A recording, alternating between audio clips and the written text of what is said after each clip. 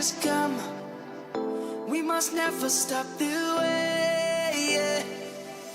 Birds jumping and I hear my name, grasping into a life. Life is happy but it's so insane. We must merely make a start. Savannah, I'm coming home. Savannah, we'll never be alone. Savannah, the beauty of the world. Savannah, let's all take a roll. Savannah,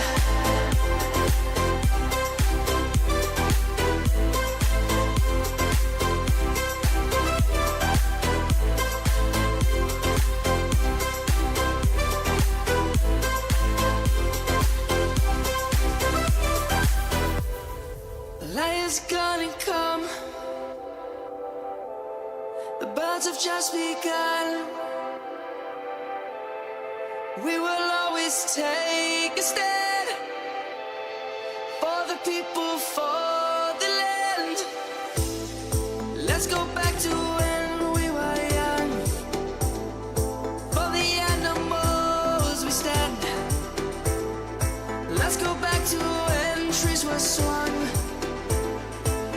across the land. Savannah, I'm coming home. Savannah, we'll never be alone. Savannah, the beauty of the world. Savannah, let's all take a roll. Savannah, I'm coming home. Savannah, we'll never be alone. Savannah, the beauty of the world. Savannah, let's all take a roll.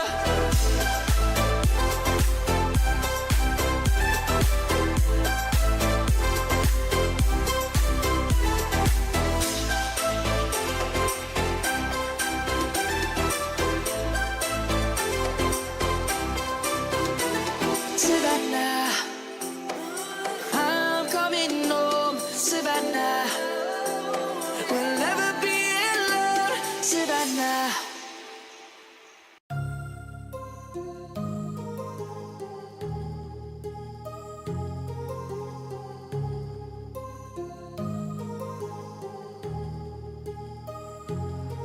My heart rages around like an ocean in my head, because there are so many things that I left unsaid.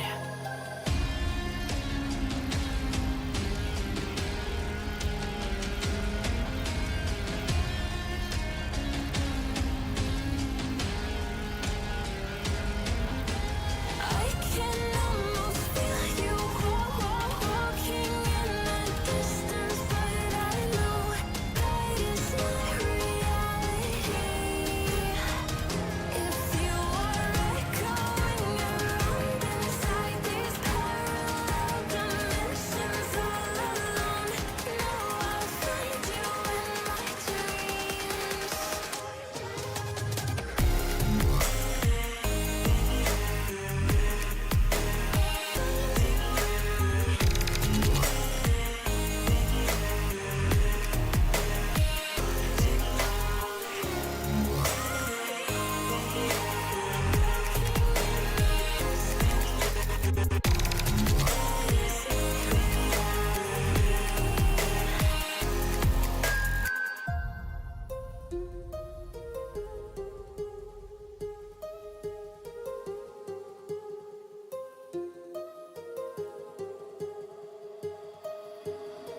My heart rages around like an ocean in my head.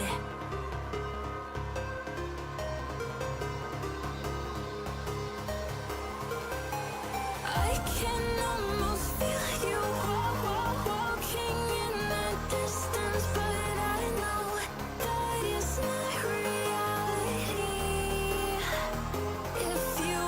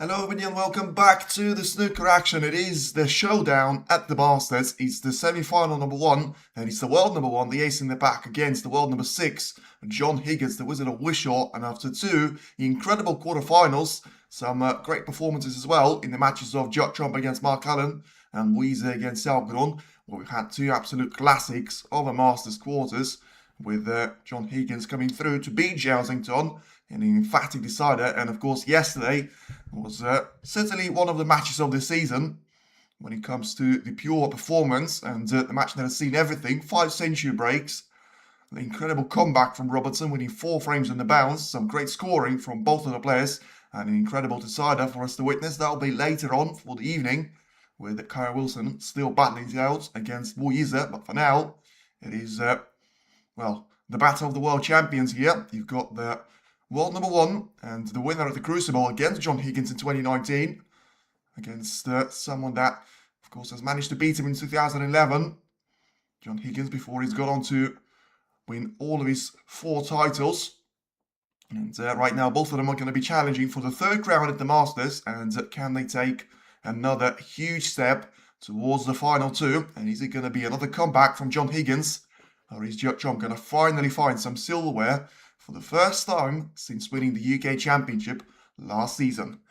We've got it all set up, and I just hope that it is going to live up to the expectation. Just like we had a couple of matches that were quite, not going to say boring to watch, but very much slow burner from the start. That certainly was the case with Kyle Wilson against Neil Robertson, and Judd has managed to deliver against Mark Allen. If you go back to those 2 players, Judd was playing quite well ever since that turning point at the 5th frame, and he was able to turn that into all the momentum and the breaker that he needed for Allen, and the pistol wasn't able to respond.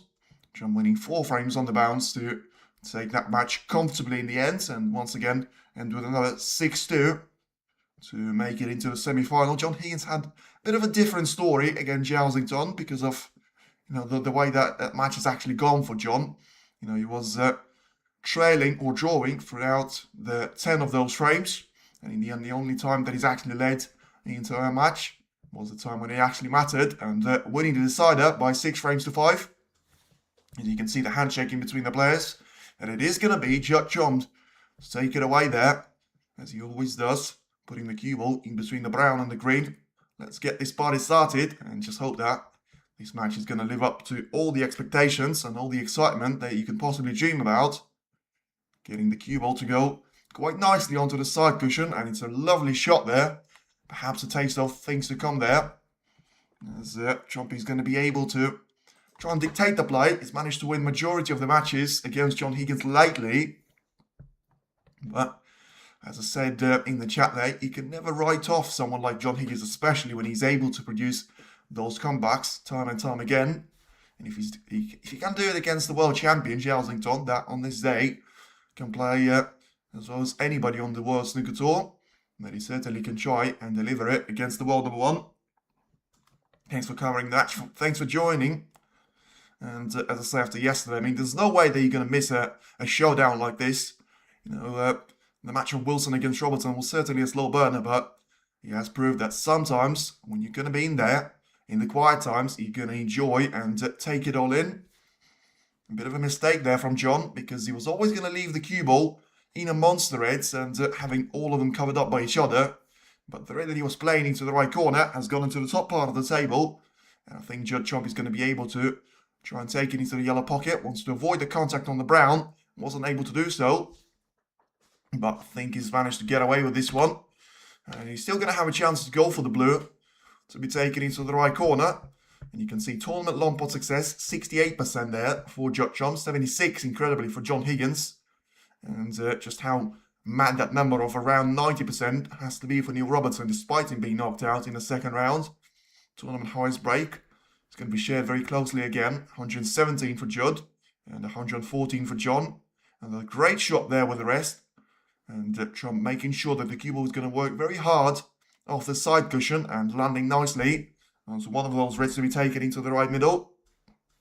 And once again, if the highest break was anything to separate the 2 players, tournament total points, 1,167 for Judd and 1,160 for John Higgins. Two of them both spotted incredibly. 331 for Judd and 338 for John Higgins. So it just tells you that sometimes John was in those situations where he needed to put more balls to score less points there, which is just a sign of you trying to grind out the performance against the opposition. And of course that is going to be massively compromised by the fact that he was taken to 11 frames in his match against Zhao after having a 6-2 display in the opening round, and Judd managed to finish both of these matches against the opposition players from China and Northern Ireland, beating Ding Junhui and Mark Allen with similar sort of styles that he won those matches, to be fair, because he dominated the first part against Ding. He wasn't able to do so against Allen, but he was able to accelerate and just dominate, completely destroy the opposition into the second part of those matches. And you can see that Trump and Higgins have met on 35 previous occasions, and well, that's certainly not the stat that I was looking at, of course, counting all the Championship League matches. But the last meeting, which I remember really well, was on the back of the brilliance of John Higgins up against Si Xiaowei, and Judd struggling for form at that point in the Northern Ireland Open. Right now, of course, that match finished 5-2 in favour of Judd. Higgins was, well, slightly below average, I would say, in his performance, and Trump was able to completely outplay him. And in the end, going on to be the runner-up to Jack Lisowski. But for now, it is certainly the first chance, which was given away rather cheaply there by John Higgins. And so far, he has led to Judd scoring 28 points. Still has got 2 reds to try and make his way through, until he's going to have the opportunity to try and maybe get a couple more of those into the open play. Just has got 2 of those pretty much on the plate there, so has been stuck in the middle of the 2 of them, as I say, for about 30 seconds or so, but in the end just goes for the little cut.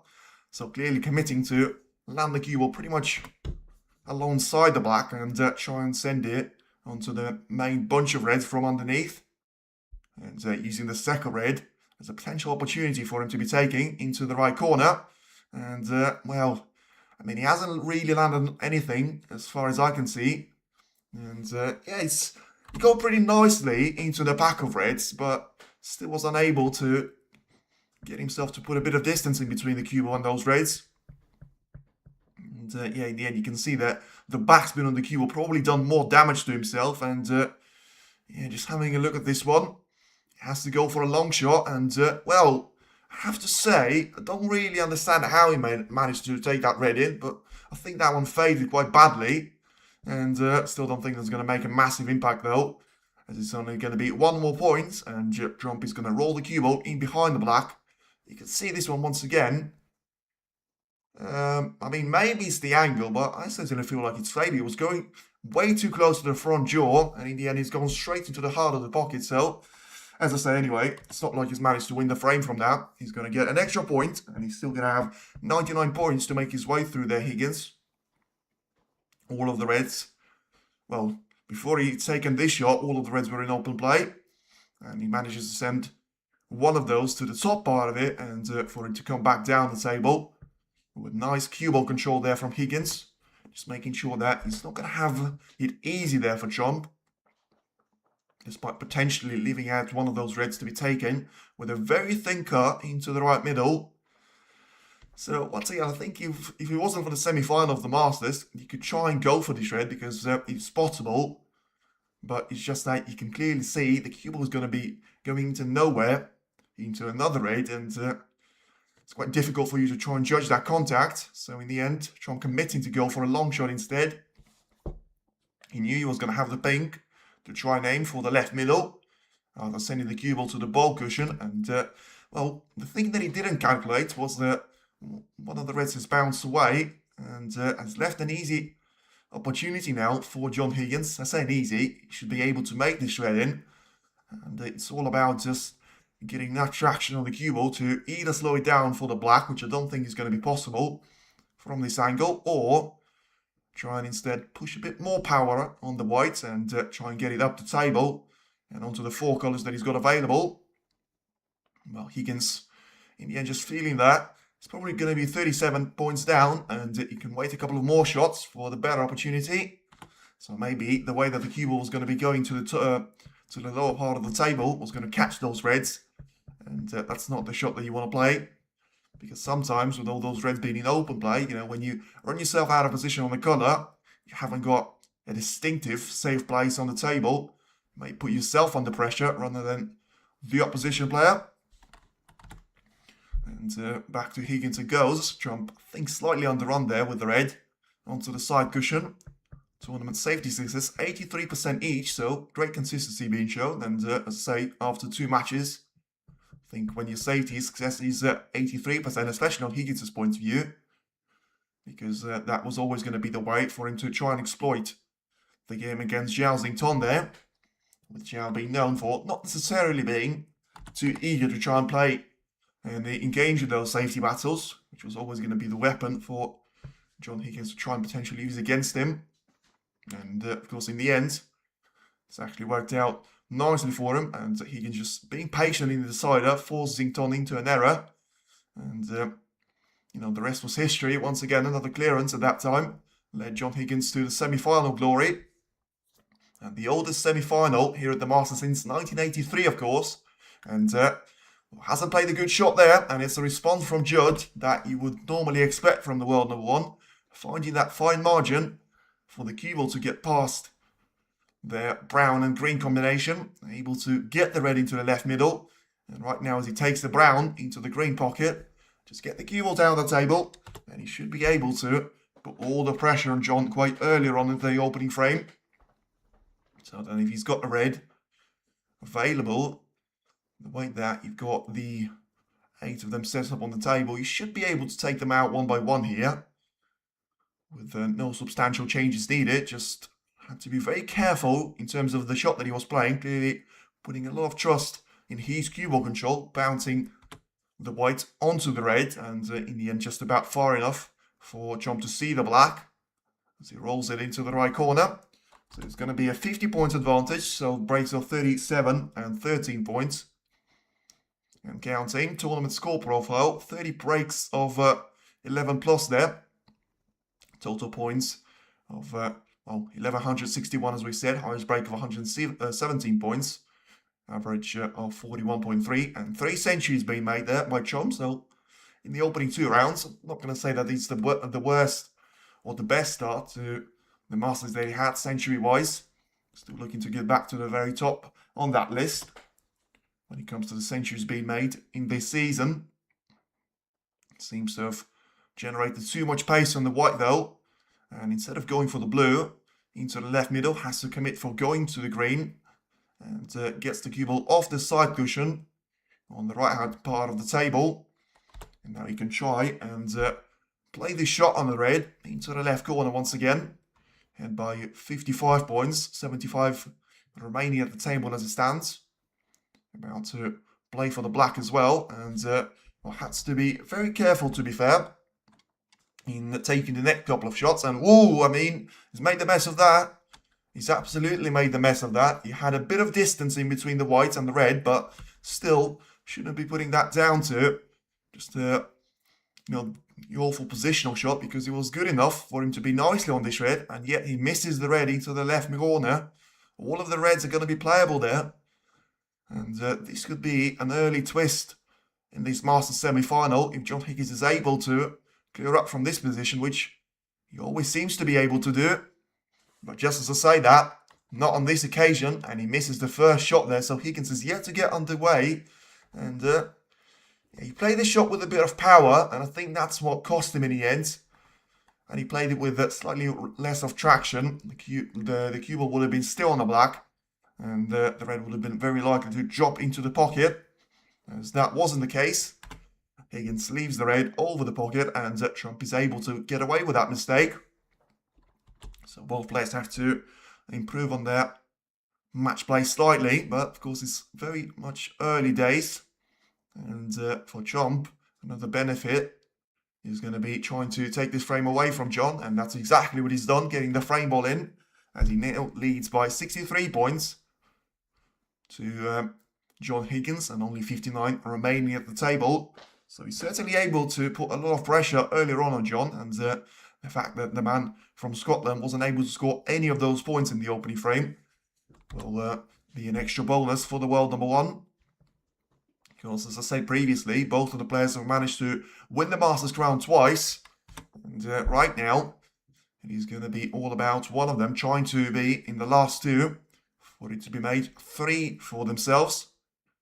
And, of course, Judd has been in the list of the former Masters winners quite recently, with the likes of Sean Murphy, Ronnie O'Sullivan, Yang Bintao, Neil Robertson, Stuart Bingham, and Judd being in there for 2023, entering one of his prime years, as he described that point of his career, despite not being able to win the world crown. Takes another red in nicely, and he's not going to be able to make a century break here, as he's on 33 points, about to make it 40 with a black. So should still be fine for it. 60 plus total clearance, if he's able to get anywhere near it. Getting the position on the red nicely to get the cue ball up the table, and put very little distance in between the white and his next colour before taking the yellow. But in the end, as long as the red doesn't drop in, which was very close into the right middle after taking the fluke on, he's unable to make that. So the break of 40 points will still get him over the line. Not quite playing his best snooker so far, but that's going to be even better for himself as he leaves the opening frame whilst leading John Higgins by 1 frame to 0. So when you're not playing particularly well and you're still able to sort of dominate the opening frame against someone like John Higgins, multiple-time world champion, secondly, can be taking that as a credit in the bank. And, well, we have seen a couple of players trying to go 3-0 up there. I mean, Trump has done it, Wilson's done it yesterday, and apart from Neil Robertson making that incredible comeback, I haven't really seen any players to get anywhere near it. And, as I say, the match of John Higgins against Yaosington, despite John being on the receiving end of things in terms of the scoreline for the 95% of the match, he was never 3 frames down. He was 2 frames down on 3-1, and he was also down 5-3. But he didn't have to come from 3-0 down. And I mean, I don't think he has to worry about it just yet. But the best way for him to try and go on about his business is going to have to be to try and win the second frame and get it back to square one and just turn it into a first to 5 frames of a match for the place in the Masters final here, not more and not less. And because the last person that he's going to be concerned that he's going to try and take any extreme measures is going to have to be John Higgins. He's been here, done it before, a lot more experience than the likes of Wu Yizek, Karen Wilson and Judd, all of them being significantly younger than John Higgins. There's 14 years of a difference, despite everything that Judd has managed to achieve. So that's where I think that experience and the cutting edge can still come in very handy there for John Higgins, but he needs to get the first pot in first. And right now he's got a break-off shot to try and go on about. So he needs to get him off to a similar sort of start that we've seen of Judd in the opening frame. Especially ideally wants to try and replicate the previous break-off shot against Mark Cullen on the opening frame, where he was absolutely exquisite there from Chomp. And lining up a snooker for Mark Cullen in behind the yellow straight away. Higgins not quite able to do so, and Trump has got an opportunity to try and maybe guide one of those reds into the corner. That's exactly what he's done. Gets the cannon on one of those reds, and that could not have worked out any better for him at all. It's one shot that Higgins has played, and straight away he's put Trump in with a chance. Of course, you have to give massive credit to Judd Trump here, because it was a very difficult shot for him to try and go on about. And the cue ball being so close and so tight to the ball cushion didn't help the case. But as he was able to guide that red beautifully into the left corner without touching any of those jewels in the progress, which made the shot look extra beautiful as well. Right now he's going to be able to get some, well, not going to say cheap points, but certainly just try and make the full usage of the position that he's got ahead of himself. He's got 16 points already, and well, he's got around 4 reds to make his way through right now. So if you take those 4 with a black, all of a sudden, that's pretty much 50 points that you've scored right there with a brilliant long shot and a nice little kiss on one of those reds for him to try and set this one up. Of course, in contrast to the 2 of the last quarterfinals that we've seen a very quick one the matching between Weezer and Selgeron lasting barely 120 minutes, and then we've seen pretty much a 4.5 hour masterclass between Karen Wilson and Neil Robertson. So let's see if the semi-finals are going to try and repeat history with that. As Trump is able to exploit one more red into the right middle, trying to stay on the black for now. Whether it is going to be just a thing for him to try and score maximum points, or he's maybe, just keeping that potential 147 at the back of his mind. Of course, we have seen it in the semi-final last season of Sean Murphy against Mark Cullen. And the person that has made that, of course, has gone on to win the entire thing. And Trump will certainly be able to snap your hand for that. But he's not playing for the 147 sort of total prize. Just getting himself on the blue here straight away. As soon as the chance was there for him to get the cue ball to the top part of the table, he takes it. And just guide the white off the ball cushion. Bounce it away nicely to the back, to the middle part of the table. And he's going to be able to just make his way through those top two reds onto the top part of the table here. So 38 points right now as he gets himself for the black to be set up. And after he takes this one, he's going to be 46 points clear with the 99 of the table. And he's got one more red to try and work his way through. Once again, time and time, you just see the players trying to get maximum number of points before they try and risk sending the cue ball into the main pack. Even very much the best of the best players there still seem to be taking that approach. And, Trump has to be taking a very precautious look there because that red just doesn't seem to go in. And it doesn't. So I think you faded slightly to the left-hand side there. As you can have a look at the replay.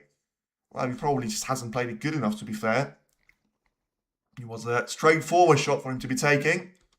But right now, it's certainly not going to be a straightforward shot for Higgins because even though the red is basically in the pocket, he can't see the direct path to it. So has to swerve quite massively there around the blue. And played it well, but not well enough to keep the cue ball on the table. So that's going to be 50 points advantage to Judd. And John Higgins is yet to score the first point. And Trump is overdue. Well, he certainly is overdue the trophy. But I wouldn't actually say that anything is guaranteed to you when you're up against John Higgins. And Trump will just see if it's going to make sense there for him. So I think the referee was checking if he's going to have a free ball opportunity first. And I don't think that's going to be the case there. Marcel Edgar just making sure that he's going to be able to give the correct judgment there away to Trump. And yeah, that's what Trump is thinking about. And just giving the cue ball back to John Higgins. So asking John to try and play an extra shot. Of course, having to split the main bunch of reds. This is never going to be the perfect shot for you to play. Especially with the risk of maybe leaving one of them too close to the left or right corner pocket there. So I think it was the correct decision from Trump. And doesn't have to be taking any of those risks at all. Especially with him leading and taking the opening frame.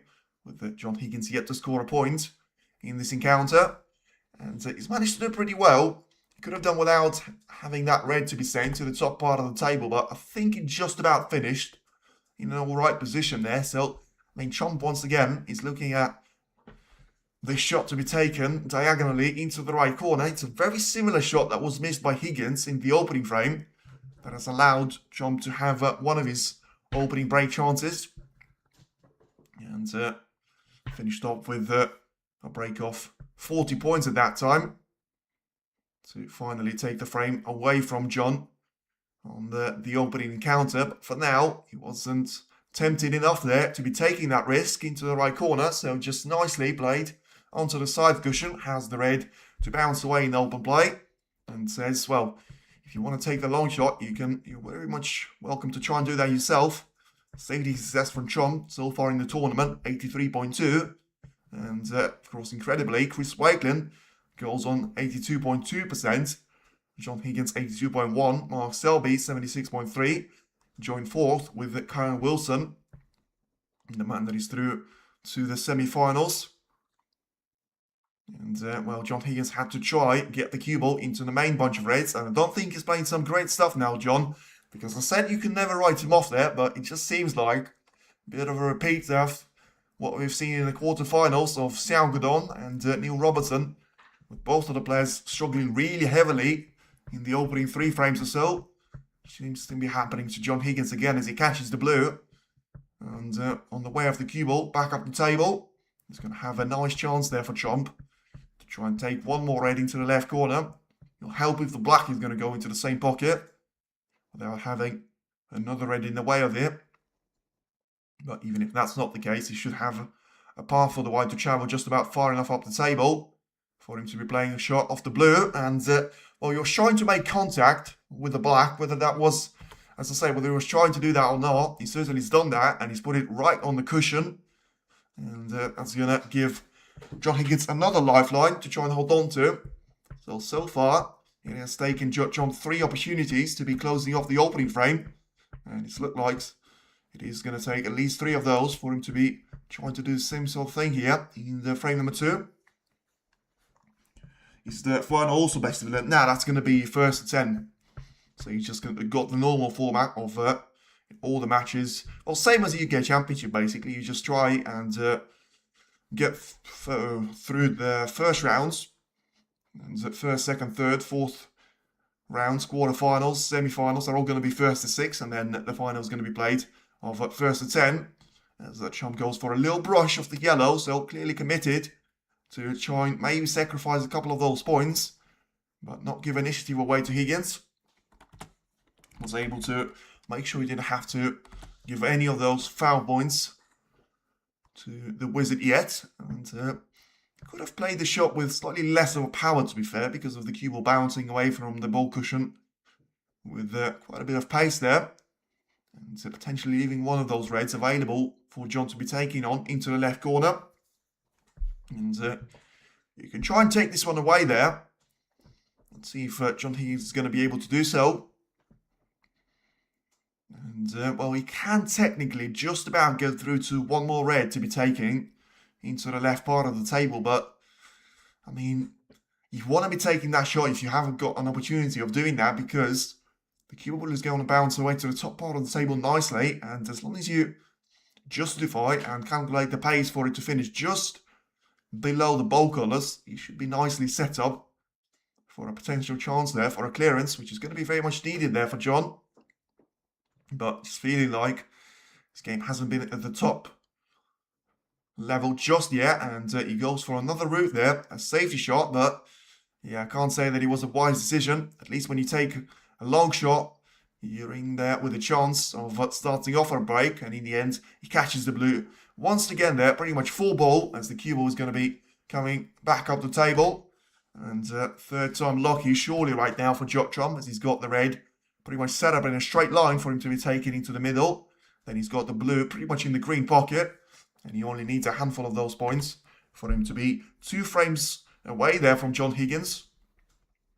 And so far doing the same sort of thing that he's done against Ding Juwei in the opening round of the Masters. Of course, had far from an ideal run there, especially for the world number 1, which, barring the top seeded player of the former champion here, Sean Murphy, should have got the best part of the draw. But I suppose you can always make an argument that it just depends on the type of players that you want to be up against. But, you know, when you're up against Ding Juwei and Mark Cullen in the opening 2 rounds, up against John Higgins in the semi-final, it doesn't really get any tougher than that, to be fair. Especially for him to try and take both of the opening rounds with quite convincing wins there. 6 frames to 2 on both of those occasions. Right now he's on a break of 4 points, so just keeping that blue very much close to the green pocket for the time being, but it doesn't look like that's going to be the case for too much time. And I think he's going to need 2 more reds after this blue, and he should be fine for this frame to be taken away from John. And yeah, so he's got 4 reds available. So right now, he's going to be 60 points advantage with 67 at the table. So he needs 1 more red. And then ideally, just needs a colour after it. The black has been put on the cushion by himself, of course, on the previous effort. And he's just going to try and send the cue ball a long way around for the blue to be taken. He's now 61 points clear. He's got 59 of those still in open play. So John Higgins technically can try and make a comeback here.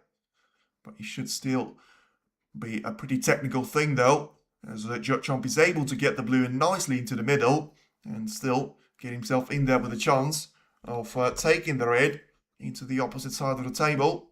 And into the right corner he'll go. Ahead by 66 points right now, so still not able to get himself past that zone of 46 points scored. That's probably the only aspect of Judd Trump's game which he has to try and improve on. His clinical play when he's got those opportunities. But you win the opening 2 frames against John Higgins without conceding a point there to the opposition. And all of a sudden, you can't really criticize the world number 1 too much. Now then he's got 70 points advantage. And 51 points still at the table here. So just studying maybe one more shot for him. Try and maybe get best possible opportunity to try and stay on the break here. Because the previous contact hasn't gone to plan. And is he going to give away the first couple of points to John? He will. So at least the Wizard of Wishu is going to have something to speak about his record. As, well, he's come back to the table here. Not too sure what that's all about. So he's on a break of 19 points there, Chomp. So he's ahead by 65. And so that's 14 points that he needs to try and make up somehow. And, well, I mean, I don't really understand what that was all about because he's played the one shot. He wasn't able to get on the red. And, yeah, he conceded straight away. So whatever it was, certainly didn't put off Judd Trump too much because he had to stay in his seat anyway. And John Higgins desperately needs a start. Because right now he's 2 frames down. And, well, something that I said at the opening frame, doesn't have to be worried just yet. But if it happens again and again in the second and third frames, then for him to be worried about it, it may be too late at that stage. And he's certainly entering that phase right now. Because for him not to score any of those points at all, apart from that foul shot right at the end of the second frame, from Judd Trump's point of view, you know, he's still yet to pull a red after getting a couple of those chances, both into the left middle, into the right corner, conceded after that mistake from Trump, and you know, he's had a clearance to try and steal the frame, potentially on there for him, and I say that without actually him having any of those points scored there, so probably doesn't tell you the entire picture of the opening 2 frames, but whichever way you look at it, certainly John Higgins wasn't able to do himself enough justice for now. And I'll tell you that what though, I think the opening part of the quarterfinal at the Northern Ireland Open was a lot closer than this one, but it still has got that bit of a feeling there. Not sure, maybe it's just the setup that Higgins has got against Trump that he doesn't actually work out there, but it just seems like he's, well, it's going to sound a bit harsh there, but it seems like he's pretty clueless in the way of his game, in terms of trying to break down the style of Trump, and he tried to take it with different approaches there, and it just doesn't seem to be working out there. He needs a response in the third frame, otherwise he's going to be taking it way too deep into this matchup for him to try and come back from being 3-0 down. But as I say, I think for the neutral, you want to see another match of Wilson against Robertson, but for now, we're seeing another match of Weeze against Algodon, and it is Judd Trump once again there. You have to admire Higgins' win against Zhao. He still has it. Yes, listen, that is true. That is true. And it was a brilliant win. Absolutely no doubt about it. But we haven't really seen John Higgins be so quiet against Zhao Xington. He was in there. Yes, I know that Zhao was making mistakes, but he was in there with a shout on pretty much every single one of those frames, apart from maybe a couple of century chances that Zhao Xington has had. But, you know, when he was... I don't think he was 2-0 down. I think he was 3-1 down. And for him to win a frame, right now, it does seem like he's quite some distance off that. But of course, as we've seen with Robertson yesterday, sometimes he can take one shot and you're going to be in the game. And that's could be one of them. It's a brilliant red there that he's taken into the left corner. And right now just needs the cue ball to slow down and get himself a chance to go for the yellow. 2 frames down, what's not a problem against it? Yes, absolutely, but I think, once again, you can't really compare Zhao Xington to Judd Trump. I think Trump is way more consistent than Zhao Xington, and also, he's a very different type of a player. You know, he's got the skills of Zhao Xington, probably not to the extent of the cue ball control, but he's so much better than Zhao when it comes to the safety battle, so He's not going to be able to make silly mistakes like that when it comes to the deciding point of the matches. But right now, Higgins has had 2 brilliant shots there that he's taken. And as I say, I mean, I've got incredible respect there for Higgins. He's done it on this stage for so many years there. And for over 3 decades. Right now, he's going to try and get himself back in the rhythm. And 2-0 is not too bad of a scoreline, especially if you win the 3rd frame. Not so much if you lose it though. And that's why it was always going to be so important for him to try and make sure he's not going to allow Judd to try and get away too far from him. And the 4 points that he manages to score right now, still going to be feeling like some sort of an achievement there because of the way that he had to put the red and the yellow to get him started. The red into the right middle was, well, a lot easier than that. And yet he wasn't able to get anywhere near the blue. So just making a hard life out of the opening 4 shots or so. Trying to get himself on the blue. Gets the blue in nicely. Finds the corridor for the cue ball to be heading down the table again. So I think this challenge for Higgins is going to depend on the black going into the right corner. And you can see that. It's his 10th appearance in a Master semi-final. And he's managed to win 5 of those. So is he going to be 6 out of 10, which is going to be in exactly 50% there, which is still far from being a bad head-to-head when it comes to the pure Masters and the Triple Crown stage of the semi-final. Trying to get yourself into the final stage, and as I say, when you get to the final 5 times and you win 2 of those occasions, it's not too bad given the opposition players that he had to meet in those matches. And, well, I mean, I said it was going to be all down to the black, and in the end it seems like he was going to settle for 9 points there, Higgins. So once again, nowhere in a million years you're going to expect Xiaoxington to play a shot like that. That's why I think that match is going to give him a lot of confidence against Zhao the day before. But I don't think you can compare the type of opposition that he's going to be up against, because Chomp is not going to be making those mistakes unless he gets into the desperate phase, which he's very much far away from, being 2-0 up and dominating the game up to this moment in time.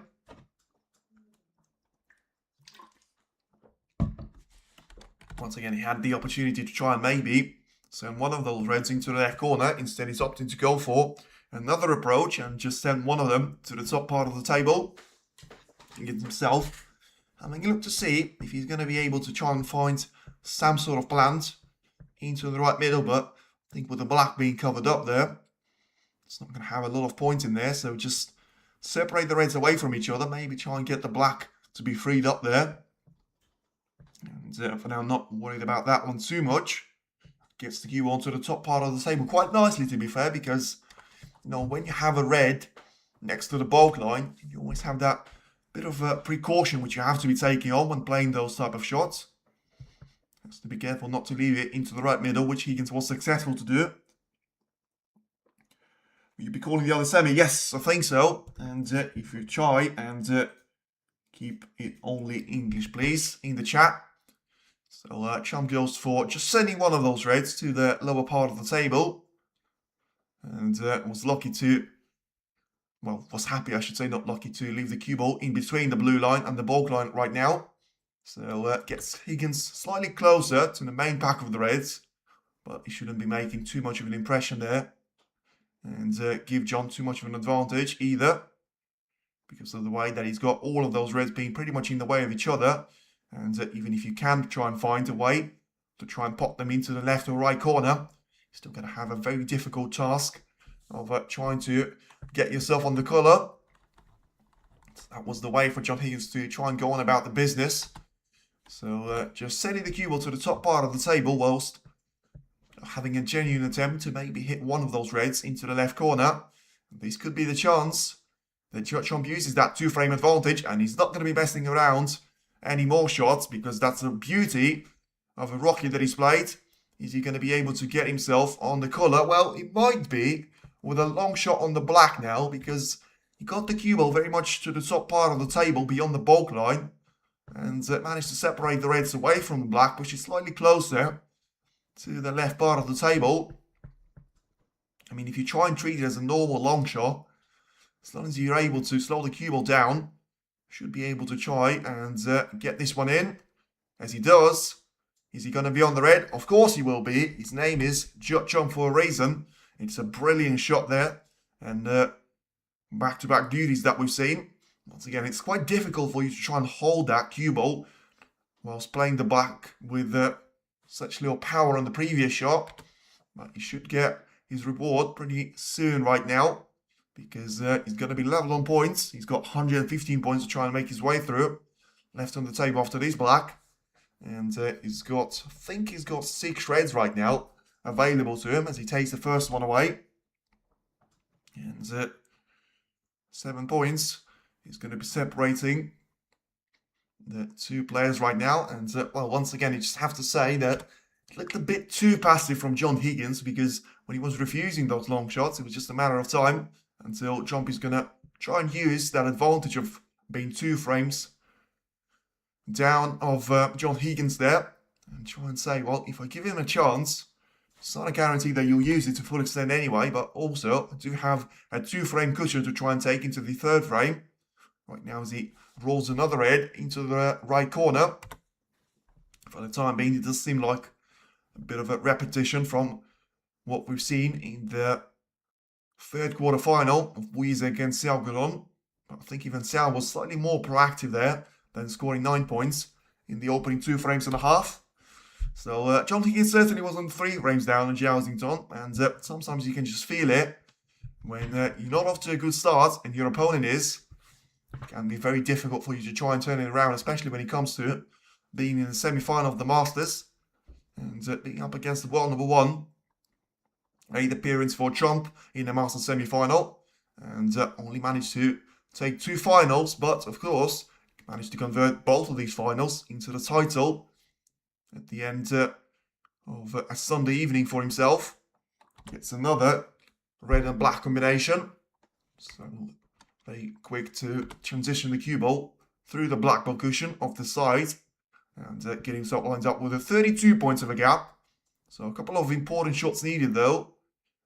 I think he has got the setup for the cue ball to be sent right into the pack of reds.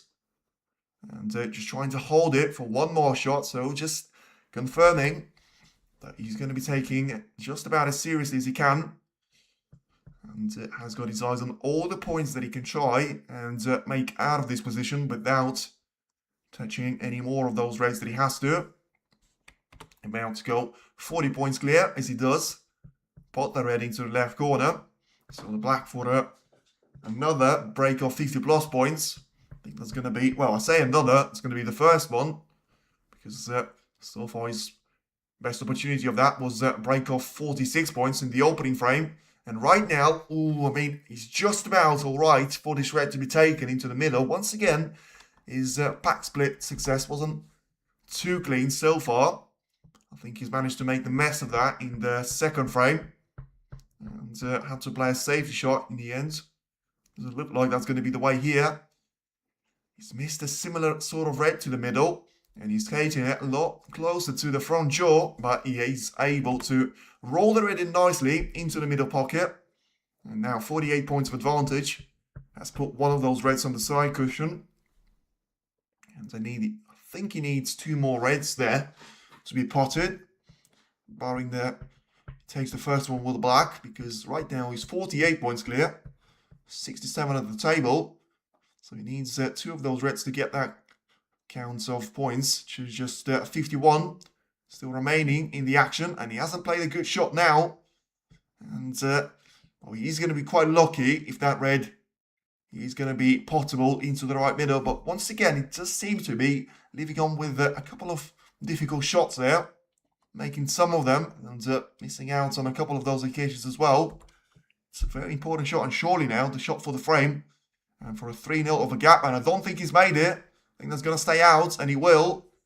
And John Higgins once again has got another opportunity to try and produce a steal of at least one of those opening 3 frames. And the frame is not over just yet. It was a good effort there from Chomp. A break of 60 points, but it wasn't quite enough there. Of course, he was playing for the blue, so he leaves John Higgins with a bit of a difficult shot now to try and take. Higgins doesn't seem like he's in too much of a hurry to try and take it straight away. And he's got 5 reds, 3 of them in open play, trying to take one of those 3, and 2 more on the left and the right side cushion. One lower than the blue line, and the other slightly above it as well. Jump is hungry for another title, so he should be. As I say, making 3 finals this season and unable to win any of them. I still think that this is going to be a bit of a difficult clearance for John Higgins to try and make, especially if he misses the first red like that. And, well, this could be a very quick match indeed. If there's not going to be a shift in performance there from Higgins' point of view. Scoring just 9 of those points in the opening 3 frames. He still finds himself 51 points behind with 67 at the table. And Judd is going to be looking at a couple of those reds to, well, maybe see for himself there. If he can try and find a way to get one of them into the right corner. Or indeed he has to play a couple of more of those safety shots. Maybe putting a couple of those reds onto the cushion just to make sure that if he can suddenly to find that gear and produce the performance worthy of a clearance, he's going to have to try and do it the difficult way. So in the end, with him missing that red by so much, I think he was actually trying to commit to the safety shot, especially with him getting the cue ball so close to the bulk cushion at the very top part of the table. So Higgins to an extent there, getting away with that one. Because despite Chum missing the red previously to the right middle, it wasn't like he was playing for a red anyway. And Higgins still had a decent opportunity to try and take one of them into the right corner. Wasn't able to do so. And right now it's back to the safety play we go. A little cross double opportunity here for Higgins, maybe, if he takes it into the side cushion on the right hand side. And he decided to take another red there. Don't think that was the right shot for him to play, because the same red is going to be taken now by Chum. And just can try and focus on and getting it to the safe part of the table there, whether it's going to be the side cushion. Maybe try and put it as close to the black ball cushion as he can. Maybe try and play a cross double, which I was talking about, which still could technically end up with the red dropped in to the left middle. So this time has to be taken wisely there by Judd. Doesn't seem to be in a hurry at all. Just seems to be taking just about the right approach on the time. And that's exactly what he's done. I told you that was possible. That cross double onto the left middle was on there. And he certainly was on for Judd. 52 points clear, 59 at the table. That challenge of Higgins making that clearance has just gone a lot harder because of the way he's going to be limited on the points that he has to try and score. So 52 points right now to separate the players. And Trump deciding that it's not going to be worth trying to get the 4 points on the brown. And just rolls the cue ball in behind the green. Try and put the snooker for John Higgins to try and get himself out of. Can only afford to miss the reds once.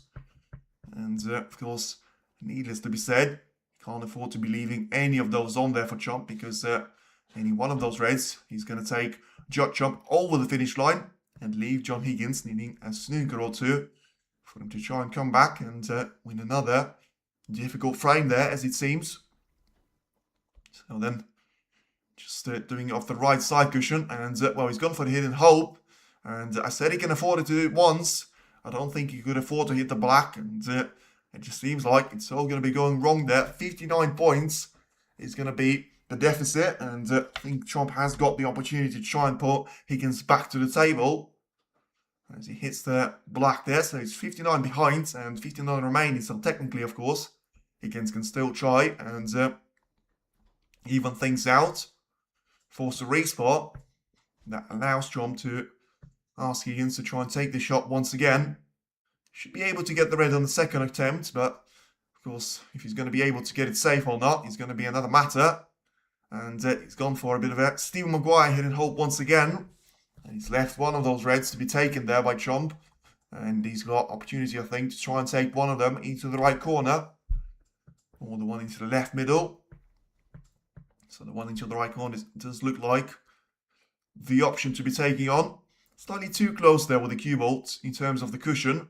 And, well, I mean, I certainly thought it was going to be a lot easier than that. Trump has missed this red. And, you know, it's 59 points for a reason. Now that is going to be a long shot by a long distance there for John to try and finally find some sort of form. But if he's able to steal this frame from now and force a respot, this is going to be some sort of a confidence blow there to Judd Trump. Something very similar to what he's managed to do to Mark Allen in that 5th frame. And turn the match on his head. Something that John Higgins will be trying to do right now. And Letitia, hello, hello. And right now, we've got a chance for a potential respot. So we've got 3 of those reds being in open play. The first one is taken there with the black. All of them have to be taken with the black to try and get 59 points, which will get him exactly level on those points. And, well, has he played a good enough shot here? Is he going to lose the cue ball? I said he needs to try and stay on the black. And getting a nice little kiss on the pink. He's going to be giving him some sort of traction there. So 50 points right now to separate the players.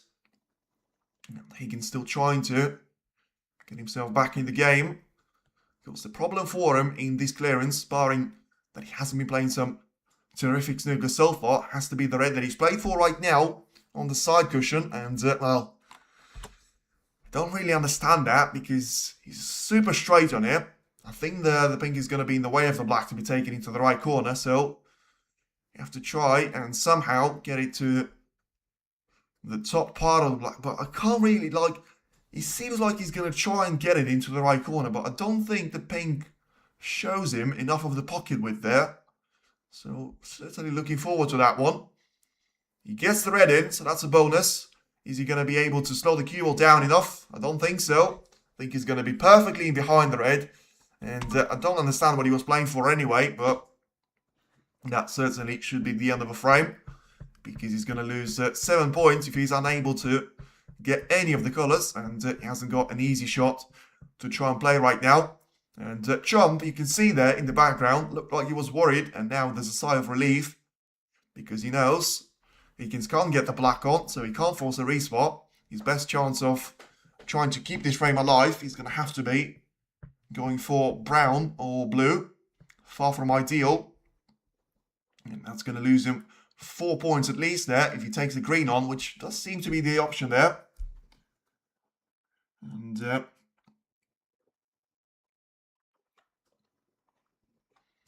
yeah, I mean, he's taking this green into its own pocket, so still trying to hang in there.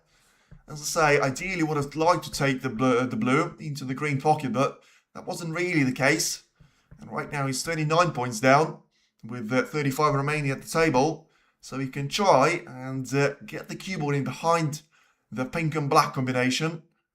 So definitely he's going to be interested in trying to keep this red on the table for as long as he can. And it's a decent effort, and it's a really good effort to be fair, because from the position that he had a couple of shots ago without taking that green on, it looked like he was going to be out of the picture for this frame. And, well, only one snooker in this one, and he's managed to find it. And it's very important for him to be able to cover up the left-hand side of the table completely there from Chomp. And that's the part of the table which the red is actually closer to, being pretty much in open play. Suggests that it is going to be the right side cushion and the bowl cushion for Chomp to try and make his way around and try and get that red closer to the left middle. That's what he's tried. Is he going to be able to get it? I think he does. And he gets it quite comfortably, to be fair. So pretty much full bowl. So judged that one pretty well. Leaves a little distance in between the cue ball and the red. But also plants the white exactly on the side cushion to limit the cue ball control from Higgins' point of view once again.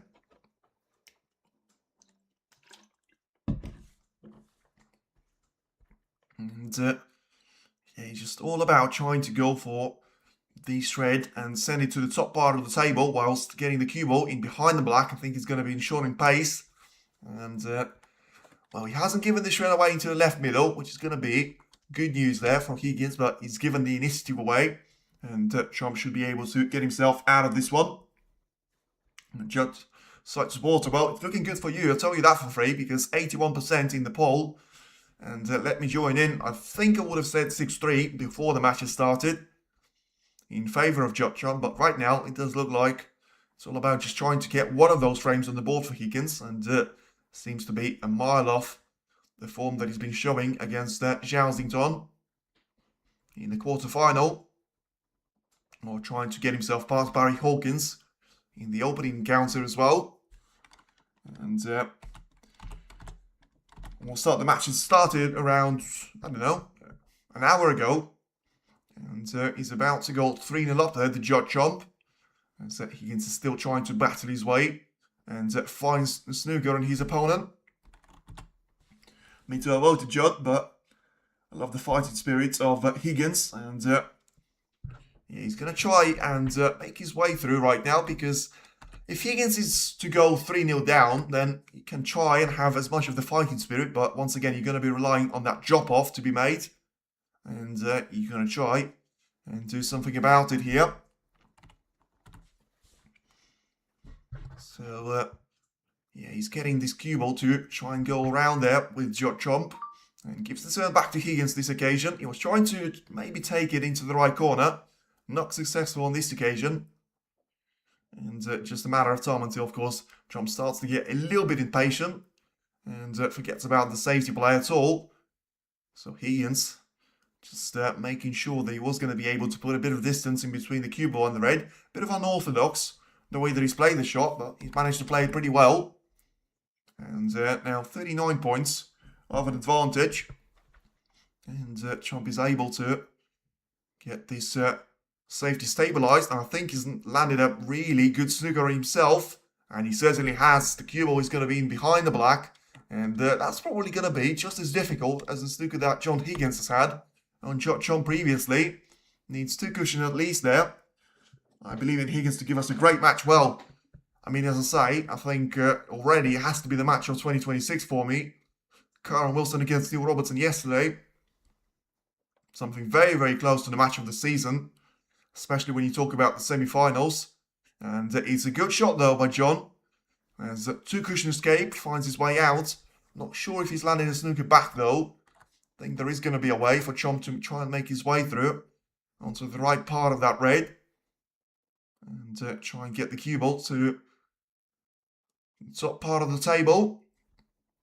Yeah, unable to get the red to go lower than the blue line though, as he catches the green on the way down. And once again, it is going to be another opportunity to maybe get the cue ball in behind the brown and push the red closer to the lower part of the table into the zone of the pink and the black combination. And he's trying to do the reverse thing, so getting the cue ball to try and go in behind the black. It's a decent effort, but once again, slightly low on power. And I don't think the cue ball is going to reach that zone. But it's not going to be possible for chomp to try and swerve around the red if he needs to. Well, may have actually done enough there. I still think he shouldn't put chomp under too much pressure. And a straightforward shot from the cushion should be made there. If he's unable to swerve around the black, which he's tried to do on a couple of the occasions. Backed off every single time. So just the more times he takes that, of course, the more it suggests that he's going to have to try and take it on the side cushion. He's looking at the left side of the table, which I have to say I can't really understand. Surely he's got a better chance of trying to hit it from closer to the side cushion of the right-hand side of the table. That's what he's looking at right now. So making sure that he's got his angles to be spot on. Because also sometimes you have to make sure that you hit the shot with the same power, because you've hit the same spots on the table, but you know, once you play with sort of 75% of the full force of the cue, and sometimes you play with 30%, the cue will go into a very different direction, and that's exactly what happens. And it certainly was worth the time there for Higgins to try and hold on into this battle and get his 4 points back. And now he still has a chance to force a respot, and this certainly will be some sort of a story there. Chomp doesn't seem like he's going to be too happy with himself as he gets back to his seat. And, well, it looked very simple, I have to say, in terms of the way that he had such a great line to aim at. He didn't have the green in the way of it, so off the side cushion on the right-hand side. I feel like he should have played the shot slightly with more power, but I understand why he didn't, because if you're going to miss the red and you're going to play with power, you risk of giving the free ball opportunity away, which would have given a massive chance to Higgins to try and make a clearance here. And maybe it was still worth it to try and concede those 4 points, as long as he wasn't able to give the free ball opportunity away. But Higgins doesn't look like he's done yet, and he's trying to land another snooker. And I don't actually think that he's played a bad shot there, because he certainly placed the cue ball perfectly onto the black ball cushion. And whether the red is visible to Chomp or not is going to be another matter here, of course. But he can't afford to just hit the red this time around. He needs to get it into a safe enough position so that John Higgins is not able to hit the red in the black combination. And that's not what he's done. And that's not what he's done at all. He's put the cue ball perfectly on this red to be taken into the yellow pocket. Was quite lucky not to give a foul away on the brown. And greetings from Malaysia. I don't think Higgins be as lucky today. Yes, Peter, that's good ball knowledge, because he was quite lucky on his way up on the score sheet against Yowsington. But he's certainly having to work really hard for it right now. But he's still got a great chance of forcing a restart in the third frame. As he goes for this black into the left corner, he's got 6 color clearance to try and follow it up. And then we could be seeing a black ball decider on the restart. And, well, I don't think he's played a good enough shot here to be on the yellow. The body language certainly confirms that. And, well, 27 points of a difference. Still 27 points at the table here, of course. He's going to be able to try and cut it into its own pocket if he wants to. But, I mean, for Higgins, especially just how far he's gone, he should be playing a safe shot from here. And, well, has he managed to leave this yellow somehow in open play? I think he has. And Chomp should be able to see the yellow. Oh, he just about can. And, well, we can see the top part of it. I'm not sure if he's going to be able to try and play it in such a way which will get the cue ball and the yellow into the safe part on the table. Needs to avoid the double kiss. And I think he's managed to do so. Great shot there by Judd. So giving it back to John Higgins to try and fight for it. Once again, it is incredible that Higgins is fighting back for a frame and having the points tally of 41 points despite producing the highest break of the match so far and only 20 points there. So transition of the yellow to the lower part of the table. I think it is going to have the yellow, the blue in the way. And is there a gap which is going to be big enough to try and squeeze the cue ball past the blue and the brown? So maybe get a bit of the yellow touching and push it onto the side cushion. And flukes are not planified, we'll see. Yes, that is certainly true. And we'll have to wait and see on that one. As I say, it comes back and forwards. Sometimes it happens against you, and sometimes it happens for you. There's no two ways about it. I don't actually think that Yowsington could argue too much about it, because he had his chance in the decider. He was leading by a handful of points, and just unable to, well, have the patience really at the business end of this match. And, well, I mean, Sean committed to try and go for that yellow. I think he's landing a snooker on John Higgins, and just looking to see his reaction there. He manages to get the pink and the black closer to each other. This is quite nasty there for John, because remember, he's the one chasing Chomp down, with him being 27 points behind. He can't afford to leave this yellow on. And he finally needs to make that 6 color clearance work for himself. And, he caught it way too thin. And if the cue ball doesn't bounce away from the yellow massively there, he's going to leave this one away to Chomp. So, well, talking about flukes, talking about luck there was a massive slice of luck previously, because Chomp could have left the yellow anywhere on the table. And instead he had John Higgins snookered. As he gets the yellow into the right corner, he's going to be able to get this frame away.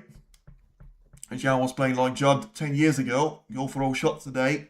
Chomp game isn't the swashbuckling type. Yes, I mean, that's why I say being 2-0 down to Judd Chomp is going to be very different to being 2-0 down to Yowsington, but it's about to go 3-0 down as Chomp gets the green in as well. So there's no coming back now from John Higgins' point of view, and you'll have to settle for being 3-0 down here, despite having all the chances in taking at least one of those frames in the opening 3 visits. I don't think there's going to be any point to come back to the table here.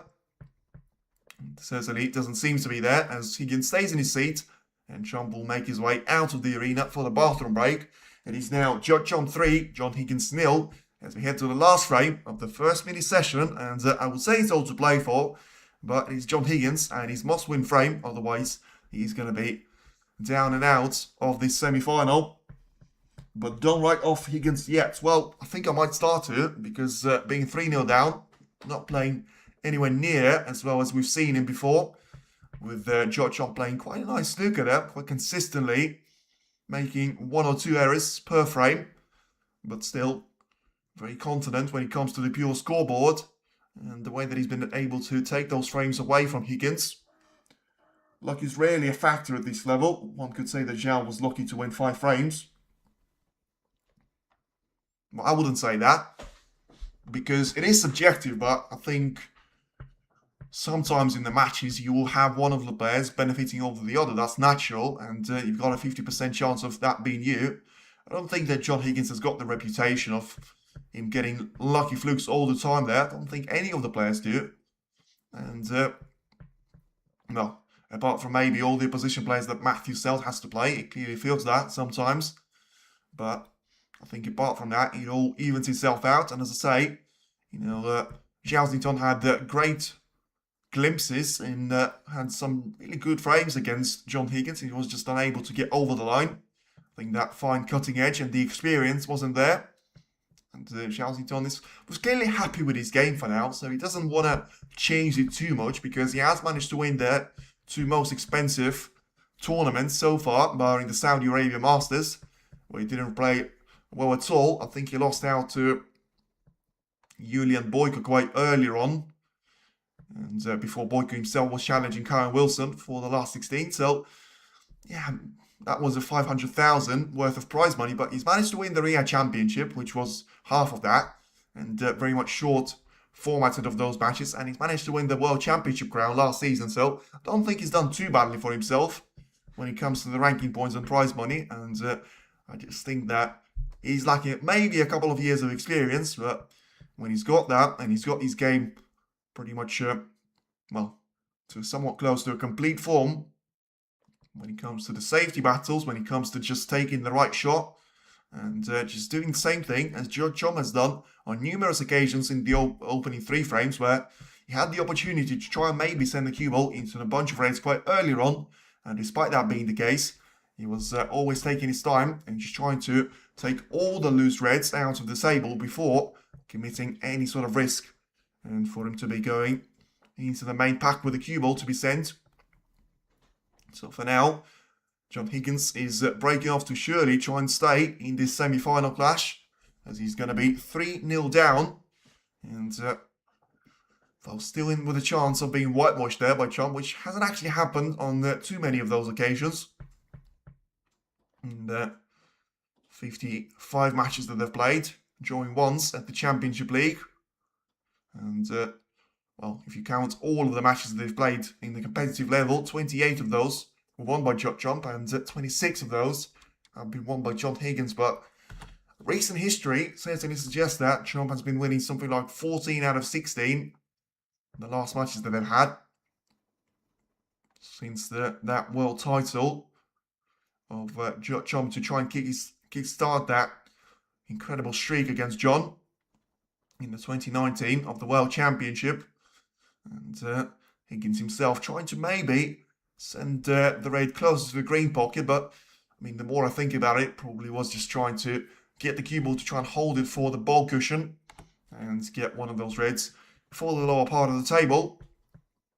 And once again, 7 reds for Chomp and Higgins to try and work with, and that number could have been increased, and Chomp decided to try and take it into the main budge. Despite that, he's trying to play it into the loose reds, and he's managed to get the cue ball into the perfect place onto the top part of the table. Once again, you have to say that the safety success of Judd Chomp so far has been pretty much perfect, and certainly would expect that number to be in the 90% zone so far. As you can see, 61% of the table time to 39 in favour of Chomp. Average shot time 21 seconds for Chomp and 33 seconds for John Higgins. That's not going to be improved right now, as he's going to be taking more than half a minute once again on the safety shot. Just recognising the quality of the previous effort from Judd's point of view. Higgins has to try and find somehow the way to send the cue ball down the table without leaving any one of those loose reds away to Judd because he can't really do anything with the main pack. You can't try and roll it from the left or right hand side of it, which usually would be the way for you to go because you have got the chance of leaving one of those reds into the right corner, and you've got a handful of those being so close to the left corner as well. Match time of pure playing time has gone just over an hour. So an hour and 20 minutes since the match has started. Now this cue ball can be sent into the black ball cushion. And that's going to be some way for Higgins to try and get out of this situation. But he needs to try and plant it perfectly so that neither of those reds are going to be possible into the left corner. And I think he's played a smart shot there, Higgins, because placing the cue ball perfectly on the black ball cushion would have actually helped the case. And he was able just to get those two reds in the way of each other, whilst having the black in between them two. And Trump is forced to try and, well, just restore the momentum for himself. But he's forced to concede the fact that Judd Higgins managed to get himself out of that position. Unless he tries to go for the attacking shot into the right corner, into the left corner, beg your pardon. And, well, he looked like he was trying to send one of those reds close to the pocket. I don't really understand that shot there from Trump, especially with him catching the green. Pretty much full ball in the face. And just one shot changes the complete dynamic of the safety battle. One of the few mistakes that we've seen from Trump's point of view. Long pot success so far, 67% there for Higgins. Not been taking too many of those so far. Can he make it 3 out of 4 here? He can't. So I think that's going to go back to around 50% here. And that's the case. Well, has he left the red available now to Chomp? Just unable to kickstart any sort of rhythm. And try and get everything up and running there for himself. And surely, with the way the previous 3 frames have gone, Trump is going to be able to get through to that red to be taken. He is. He takes that red nicely and forces the cue ball to the top part of the table. I think he was playing for the blue. Slightly overplayed there. But maybe it's just safety first, making sure that if he was to miss the red somehow, he was going to get the cue ball far enough from the main pack of reds here. So gets the brown into the yellow pocket, and he should be in with a good opportunity to close the gap down on Judd Higgins, and finally eliminates all sort of hopes there for the Wizard. Because if you can still try and make an argument that someone like the comeback king of Judd Higgins' level of the game, he's going to be able to come back from 3-0 down, and certainly not going to be able to do so from being 4 frames down, especially for it to be in the semi-final of the Masters. Trump has got a long way to go, though, until that's the case. And, well, he just made it even longer a way to go. Once again, it's a very similar red that he's missed in one of the opening frames. I think it was the second frame. He was able to get away with that one. And I'm not sure if he managed to do the same thing here. Taking it into the left corner with a bit of distance in between the cue ball and the red. In the end, just unable to get that red to roll in. Of course, played that one, bit of power to get the cue ball to the top part of the table. That didn't help the case. But Judd Higgins is still unable to get anything going for himself. He was trying to cut that red into the left middle. And as he's unable to do so, you're going to have this red taken into the green pocket right now, surely, by Judd Trump. And once again, it's the ace in the pack that returns to the table. And surely he's just going to try and feed off all of those mistakes that just seems to be coming thick and fast there from Judd Higgins' camp. Yeah, he's not going to be able to make the same mistake twice here. Takes the shot brilliantly into the green pocket. Backspin on the cue ball, off the side, off the bulk. And lines up for the green pocket to be taken. With the same colour about to disappear.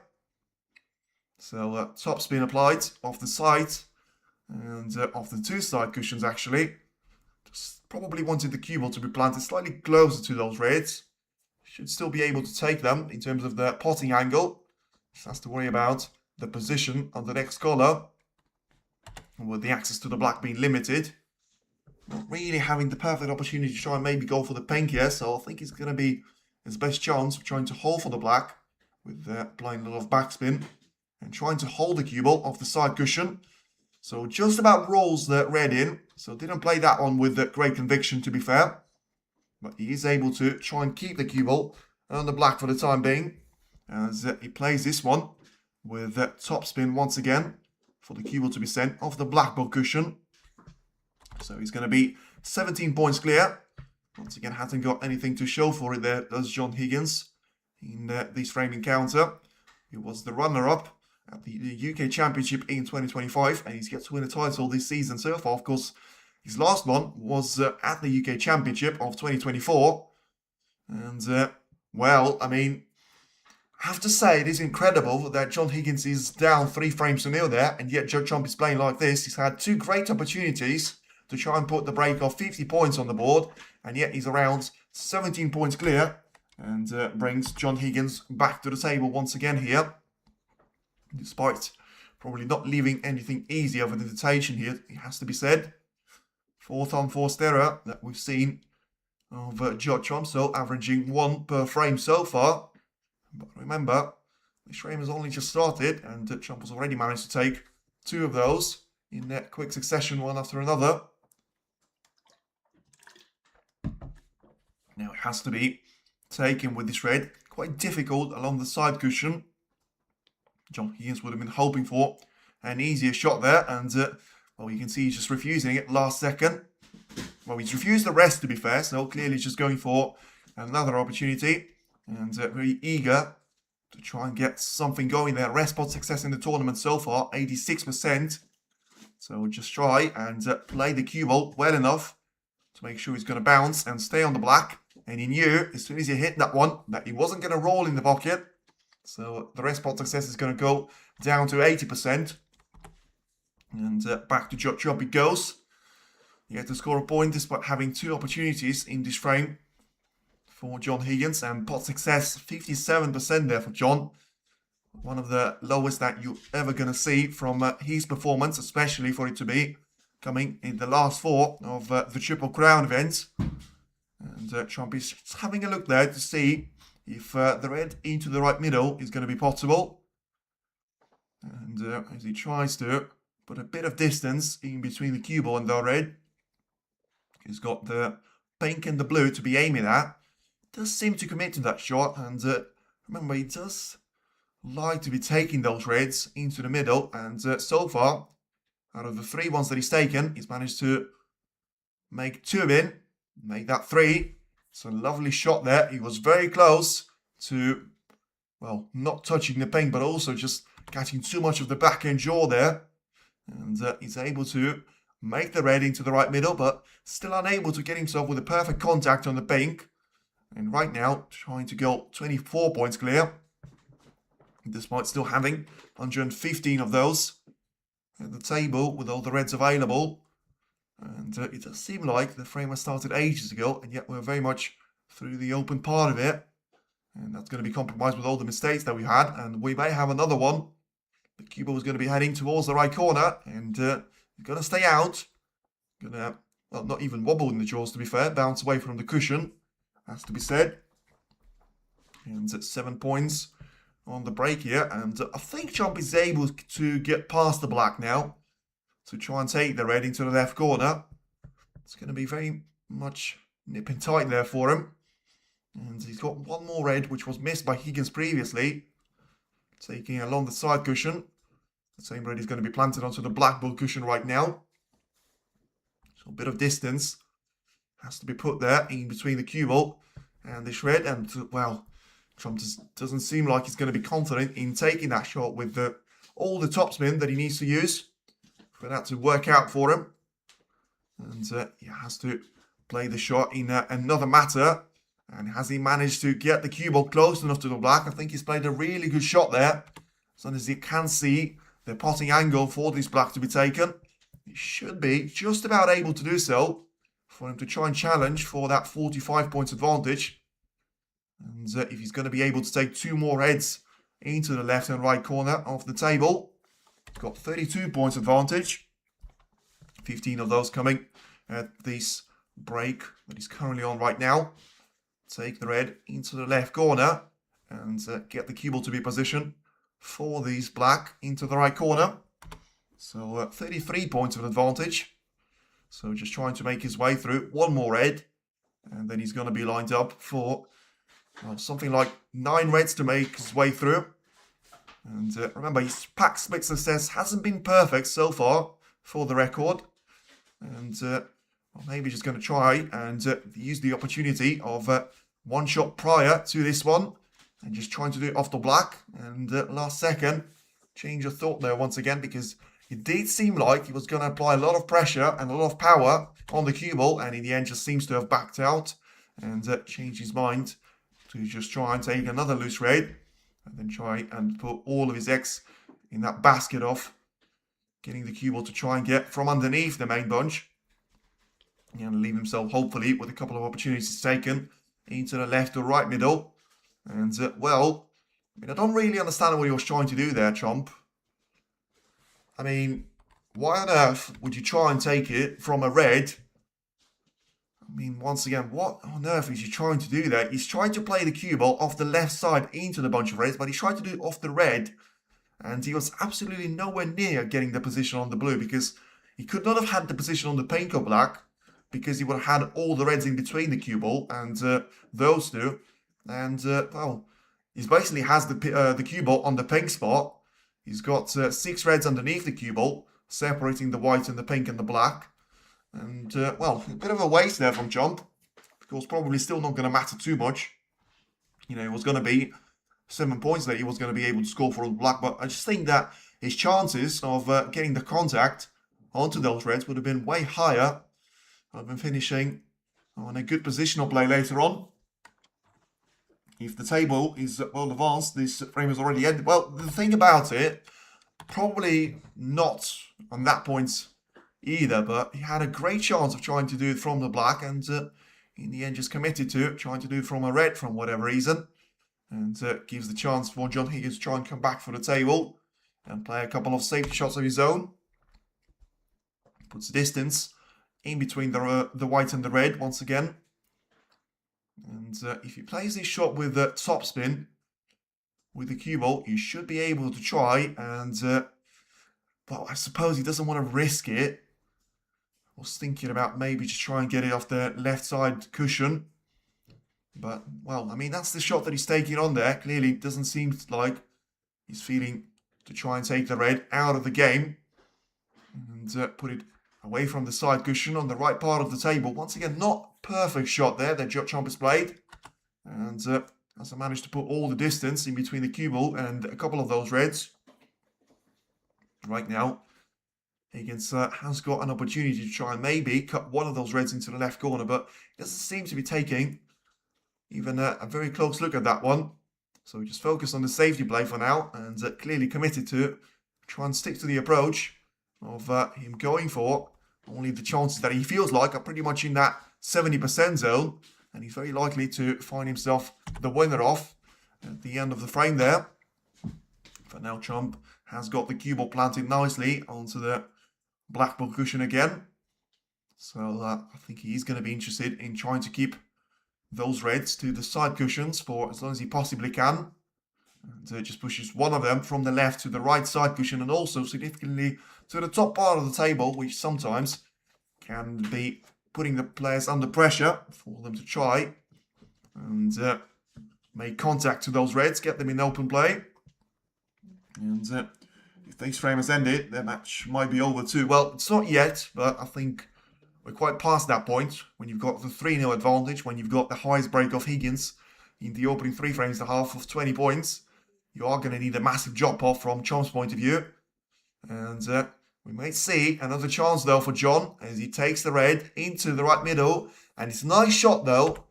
So he's still trying to battle it out there. He's got 40 points of a deficit to try and climb his back to. And if he takes his pink into the left corner, he should be able to force the cue ball off the side cushion. And he got a couple of those reds in open play. The problem is, does he have the access to try and play them right now? And is he going to have the ability to see enough of those to try and take them into the left or right corner? Doesn't seem to be the case right now, so maybe just has to settle for a rest shot to be taken into the left part of the table here, and into the left corner pocket here. So just playing with a bit of side as well, trying to get around the black and plant the cue ball nicely closer to the side cushion. So, of course, a couple of those rest shots have been missed there by Higgins.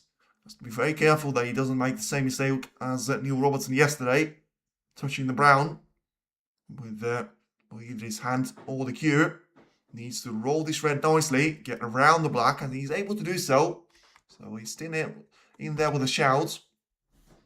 You know, the 33 points of a deficit that he has, it's not going to be too much of an issue, as long as he's able to somehow squeeze the 3 reds, being very close to the top part of the table, and 2 of them being compromised by the cushions, because he's going to need all of them to try and find this clearance, lead him to a 3-1 of a deficit instead of being 4-0 down at the end of the 4th frame. It does seem like the 3rd and the 4th frames have actually taken a bit of time there, so in 95 minutes since the official match has started, and right now 26 points is going to separate the players. So Higgins still trying to hang on to this battle and going for an opportunity into that right middle. It was very risky, of course, but he was able to make it without touching any of the jaws. And at this stage, there's no point for you to try and sit back. That's going to be the mentality at 0-0. Certainly not at 4-0 down. It would be nice that the match looked like Le Xiao's one with decisive frame, but with John winning, I could dream of this. Well, certainly from your point of view. And, well, whoever comes into the final from this part of the draw has to be the favourite onto the final there, because, you know, with all the respect to Weezer and Karen Wilson, you know, both of them have played incredible snooker there, but if it is going to be Judd or John Higgins somehow manages to turn this match around and beat the world number 1, despite being 3-0 and 41 points down in the 4th frame, then he's certainly going to be a real threat. And maybe, you know, if it is going to be Weezer against John Higgins, the 2 unlikely players right now to feature in the final meeting, maybe it is going to be the time for a revenge, because it was the same lineup that we had in the China International Championship, and that time it was Weezer's point of view that actually dominated there, John Higgins, and he was able to win the match by 10 frames to 6 or something, maybe even 10 frames to 5. He was just able to completely take it away from John and outplay another one of his opponents, having beaten the likes of, well, Barry Hawkins. I think it was, maybe it was it was Barry Hawkins, it was Judd, and then it was Zhao Xington, before finishing with the Wizard, very much at the final stage. Right now he still is on there for a comeback, does Higgins. He can try and finish off with the reds on the lower part of the table after taking the pink, and taking the opening 4 of those. So the break of 37 points is going to be by far his highest break of the match. And still trying to gain that 50-plus break, which will take him into a really nice position for the frame, because for that to be the case, he's going to need pretty much all 3 of those reds. So that's only going to leave the green in the problem position at that point. He's now going to be positioning for the brown, so takes the easiest one away. I think the one on the side cushion is not going to be playable into the green pocket because it's way too far away from it. It's below the bulk line, significantly below the bulk line. And yeah, he has to try and make contact to it. He was getting the cue ball to cannon into the green nicely, to be fair, because of the green being onto the bulk cushion as well. So trying to take the penultimate red out of the game. Maybe use the green as a shot for him to try and cannon the cue ball into the last remaining red. As I think for the first time in any of those frames, barring the very start of them, he finds himself leading Judd by 1 point or so. So incredibly, you've got 41 points scored by Judd. You've got 42 for John Higgins, and you've got 43 remaining at the table. So you can try and take it as this red disappears into the yellow pocket.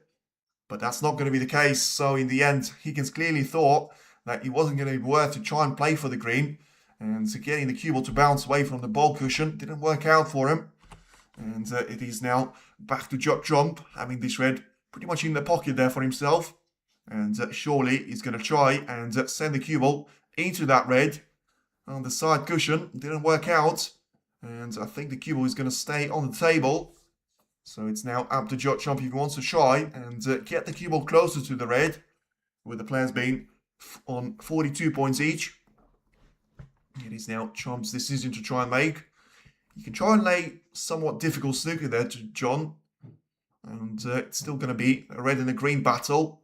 The green is just about close enough to the green pocket for it to probably be called as a possible shot for you to be taking on. And yeah, Chump was trying to basically take the cue ball onto the side cushion, take the black with him, and put that black as the cover in between the cue ball and the red.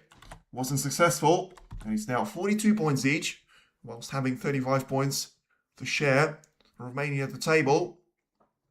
And well, at these points, certainly feels like if you get the contact on the positional play, you should be able to get this red. And that's going to be frame over at that point, because despite the green being out of position, you're not going to need the black, which has gone onto the side cushion, because you're going to need the blue as the frame ball. And the shot for you to be taking all hopes away from your opponent. Right now it is Chomp trying to put the cue ball in behind the black, and he certainly managed to play a wonderful shot here. John Higgins with the acknowledgement of that. Tapping the cue to the side cushion. And, well, with all the distance that there was in between the cue ball and the red, for him to judge that power so perfectly, to slow the cue ball down enough for it to be right in behind the black, and just forcing John Higgins to try and maybe go to cushion instead here. So certainly has to use the black ball cushion now. Maybe off the left side as well before he touches the red. That's what he's tried. And he's played a really good shot now. Might actually get a snooker back in exchange here, Higgins. He's always going to be pushing that red diagonally across the table to the green pocket. And I think that worked out a treat there for him, having the blue right in between the cue ball and the red. And landing that red so close to the green, which surely will be taken into place if Chomp is able to put this shot with a bit of power. And, well, in the end, he was trying to just get the contact with the red, making sure that he wasn't going to give a chance away to John Higgins here. Yes, he goes back to John on this occasion. So still trying to battle it out there with the players. Green has been slightly compromised and pushed to the middle of that ball cushion, which may still be the aspect of the game for the players to be mindful of when they get their opportunity to be going on about the clearance for him to be taking this frame away from the opposition. Now 42 points each. And once again, it is advantage Higgins because he's able to land the first shot on Trump. And I think he's managed to lay a snooker for Judd in behind the pink. And well, Trump once again has to try and exploit that right-hand side to the table to his advantage. And maybe just get that red on the rebound of the ball cushion as well. Having to bounce away on the lower part of the table. And maybe maintain the cue ball on the very much top part of it right now. And he was just about able to swerve around the pink here. And, well, by doing that, I think he's got the yellow in between the cue ball and the target red. So it does feel like a bit of a snooker hunt, despite both of the players being equal on points. And, of course, all of that has to lead to, inevitably, one of them making a mistake. And giving another one an opportunity to try and take it away there. So two cushion escape. Doesn't seem to go to plan there from Higgins, unless he flukes it into the middle. And he was close, but he's just going to keep this red on the table. But it's not over just yet, because I think he's managed to make contact with the yellow, push that one onto the side cushion. With the green being out of position, you know, Choppy's going to need all of those colours. And I think that's why he's not too eager to try and get this red in. Because despite it being one of the easiest reds that he'll get in this Masters campaign, he has to be very careful on the way that he goes on about this business. And yeah, I'm happy with the way that he's overplayed for the blue. So he's got too much of an angle, pretty much, I would say, for this blue to be taken into the middle. And I'm having a look to see if he can hold the cue ball enough for this yellow to be playable. He's going to be able to, yeah, you can see that if you're watching this one on BBC Two, or you know, you've got TNT Sports sorted as well. he's got the cue ball to be placed pretty much slightly closer to the left side cushion than the yellow, so that he's going to be able to try and hold it for the green and leave just about enough angle so that he's got the natural trajectory to leave the cue ball onto the brown without having to force the green too much into the pocket. And the circle that, well, certainly all of us have predicted it, has gone out of the picture because Chomp was unable to get anywhere near it. Just trying to get the blue in and just maybe committing to go for the yellow right now. Put a bit of points in between himself and his opponent and maybe settle for those points to be scored there. Oh, he's missed the yellow somehow. I mean, I'm not sure if he was trying to use the side cushion to make contact with the green, but just taking the eye off the pot too much, and the yellow is going to stay in the pocket, so it is still game on there for Higgins. He's only 6 points down. I don't think he needs the black at this stage. And he's got the yellow pretty much in the pocket, but still, it has to come down to that green being a problem. And it's all about, if you make this green in, you're going to be in with a great opportunity to be taking the frame away, because especially if it leaves the cue ball with a bit of angle to try and work with, taking the brown into the left middle shouldn't be too much of an issue. So just playing this shot well enough should be perfectly on the cushion for you to be able to roll this one in, and he's able to do so. So he might not be out of the match just yet. And if he's able to do it from being 3-1 down, then why not try and raise the stakes and do it from 3-0 down here? Because Chomp will be very disappointed with himself. And he does have that feeling of Karen Wilson against Neil Robertson yesterday, where Wilson has played a brilliant pink into the green pocket and still was unable to finish the job off with the black. Certainly think that Higgins will be able to get the blue and the pink into the pockets, and of course that will mean that he's still going to be going into the second mini session in with a chance there to try and challenge Judd for the place in the final, as both of the players are looking to land their third Masters crown of their respective careers. Now then, he's 8 points clear, so if he takes the pink on, he's certainly going to be in the hunt for this 3-1 of a deficit, and John Higgins is not back with a bang, but he's still going to be able to try and challenge Judd for a couple more of those frames as we go on for the intermission break of 15 minutes. We're going to be back, and hopefully there's going to be an awful lot of action in between the players. And Judd now leads John Higgins by 3 frames to 1, also play for in the first semi-final here at the Masters of the 2025-2026 season.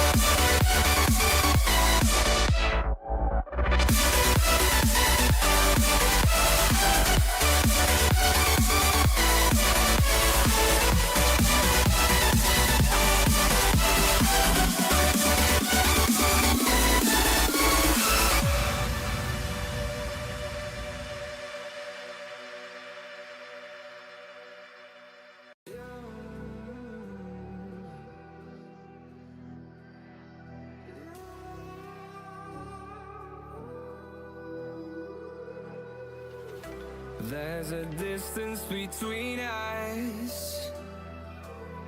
It's getting hard to reach out. Haven't seen you in seasons, but all I hear is your voice. I know my limits, you can break me down, but I'll stay till the finish line. And I've been counting minutes for quite some time now, just to see you again. And I've been counting days to get away, to see you again.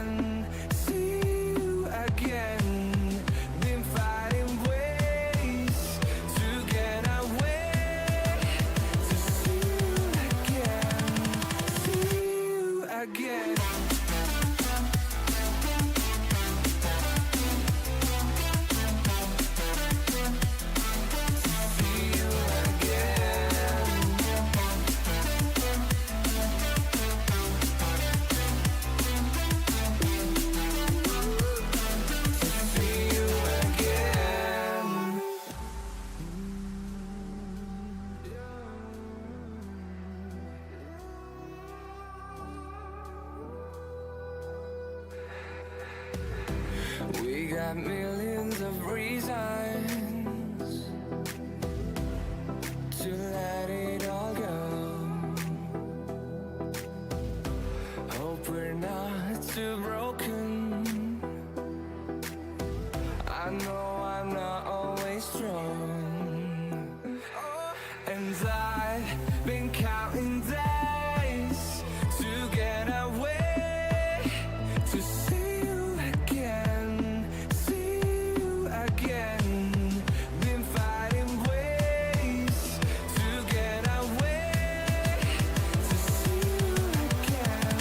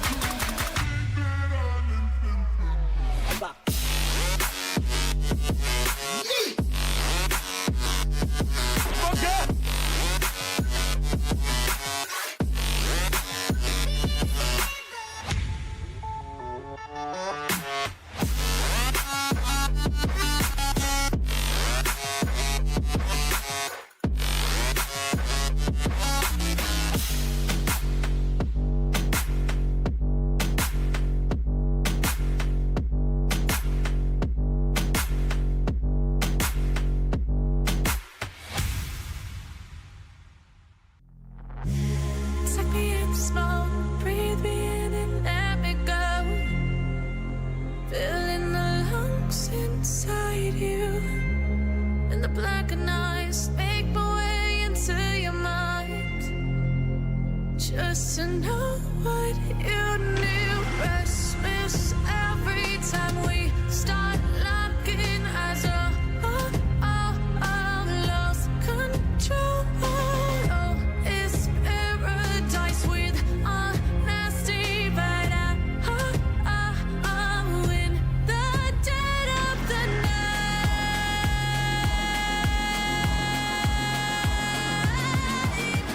Let the darkness take control.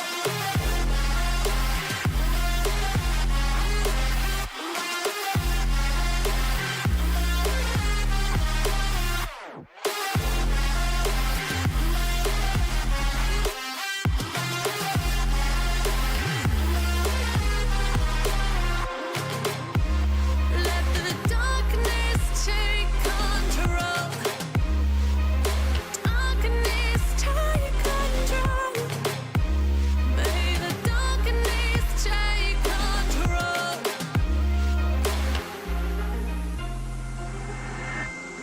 Take me in the smoke, breathe me in and let me go. Sink to your heart to find you.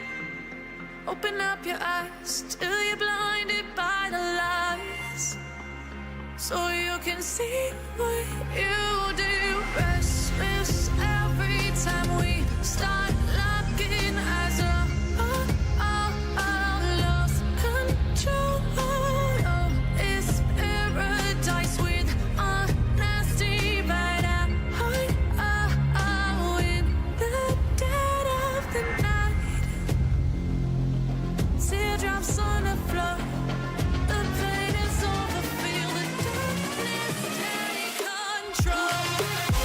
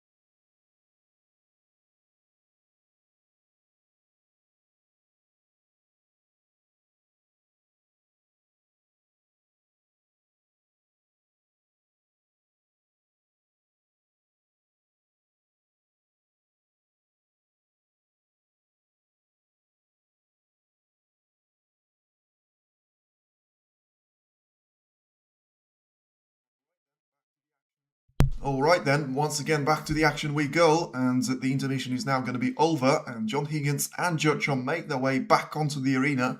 So let's see if that fourth frame is going to be, once again, a little twist in terms of how the events are going to go there on the frames number 5 and 6. Or is it going to be a bit of the same? And once again, Judd able to dominate the game, as he was able to do for the majority of the opening mini session. But now he's got a decent break-off shot that he's done. And getting the cue way past the D. Still having a couple of those reds in open play and closer to the left corner. So Higgins will have a look at that to see if the black is going to be potable into the left corner as well, which is going to be his prime opportunity to try and get that red and still land on the collar. See if he's going to be able to do so. And yeah, the control on the cue ball is going to be very much the key factor now from John's point of view. And he was able to get the red in, but I think the cue ball is going to travel slightly too far for him to try and hold it on the yellow. And brown and green having even slimmer of an opportunity to try and do anything with those two. Yeah, I think he can try and get the yellow into the middle, but it's not going to be an easy shot for him to try and get the cue ball back down the table. I think he was realised that. Halfway he was about to hit the shot. Safety success still dominated by Chomp, 81 to 74%. Pot success, 88% in Chomp's favour, only 75 for John Higgins. When it comes to the long pot success, 67 for Judd Trump, 60% of those for John. And, I mean, he's played a really good shot there. He's hammered the yellow onto the right middle. And he's just about managed to get the cue ball slightly lower than the blue line. And he's going to be able to go for this red now into the right corner. Or have the black to try and follow it up into the left part of the table. Takes the red in nicely. 285 points there that Judd has scored. And the point that John Higgins managed to take into the right corner has allowed him to take it into 112 for himself.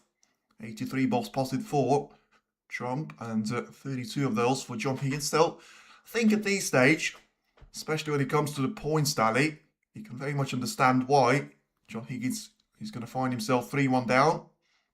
As he's managed to give a bit of a, well, certainly a glimmer of hope to himself after the end of the fourth frame. Now let's see if he can try and carry that momentum with him into the start of the second mini session as well. Table time, well, pretty evenly shared to be fair. Probably suggesting that John Higgins just wasn't able to make everything of the chances there were given to him. 45% for him and 55 for Judd Trump. As he's now got 3 more reds to try and make his way through. So he takes the black nicely into the left corner. Cannons the other red out of the way. And, well, I say out of the way of the cue ball. But that might have actually put in the way of the black for it to be taken into the right corner. And I think that's what John is having a look at right now. And yeah, the black does seem like it is going to be hampered by the other red. So therefore, you have to try and desperately get on the blue here. The pink is not going to be available. And I don't think there's a straightforward opportunity for him to try and get the cue ball lined up for the other part of the table. But I mean, he seems to commit to it now, and I have to say, he hasn't really shown any signs of his form that would suggest that actually he can try and take the shot into the right corner and manage his way through it. If he takes his black in, he's going to be in with a great shape as well, and he's taking it. He's lost his chalk though. That's not going to be the worst thing for him to try and lose in the fifth frame. 27 points now that he manages to score. And, well, talk about his record at the Masters. 32 appearances, debuted in 1995. Matches that he managed to win was the record of 34 out of 63 in total. So 34 wins, 29 losses, 44 centuries, the highest break of 145. And managed to make 5 finals. And has taken 2 of those. And right now, he's got a very important shot to try and make his way onto the split of the pack. And has he managed to do it? I think he's just about fine to be taking a shot into the middle pocket. Not sure if he can get through to the red, closer to the pink, because that one certainly is going to be a great opportunity for him to be taking on into the left middle, but I think probably has to settle for the one into the right instead. Tournament pack success so far, only 33% there for John Higgins, and so far, from what we've seen, in Judd Trump's perspective, his one wasn't too much better than that either. And well, he's got a shot into the left corner, which he can try and make his way through as well. But I don't think he's going to have the best sort of opportunity for him to try and guide the cue ball past the pink here. He's going to touch it inevitably and making it past the blue and line up for the ball colours is certainly not going to be an easy shot for him to take on. He's able to get the red in though, and just about manages to make sure that the cue ball had enough power to reach the blue for it still not to be a perfect shot, but at least he's in there with a shout. Getting closer to that break of 42 points, which is made in the fourth frame. As he's now on 41 points, touches the yellow, but it was one of those touches which is not going to impact the line or the position of the cue ball at all. Now he's on 41 of those. He's got one of the reds that he's pushed onto the side cushion, which will help and reduce the opportunity for Judd Trump to come back to the table and dominate the play from there. For now, a bit of backspin has to be applied. And the shot on the blue to be taken from the top side is certainly going to boost the chances of him landing for another red. I think he can try and make his way through those reds on the left part of the table. If you try and get yourself lined up pretty close to them, you can try and take them with the rest. Or indeed, you can just try and get in behind one of them and try and play them into the right middle as well. And so he's certainly going to go over that break of 42 points. So he's able to take it a step further this time around. And he just puts slightly more pressure on Judd Trump here. Still needs to make sure he's going to be able to finish the job here. And at 91 points still at the table. 47 of those are actually going to be at the disposal of Higgins to try and take as the advantage. And if he manages to force this shot through, get himself lined up for the black to be taken, and just play the shot with a bit of power and force the cue ball off the side cushion and onto the black into the right corner. Manages to play the shot in a decent way, to be fair, but I don't think he got enough traction on the cue ball to actually bounce it away from the cushion to the extent which would allow him to be super close to the black. Seen a couple of those missed, and John Higgins, of course, was one of the players to actually miss it in the opening couple of frames against Judd Trump. Now needs this one to go in, otherwise Trump is still going to be in with a great shout of making a clearance to try and extend his lead back to 3-frame advantage. And well, this time around it wasn't pretty. The black just about rolled in after catching too much of the front jaw, but as long as he's still perfectly on the red, that's all he's going to care about. And you know, I said that about Trump in the first two frames, when you're not playing well and your game is not necessarily pretty to watch, but you're still winning. That's a sign of a true champion out there, and something that we are actually seeing from Higgins' point of view. But he does have that feeling of Ding Zhuyi to an extent, because that's exactly what happened in Ding's match. John managed to win the opening 3 frames, then Ding managed to get 2 of them back, and all of a sudden Trump managed to find his gear again and win another 3 frames on the bounce, take that score to 6 frames to 2. Of course, this break of 63 points there for Higgins means that it is now officially the highest break made in the match in the opening 5 frames.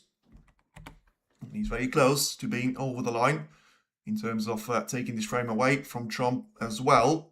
And of course, very different to the situation that he had in the fourth one. Had to battle and had around 4 or 5 goes there for him to force a mistake every single time on those occasions there from Judd. And in the end, was just about able to, well, make the most out of that mistake on the yellow there and find that clearance of 20 points or so. And right now he's going to be on the break of 71 points here, so that's going to be giving all sorts of boosts as well in terms of all the table time that he's getting, trying to practice the positional play. His pot success is going to be improved massively from that 57% in the third frame, incredibly. And Master Centuries, we've seen Neil Robertson trying to go second in that list, above Stephen Hendry. And, well, John Higgins is going to be number 4 right now, trying to catch up to Stephen's record of 46 centuries being made here at the Masters. And, well, I think it is going to be a bit of a swing to Higgins, and failure by Chum to win that 4th frame. I mean, there were similarities with that match to Wilson, where he was about to go 4-0 up, and in the end, he was 4-1. He was still able to get that 3-frame cushion restored, but he didn't stop Robertson from winning 4 frames on the bounce and to get himself into a 5-4 lead. And, well, Higgins is certainly going to improve his chances even more. If he needs to make a century break, he's on for another 1-3-5 potentially. It's going to be reduced by 2 points as he's committed to taking the blue on. So he needs the blue, 1 more red and 1 more colour after this one. And he should be able to make it the first 100-plus break of the match. After, of course, landing his first 50-plus break here. Something that Robertson has done as well. You know, he had the break of 50-plus points, which for the first 2 times have actually ended up with being a century break at the end of it, before he made another break of 65 points to complete the comeback and get himself back level on 4 frames each with Kyle Wilson yesterday. But of course it didn't stop the Warrior in the end still to come through the battle and get himself lined up to the last 4, as Higgins is going to be making a century break here. So the break of 104 points now, still on for a possible 1-3-1, and he's got 27 points up ahead of himself to try and maybe double the highest break of Judd Chump so far in this match, but that's not going to be the case. The fact that he had the cue ball perfectly on the side cushion certainly didn't help, and it is still going to be a wonderful break of 104 points, and John Higgins is just about to be back in this semi-final contention. And Judd Chump, well, certainly managed to take the foot off the pedal, and that seems to be like a very wrong decision to be making right now. It is Judd Chump 3 and John Higgins 2 as we approach the frame number 6, and still all to play for, especially if Higgins is able to continue the form that we've seen in frame number 5. Need a response now from Chump's point of view, because it's all really well for you to be talking about the way that John Higgins has managed to improve his game in that 5th frame, and despite you can't really criticise too much there from Judd Chump's point of view in terms of the way that he's gone about the business in frame number 5. In the end, it was the frame 4 that I think he's done all the damage to himself, and now has to try and find a response there for him to be going 4-2 up and not allow John Higgins to be back level with him on 3 frames each. So all about, well, just trying to focus on minimising the opportunities given away to the opposition player, and especially with Higgins being able to exploit those chances so well when it comes to the 5th frame, and to some extent in the 4th frame as well, because he was down on a lot of those points, and yet able to find his way back to the very top of the game.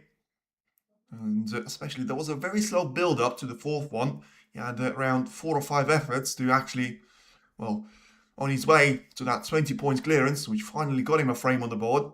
But that was certainly a lot of smoother performance that we've seen in the 5th frame, as we still wait for Chump to make his way back onto the arena. And well, John Higgins certainly waiting for that to be the case. Looking forward to trying to get a good start for himself on the frame number 6.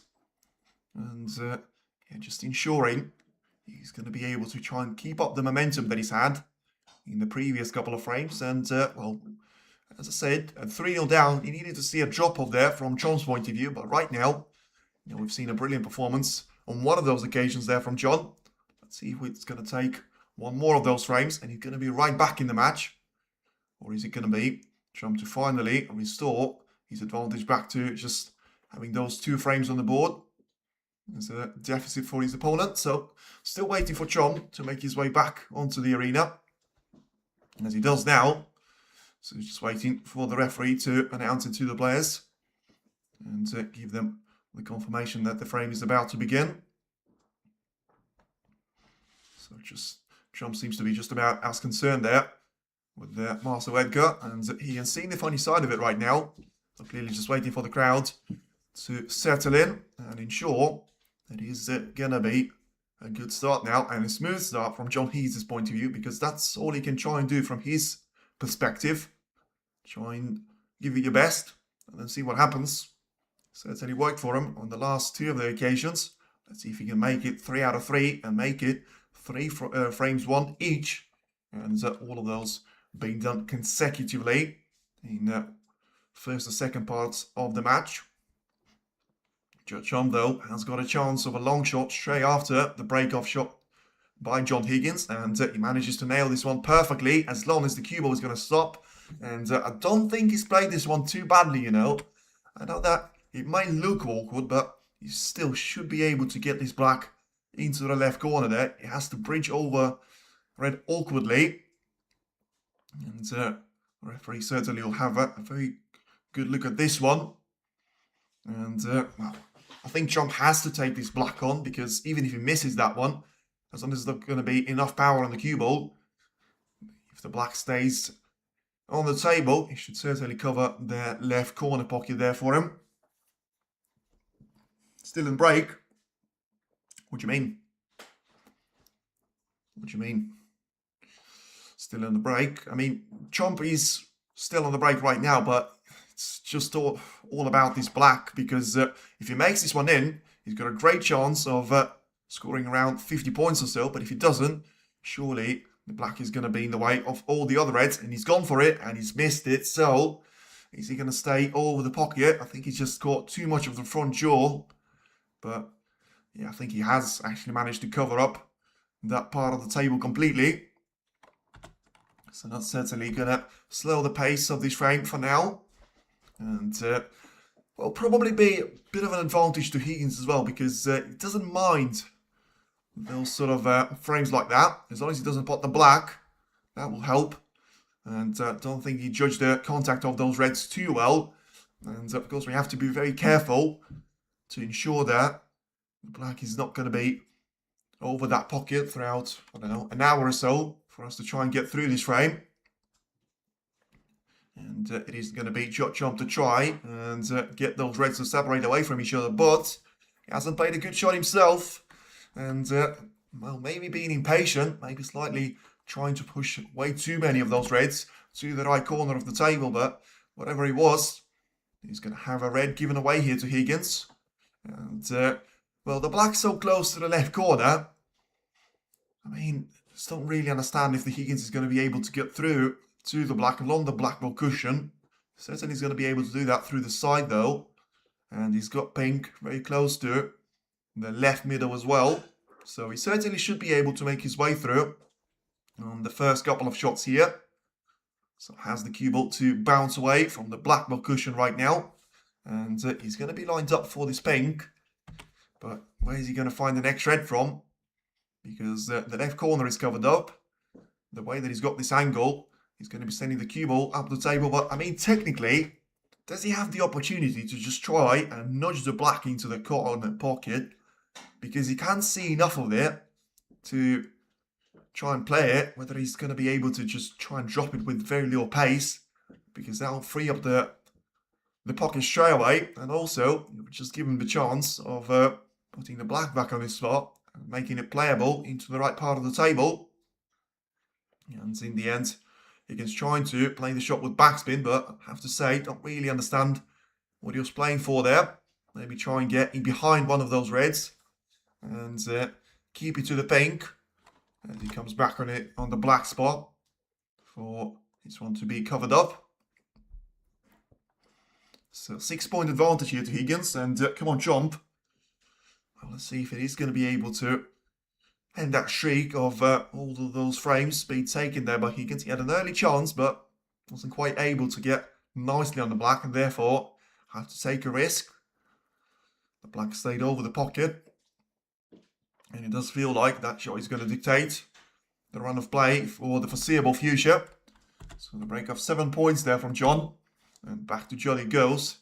Just giving a little nudge to one of those reds close to the side cushion. And yeah, he should be able to just make his way onto the red closest to the left corner right now. It's exactly what Trump is going to be looking and monitoring there.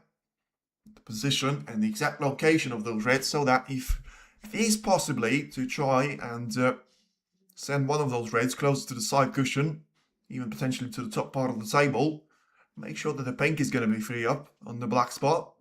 And of course, if you sort out the issue with the left corner pocket being very much not available there, you should be able to, well, get this frame underway properly in hopefully not too long of time since now. And yeah, Higgins is looking to see if he's going to be able to try and push those reds to the top part of the table. For now, just making sure that he's got his angles spot on, and he knows, where to place the cue ball diagonally across the green pocket, so that he should be able to get this cue ball to bounce away off the main pack of reds onto the side cushion and have the brown to be covering up the shot of the red into the left middle. But I don't think that he's played the shot as well as he could have, and there was a bit of a gap for Chom to try and get this cue ball past the green and the brown, and it does look like Higgins has left his gap wide open. So once again, the type of shots that Trump was making for fun in the opening 3 frames, not so much in frames number 4 and 5. See if he's going to be somewhat back to his best. I think he's overcut this one, and he's overcut it massively. I think he certainly was playing for it, because if you could see so little this red, he certainly could have seen a lot more of that, with them having the ability to pretty much play full ball if you wanted to play a safety shot. So clearly, just not close enough in terms of getting to the pot. And well, right now, it is going to have to try and take the red into the right corner there from Higgins, because, I mean, can try and hold the cue ball for the pink. I don't think he's got any of those plans available, and he's certainly looking at that red. Well, I did say he didn't have plans available. He certainly didn't think so, and he's managed to find somehow 3 red combination there to be in the mix of each other. And, well, he's played a beautiful shot there, getting the 2 reds that were involved in the plans to cannon into the 3rd one and adjust the line so that the 2nd has gone perfectly into the pocket. And once again, the black dilemma still continues to be the same. John Higgins is going to have the ability to try and play for the blue into the green pocket, but I don't think that's going to be the case with them having the access to the black anytime soon. Just trying to get the cue ball down the table. And, well, maybe at this stage you have to maybe just try and commit to playing those shots into the right part of the table as the underrun for this red slightly. And, well, just try and get on the black as soon as you can. And, of course, after you eliminate that one, it's going to go underneath its own spot, which will probably compromise the positional play on the pink slightly. But it shouldn't be doing too much of a damage at that point, of course, because you're going to have both of the corner pockets available. You're going to have some sort of points advantage to try and take over Judd Chomp. But right now he's got a difficult shot into the middle to try and make his way through. And I think the red is going to be in.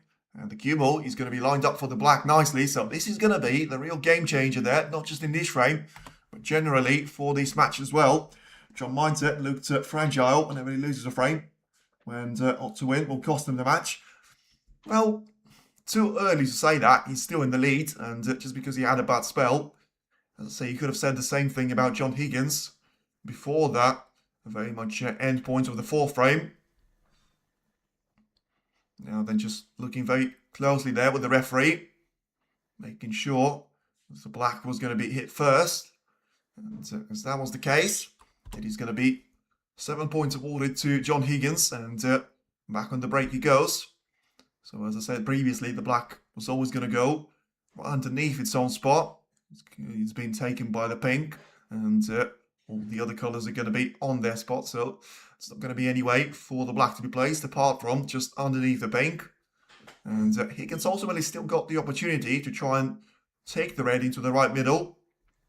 And that'll get him up into, well, once again, the ability to try and take either pink or black into the right part of the table. As indeed he tries to just switch the run of play there, get the cue ball onto the other part of it, and maybe this angle that he's got on the cue ball is going to give him the ability to try and force the pink out of the way, get himself lined up for this pink to be taken. So then it is the black for him to take on. And 28 points of an advantage here for John Higgins.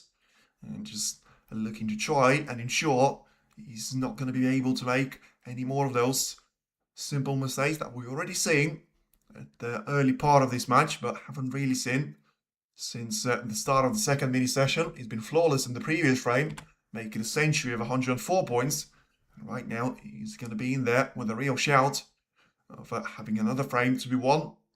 He's now leading by 29 points, 99 at the table.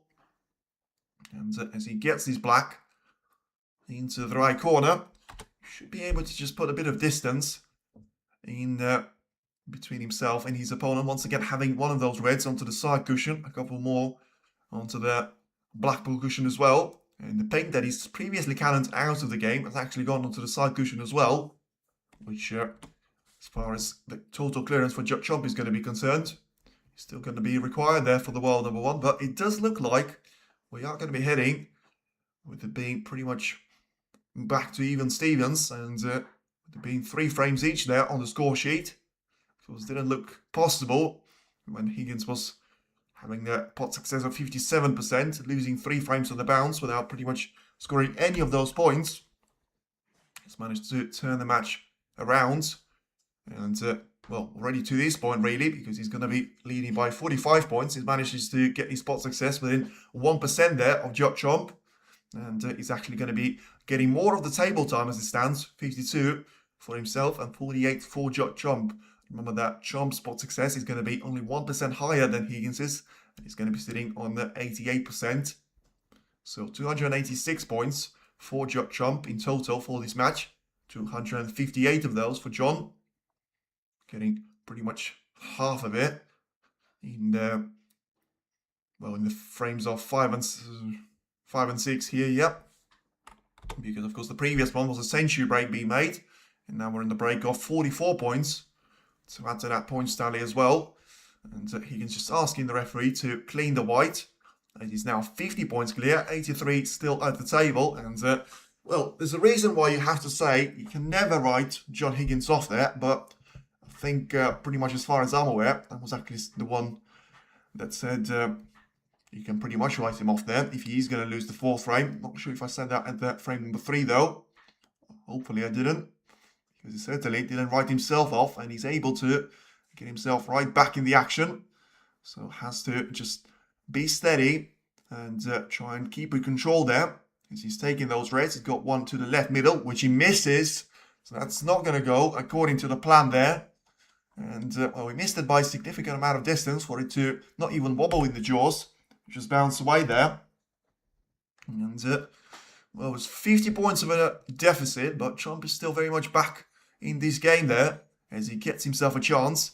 He's got a couple of those reds onto the side cushion, but I mean, this could not be over just yet there, especially with him having that 49 points of a deficit to try and overcome, with having around 75 of those at the table as it stands.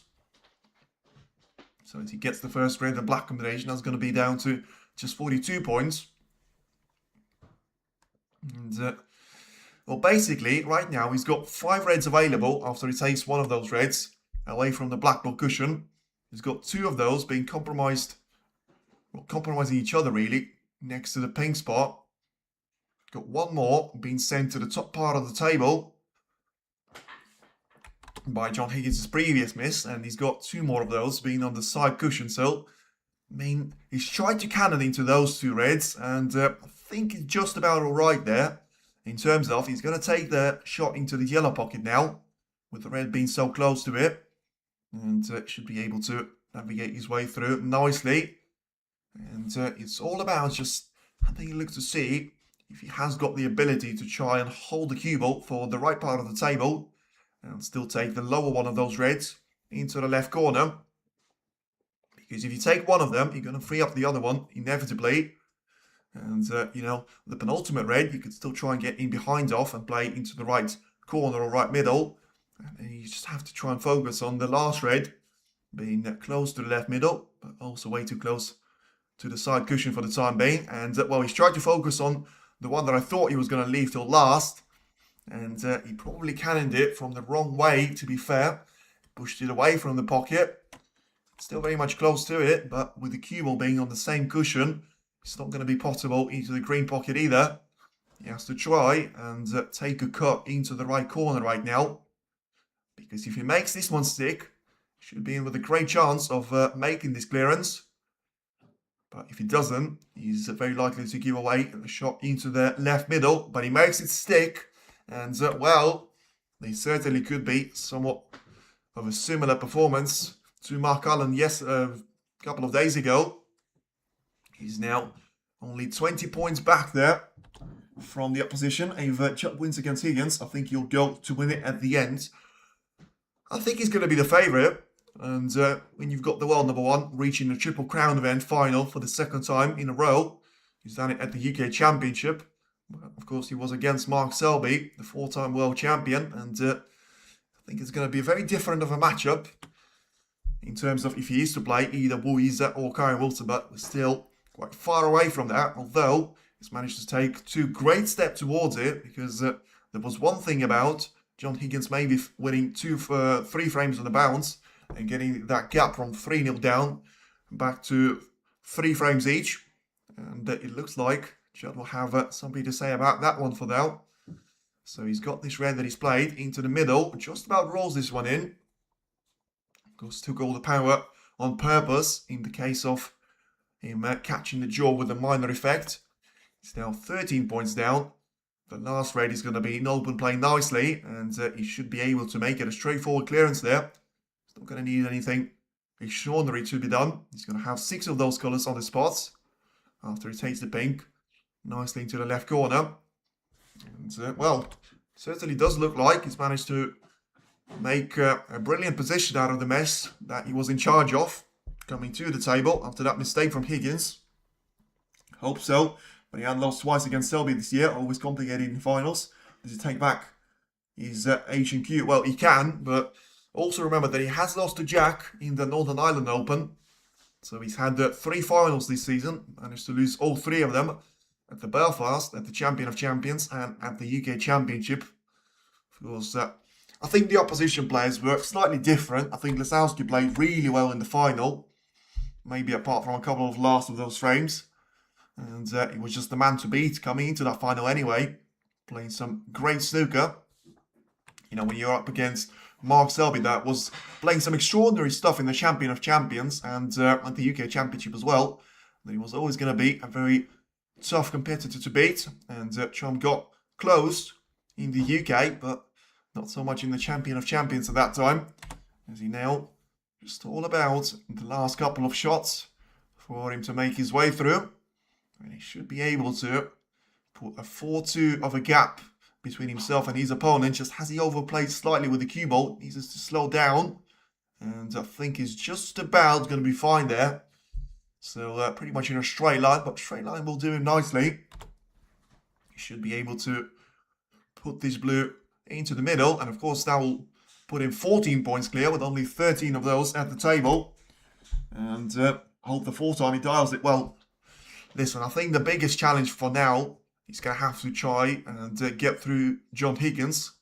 He's managed to do it against Mark Allen and Ding Zhuyi, and he's only 2 frames away from making it into the Masters final yet again.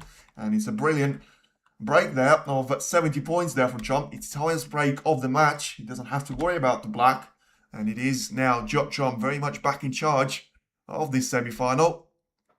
And whoever was saying that his mentality is going to drop, you know, he took a really good frame from Higgins and a century break for that to be the case. And it was a bit of a scrappy frame in the 4th time of asking. And now, when he needed to, He's managed to deliver after that mistake of Higgins. You know, he was 50 points clear at that point, and yet he didn't stop Judd to make a break of 70 points to get him comfortably into the zone of still being very much in charge of the semi-final and be knocking on the door there for another Masters final appearance.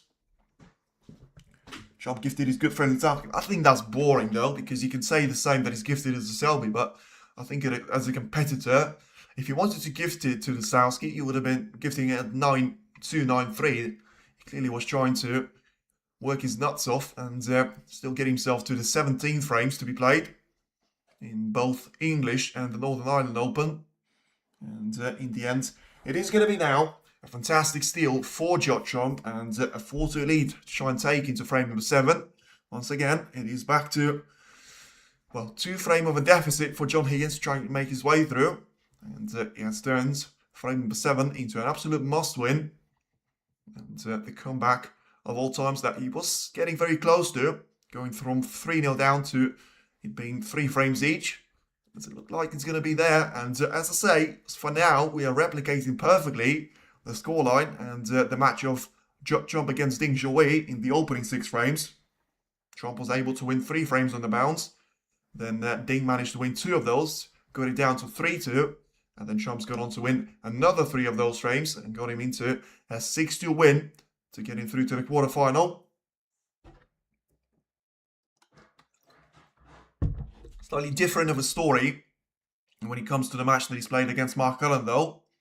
And let's see what he's going to try and do about this one. As he goes for a break-off shot himself, gets the cue ball to be in position off the side and onto the top part of the table here. See if it is going to try and put all the distance in between the whites and those reds. Certainly is going to be something for him to try and watch out for. And he's managed to do a decent job there with the cue ball, to be fair, because he got it closer to the ball cushion than it is to the D line at this moment in time. And it forces Higgins to make a mistake here. So 4 points is going to be given away here, but also I think it is going to be a real chance for Judd to try and take one of those reds into the corner. So that's exactly what he's looking at. He's got one of them available into the left corner, one of them into the right. The one into the right is a lot closer to the side cushion though. And yeah, in the end, he may actually just ask Higgins to try and go for the same shot to be taken again, because of the factor of, you know, of course, if he misses it on the second time as well, he's going to have to try and do something about it. Otherwise, he'll be under a 3 miss rule. And John Higgins is happy with this one. So the referee just asking to check to ensure that the cue ball is going to be placed perfectly.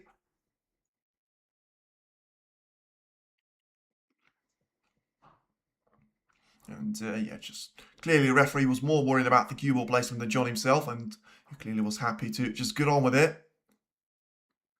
And just try and be very careful with the second shot, because he doesn't want it to get to the third one. And he will get to the third one, so it was just about as close as you can ever get. And well, Watchalong certainly will ask John Higgins to try and have this one retaken again. And with the way that John Higgins was approaching the shot, he certainly looked like he was going to be worried about trying to hit it for the 3rd time. But in the end, it does look like it's going to be necessary for him to try and change that line. And yeah, you can see the warning is being made there by the referee. And acknowledgement given by Higgins as well. So has to try and well, change the line there for himself. Of course, to avoid any sort of miscue. Could be a very nervy moment for him. And he's able to hit the red, which is good news. But he has pushed one of them closer to the yellow pocket. I think it is going to stay just about far enough back there for Trump not to be tempted by it.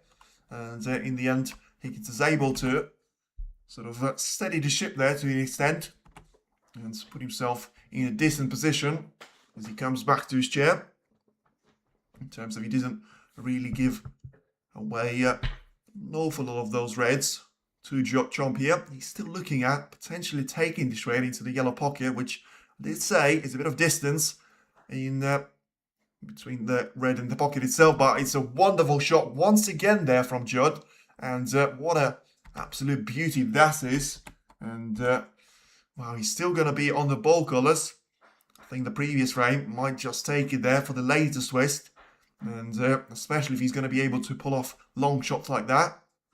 I think he's going to be a real threat for a 6-2 scoreline to be the reality yet again, as he hammers the yellow hole into his own pocket. He's going to have a couple of reds to make his way through, and well, he's got a great variety now to try and choose from. He's got 1, 2, 3, 4, 5, 6, 7 reds before he needs to do anything with the position, and by that point he's going to be around 50 or 60 points away there from Higgins, and that's going to put all the pressure on the man from Scotland. Is there any occasion that a player forfeited a frame by the 3 fouls rule? Well, I know Ronnie. I know that he's done that. I think it was the Whole Nation series. I think it was one of those times that he was unhappy with the referee, and he was saying that he can't actually get through to that red, and in the end he's just gone and hammer the main pack and hit the pink. So that's probably the one. I think there was one more of those. I think there was in the qualifiers this season. Can't tell you the player, but I think there has been one of those, and it was ridiculous, like, because the third attempt was basically the only way you could actually get yourself out of that situation, and you couldn't miss it, and somehow you still did, and the frame was awarded to the opposition player. I can't remember it, and I wouldn't be able to even if I tried for an hour or so. For now, the pink has to go underneath the main bunch, and Chomp is still going to be very much in charge of the position. And he seems to put all the struggles of the 4th and 5th frame behind him, able to once again fuel his mini comeback to the scene by that mistake of John Higgins taking that red into the left middle, catching the near jaw, and in the end just unable to do anything with that. Well, of course, you can't do anything after you miss it, but Chomp was able to make everything out of the position that was given so nicely to him. Make a break of 70 points, his highest one in the match so far. Can he try and take it a step further this time around? He's got a good opportunity to try and do it here. Still has 5 reds that he's going to be in charge of after making 24 points on the score sheet already. 115 remaining as it stands. Gets another black nicely into the left corner, which is going to try and get 4 shots on the bounce here, it would seem. To have the ability to hold the cue ball for the black once again, and just give himself a chance to try and maybe play those shots in around the black to maximise the points tally that he can score, because his pack split success hasn't been too clinical so far, and well, I'd probably say this has been the only part of the game that he might need to improve on. His safety has been solid, his pot success hasn't been great, but he hasn't been bad either. Managed to improve that with our break of 70 points in the previous frame as well. And now making it 33 points and counting. About to take it into 40. And of course, the way that he's getting 8 more of those points were the foul shots. And right now that's probably going to be slightly more of a disadvantage there, because sometimes when you look at the score sheet and you're 60 points clear and you still have got something like 83 points available, it's because of those 8 points coming away, not from the reds, but from the purely foul shots given away to him.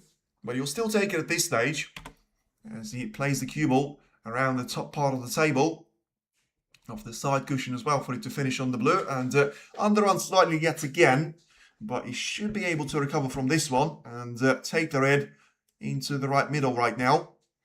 So, I mean, once again, he does have the angle to pretty much try and send the cue ball into those reds right here, right now. And he's able to get the blue in. Nearly got the cue ball into the pocket as well. But I still think he's going to have a chance of taking the same red that he could have played for into the right middle. Didn't really get too clean of the contact with those reds, but he was able to separate a couple from the main pack. And as long as he takes this one into the middle pocket, he should be able to get himself in with a good chance, but he takes the blue with that red, so very unlucky. And, well, he's probably going to have a difficult shot himself to try and play. So that's going to be giving 5 points away there to John Higgins. And 46 points of a break. He's going to be the end there for him. And, well, preparing the 6-2, you could have, on the previous shot, I think Chomp was really unlucky with the way that he got the blues to drop in alongside the red. Despite him making the pot, of course, legally, he was still committing a foul shot after that. Taking the blue into the yellow pocket. And, well, right now he's got 49 points advantage as he's able to get himself out of that awkward position. He's got a couple of those reds onto the side cushion.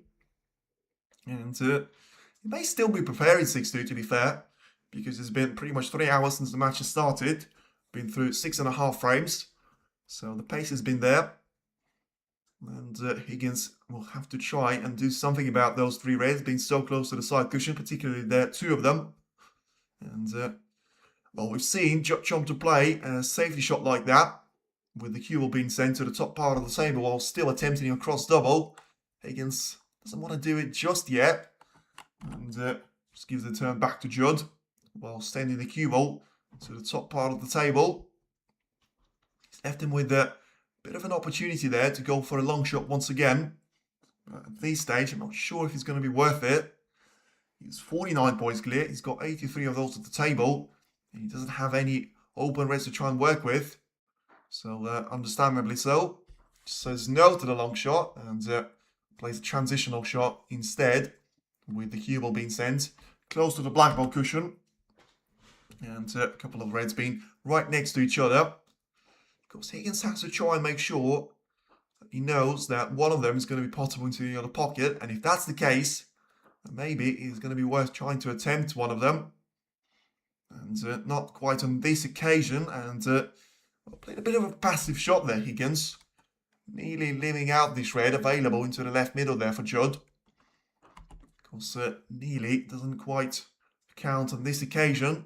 But he certainly will be able to use the same red. Try and get it on the side cushion and onto the main back of those reds here. So, yeah, I think that's what he was thinking about. But in the end, realised that he was the one actually setting the pace to this frame right now. Being 49 points clear. And just putting it close to the side cushion once again.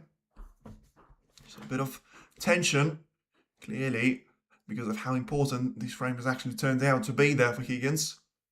Still remaining to be in the equation, but needs to be taking some of those steps towards, well, realistically, I think he needs to try and open up the main bunch of reds. He's got 4 of those. He's got 3 more in somewhat open play. Some are closer to the side cushion, some are a bit further away.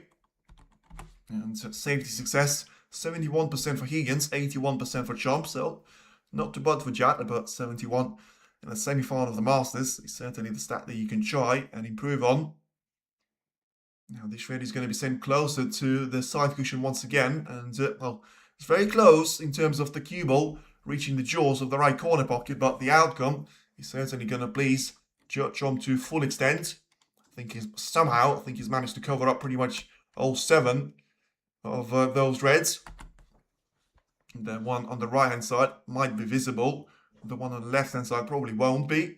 And the one just about on the left side of the spine probably is going to be blocked off by the blue as well. So as I said, the one on the right hand side is going to be played here by Higgins. From the right hand side of it as well, thin on the edge. Trying to get it just about far enough on the top part of the table to make sure that it's not playable there for Judd. But, well, even though he got the cue ball perfectly on the black ball cushion, you just feel like, with the chances and with the long shots there Judd Chomp has been taking on so far, it is not really going to leave this red in a safe place for the time being. Especially with him getting, I think, the last 3 of these long shots perfectly into the pocket there. Is he going to go for it? Not quite. Ooh, he got very close to getting this red onto the brown. And in the end, it is going to hit the yellow on the way back down the table. And, well, compromised the yellow, but ultimately I think he has left this red available to the right middle. And it does look like the angle is going to be slightly against Higgins. But he should be taking on this red, surely. Of course, in any case. But it's just all about, you have to take it as a attempt of a pot success. And in the end, if you're going to try and play a safety out of it, as I said, I think you're just tempting the fate. And Judd is going to be able to take one of those shots away that you just keep refusing on. But he didn't refuse this one. And, well, that's a turnaround that we might see once again here in this frame, because two reds that were on the side cushions, one of them has just been potted there by Higgins, and the other one was brought back into play with the same shot with the cue ball. So apart from 48 points separating the two players, you probably have to say right now Higgins is going to be slight favourite of him to be the winner for this frame. He still has got four of those reds right next to each other, which is going to be a bit of a hit on his chances. 3 plant balls, that's impressive. Yeah, that is. But in the end, you are going to have to try and make your way through this one. I mean, I would probably still say that Chump is going to be somewhat confident before he's taking that shot on. But right now, especially with Higgins eliminating 2 of the difficult reds out of the game straight away, I mean, he does seem to be having a very close look on this bank. And, of course, well, he's shaking his head there as if to say that he's not going to take it. And, well, don't really understand what he's played for then. So, yeah, if he goes for a backspin shot, maybe he's just looking at the plan there after this bank, because he's able to take the pick in nicely. So, maybe the shake of the head was all about just the shot that he was going to play on the next couple of reds. So 36 points behind, 67 at the table as it stands. Yellow being the only colour out of position. So still a bit of a chance there for Chum to come back to the table. Has to be those 4 reds being so close to each other and the yellow being slightly out of position too. And I don't think that's going to do it there for Higgins. He's either trying to play for a plant, which personally I don't see him well, being close to it really, or he's got the opportunity of maybe just try and push the cue ball onto the side cushion and try and get it on the rebound. So he's tried off 2 cushions, off the black ball cushion. Seems a good line. And has he pushed one of those reds onto the cushion though? He hasn't. And as long as he's got a red to try and pop into the left corner, he should be alright. But oh, that is super unlucky there. He's going to have 2 of them just about in the way of each other, but not possible to make your way through.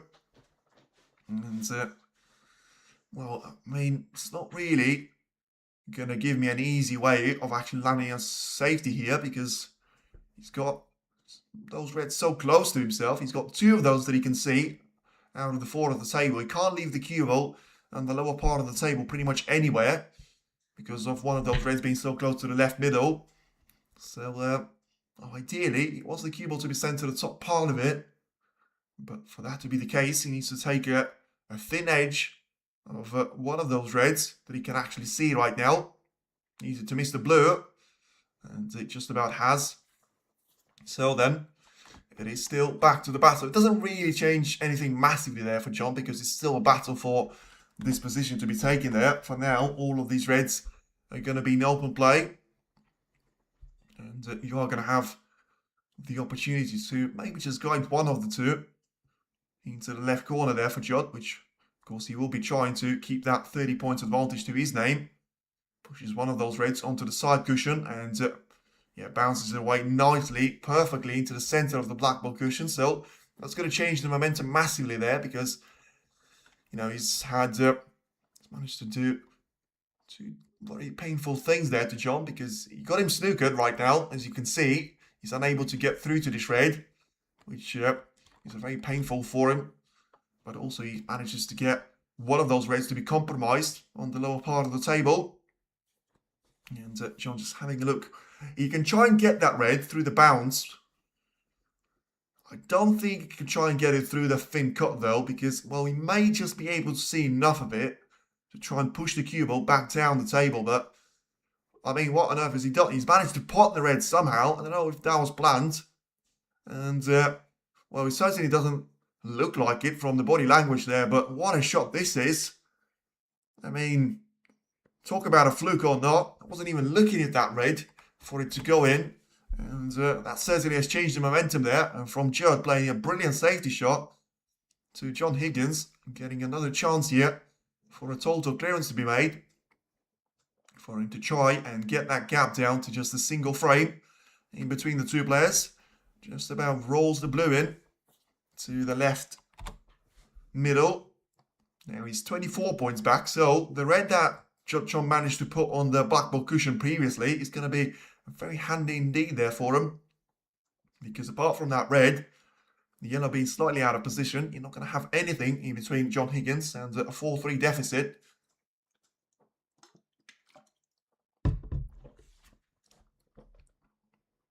And he's just looking at the black that he can try and take into the left corner. And, well, he's leaving that last red very much after. Well, I mean, sorry, he's leaving the red on the black ball cushion as the last red that he will try to take on. Which I actually think is a bit of a weird thing to do. We would have liked the cue ball to be very much close to the top part of the table because of the yellow location. I don't think it's playable in the green pocket. I think his real chance is going to have to try and take it into the right middle instead. And to do that from the black is going to be very difficult indeed. And I can't really see him playing for anything else other than the black. Especially with the, the shot on the cushion being so difficult as it is. He's now 8 points behind, but I still do have a funny feeling that Trump will come back to the table. Doesn't mean anything, but just do have it right now.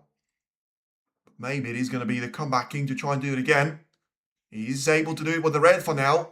So that's one milestone out of the way. And he's about to go level on points once again there with Trump. So it all comes down to just getting the position on the yellow. And it does seem like he's going to be happy to try and leave that yellow available into the left middle. And of course, if that is going to be the case for him, he should have a straightforward path to the green. And, well, the broadcast suggests that he's got 2 spots to try and pot the cue ball. But in the end, well, I mean, he's gone for a shot into the yellow pocket. I think this is far too marginal to be taken on.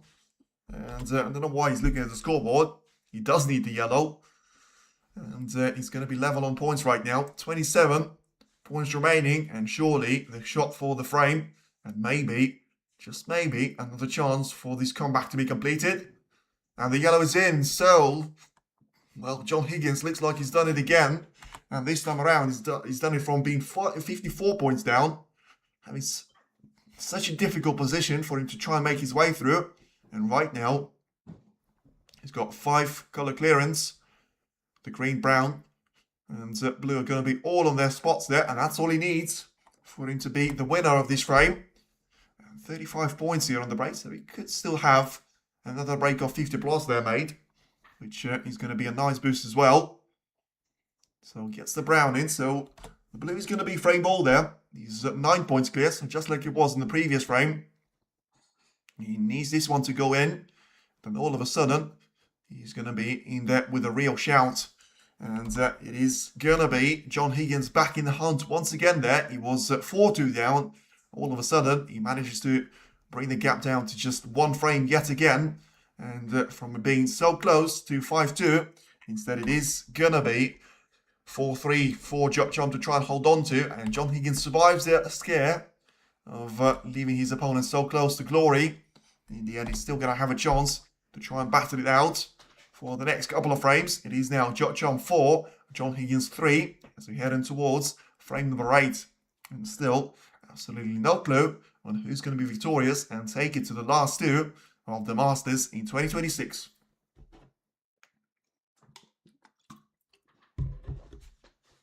And, well, that's certainly not going to be 6-2 right now because, yeah, Higgins was able to have a very impressive comeback in that frame because not just the way that he managed to score points, but just for the simple way of him being able to put so difficult reds along the way. And in the end, yeah, doing all the hard work quite earlier on and just able to get those blacks in, get the reds to go with it and have a really confident display against the world number 1 and the top seed left out in the tournament after the reigning champion of the Masters, Sean Murphy, was knocked out by one of the other semi-finalists, Will Yizer, still in the action. And the world number 2, Kyle Wilson, is going to be up against him after defeating the man from down under, Neil Robertson, the world number 3. Of course, we've had, well, Mark Williams had a bit of a slow start to the... Just realised, have we actually seen... Oh yeah, Mark Williams had a slow start because he lost to Mark Allen, that's what he was, 6-2. And yeah, Ronnie O'Sullivan didn't actually play in the entire Masters, giving his place to Chris Wakelin to try and challenge Neil Robertson. And in the end, it was all about John Higgins to try and carry the momentum and all the honour of the class of 92. 0-5-2, Higgins stole one back. He has managed to do so. And right now, he's going to try and do, well, even more of a damage. He's very keen to try and get the 8th frame underway. Of course, it is going to be his break-off shot once again. And he's going to need another frame to be taken there, because when you're playing catch-up, as he was against Xiaoxington yesterday, of course, still yet to lead in this match for the first time. And for him to try and do it, he's going to have to try and do it on after 9 frames, or after 10 or 11 there, for that to be the case. And, Trump was leading by 4 frames to 2. In the end, of course, he was starting to lead with 3 frames to 0 of the advantage. Right now, it is going to be all about the frame number 8 and maybe the frame number 9 there. Because even if Chomp is able to get this one comfortably on the board, which I don't think he will, I think he'll start to struggle. He's had way too much time off the table, and he's gone for a long shot straight away. Of course, you feel quite hard done by, and I think the destiny is going to say, well, you were unlucky in the previous frame. You may as well get a bit of luck now. The same pocket, the same red that he's tried to play into the right corner, cannons into the second one in the way, and he pushes it perfectly into the yellow pocket. That is why whatever happens on the snooker table, probably, well, sometimes you cannot believe that as fans, but also what comes around goes around. And yeah, Chomp was very unlucky in the previous frame, where he was on a break of 54 points, managed to pot the blue at the same time as the red, got him a foul, and got John Higgins back at the table. And I think John will know about that. Says that he knows about a fluke or two about his match against Xiaoxington. But whatever Chomp does right now, he has to make sure he uses that fluke to full advantage. And that's exactly what he hasn't done, because he manages to miss the 3rd shot of this break. And that's what I was talking about. You just feel like he's going to start to have those misses to be creeping in there, because we're at the very nervy section of the match. And I have to say, well, 6-3 of a scoreline that I predicted is just about on here, but it does look like it's only going to get worse from here there for Judd, unless he manages to sort of get back to that 4th or 5th gear. For now, he's stuck in 2nd, and he just seems to be upping the pace of his performance for the time being. And there's the proof of that. Brilliant shot into the right middle, getting himself lined up for this blue to be taken. This match is far from being over, especially if Higgins is to go 4 frames each there. And I think the quality probably hasn't been in this match to the extent of Wilson against Robertson, but still, it is going to be one of the few matches that you can actually enjoy every bit of. 6 points each, 4-3 lead there for Chomp. But despite that being the case, it is John Higgins back at the table, and the opening 4 frames, he had 74% of pot success, 29 out of 39, but in frames, 5, 6, 7, and 8, 97 incredibly, 6 out of 68 shots that he managed to take, so only 2 of those shots being missed, and that is nothing short of spectacular there for him, as he manages to play the shot just about well enough to hold the cue off for the black. Doesn't seem to be too happy about it, because you know, the way that he's got the cue ball alongside the black, he needs to try and get a couple of reds to be freed up there, away from each other. Otherwise, he's going to run himself out of position after this black. But at least he's still in there with a shout. And so he should be able to try and take it away from the opposition. As for now, just having a look at this one for the time being. So is he going to be able to take this black into the right corner? So has another look there. Seems to hesitate. And he has to be thinking about the long-term game here, of course, Higgins, because he can't afford to be losing another frame at any stage, ideally for this match, but certainly before he gets himself to the count of 5 frames being won. And, I mean, it's not horrible. The fact that I don't see a massive shake of the head there probably suggests that he's still on this rate to be taken into the right middle. And I think if that's the case, he's still in with a good shout to get this break going. 14 points now that he manages to score after it feels like more than 5 minutes already taken on the first 5 or 6 shots there. But that's the tension, that's the pressure, and that's the importance of every single one of those shots that he's going to be taking on right now. So he takes the red carefully into the right middle. And it is going to be 9 points of an advantage here for Higgins as we enter the second part of the frame. 115 still points available, so he's got a lot of reds to try and catch up on. He's got 2 of those at the top part of the table there, one alongside the blue, one closer to the green pocket instead. And he's got a couple of more of those reds being in open play at the lower part of the table. I think he'll try and make his way through those 2 at the top part of it first, because of how close they actually are to their respective pockets that you can try and get them into. So the red that he's taking on now into the green pocket may leave him needing to go for a backspin shot to try and stun the cue ball instead, because when you play a shot off the rest, which you surely will, I mean, is he going to be able to reach this red? I mean, incredibly, that's what he's trying to. And of course, that brings the equation back to having the ability and trying to get the cue ball past the bulk line and get lower than the line itself. And that's what he's able to do. So, still able to go for the yellow right now.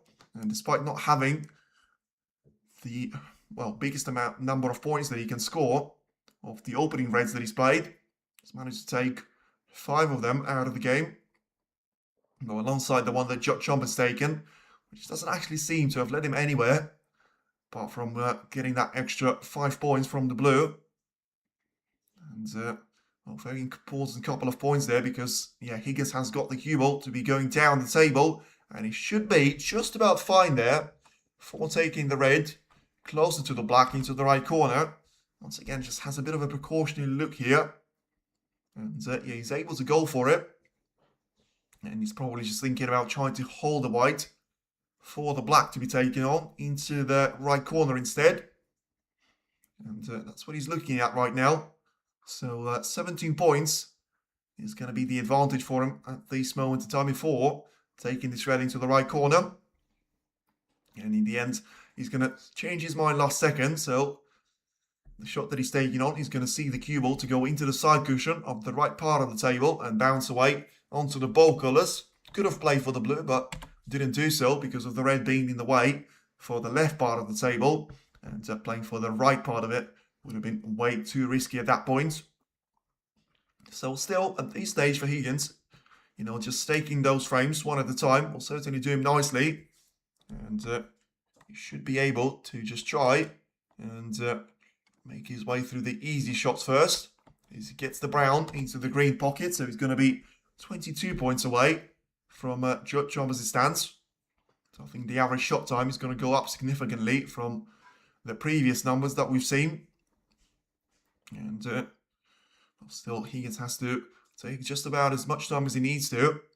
He's on 28 points, then he manages to score. If he gets the red and the black combination, it's going to be the 4th break of 35 points plus there for him. And one of them has resulted in a century break. 2 of them have resulted in a frame win from a single visit to the table. Didn't have too many of those, though, to try and speak for the records on the stats. As he takes his black into the left corner, he should be able to force the cue ball onto the good cluster of those reds. And as he does so, compromise himself for the left corner, but he should still have the ability to try and play those reds into the right corner instead. Pot success has been improving steadily there for Higgins, and that's certainly quite an improvement from being 57% at the early part of the match. We're now up to 90% there for John. And Chomp has been able to get that extra percentage there since a bit of a drop off in the last couple of frames. 89% right now for him. But ultimately it is Big John trying to set the pace up to this frame certainly. Just about finds the way for the cue ball to get past the red. Might still not be enough there for him to have the black playable. 31 points advantage. He has got another glance to the scoreboard, but he's got the pink into the middle. Just probably has to make adjustment in terms of the next red that he's going to try and play after this one. And he's got the side cushion to try and navigate the spin off. And yeah, he's able to push one of those reds out of the way. So he's going to play the shot into the left middle right now. What will they play?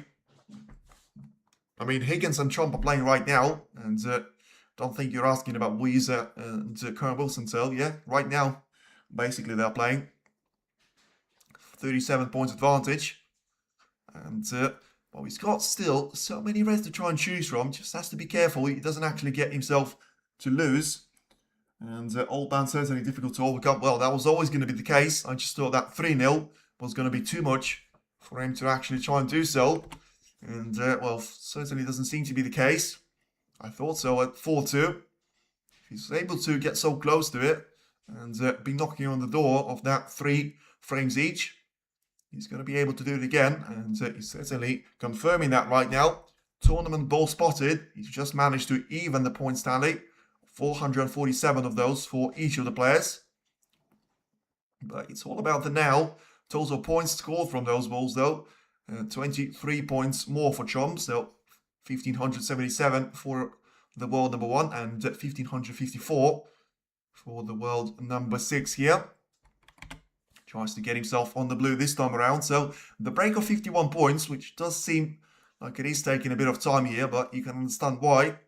There's great importance to this break to be made, and of course he's going to be playing. As long as Higgins doesn't miss any of those easy shots, especially, he's keeping Judd Chomp in his seat more and more time, and despite that being the case, he's getting all of this table time to himself for the time being.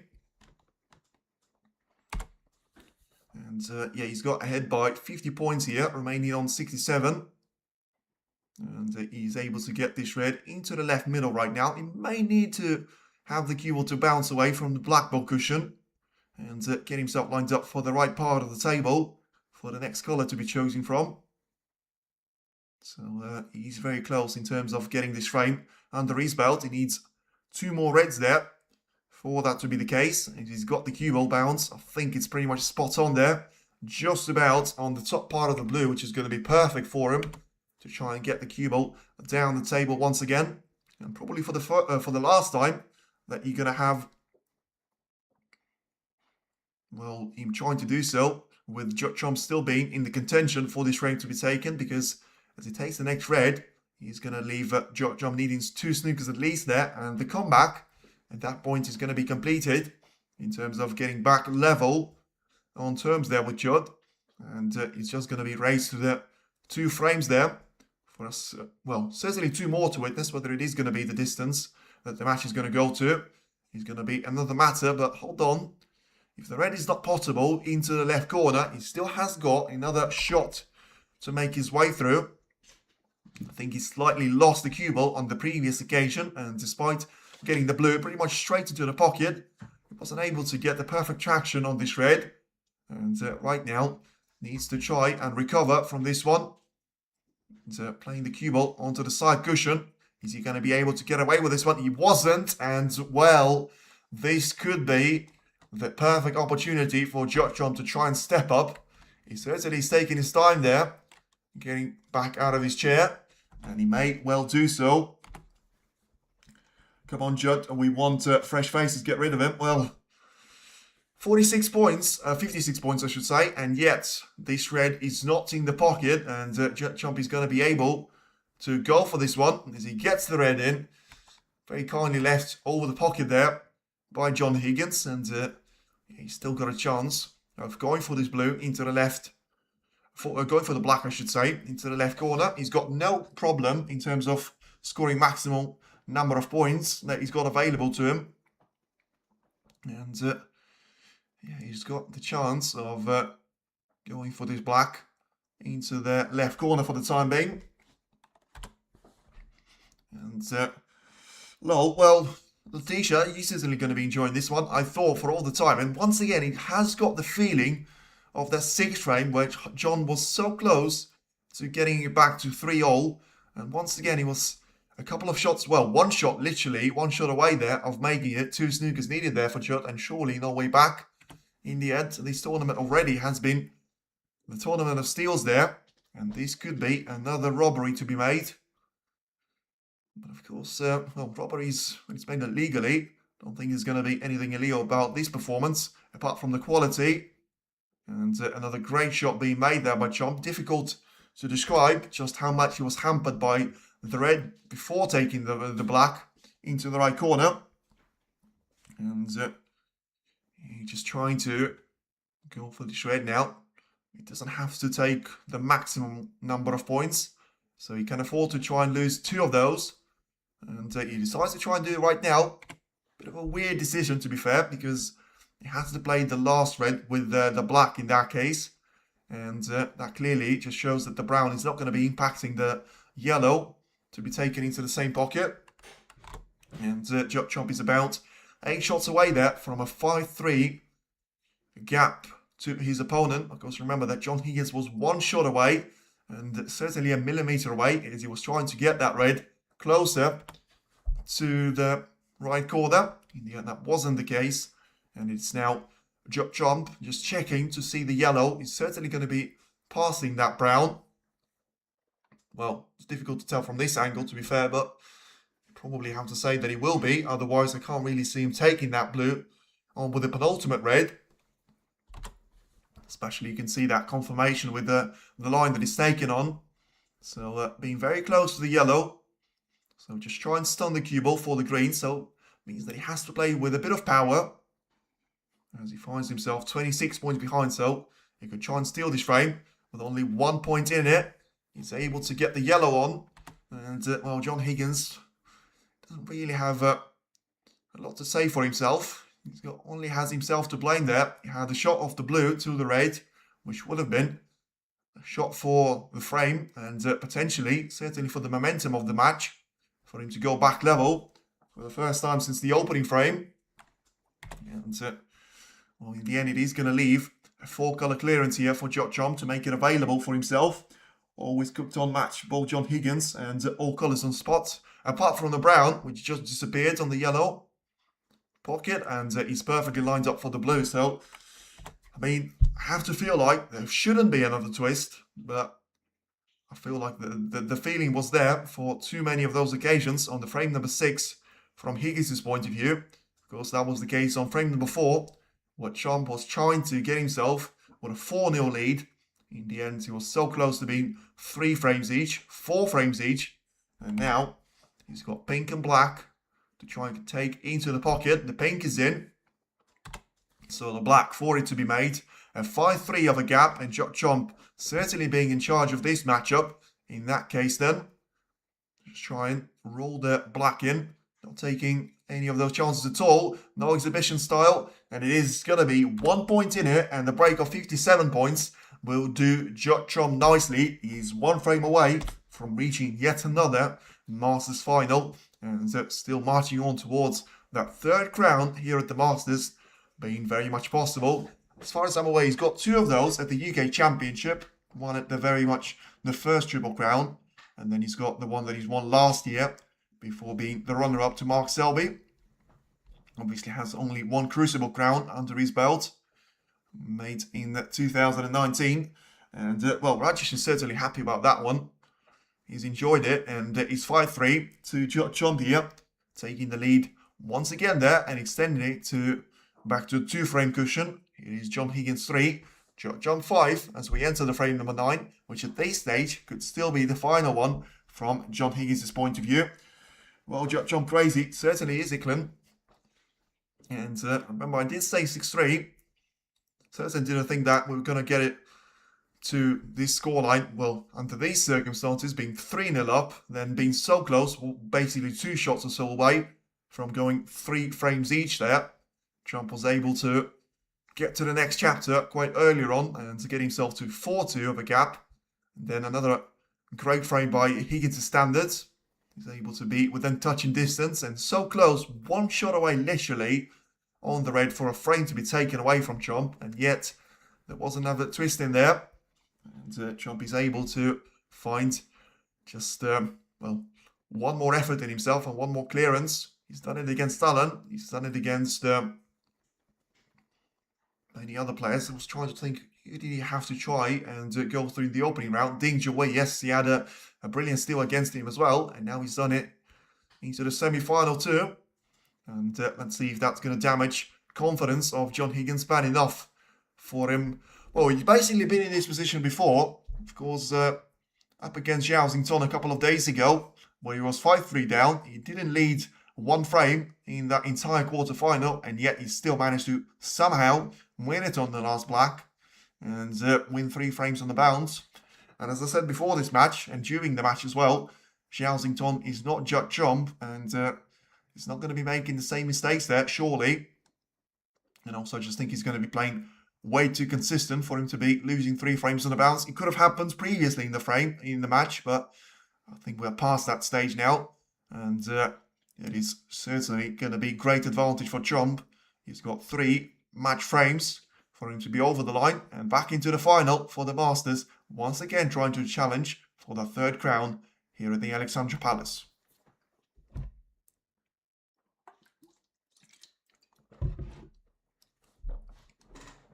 As we've got John Higgins making his way back onto the arena. I think Chomp is going to follow him shortly.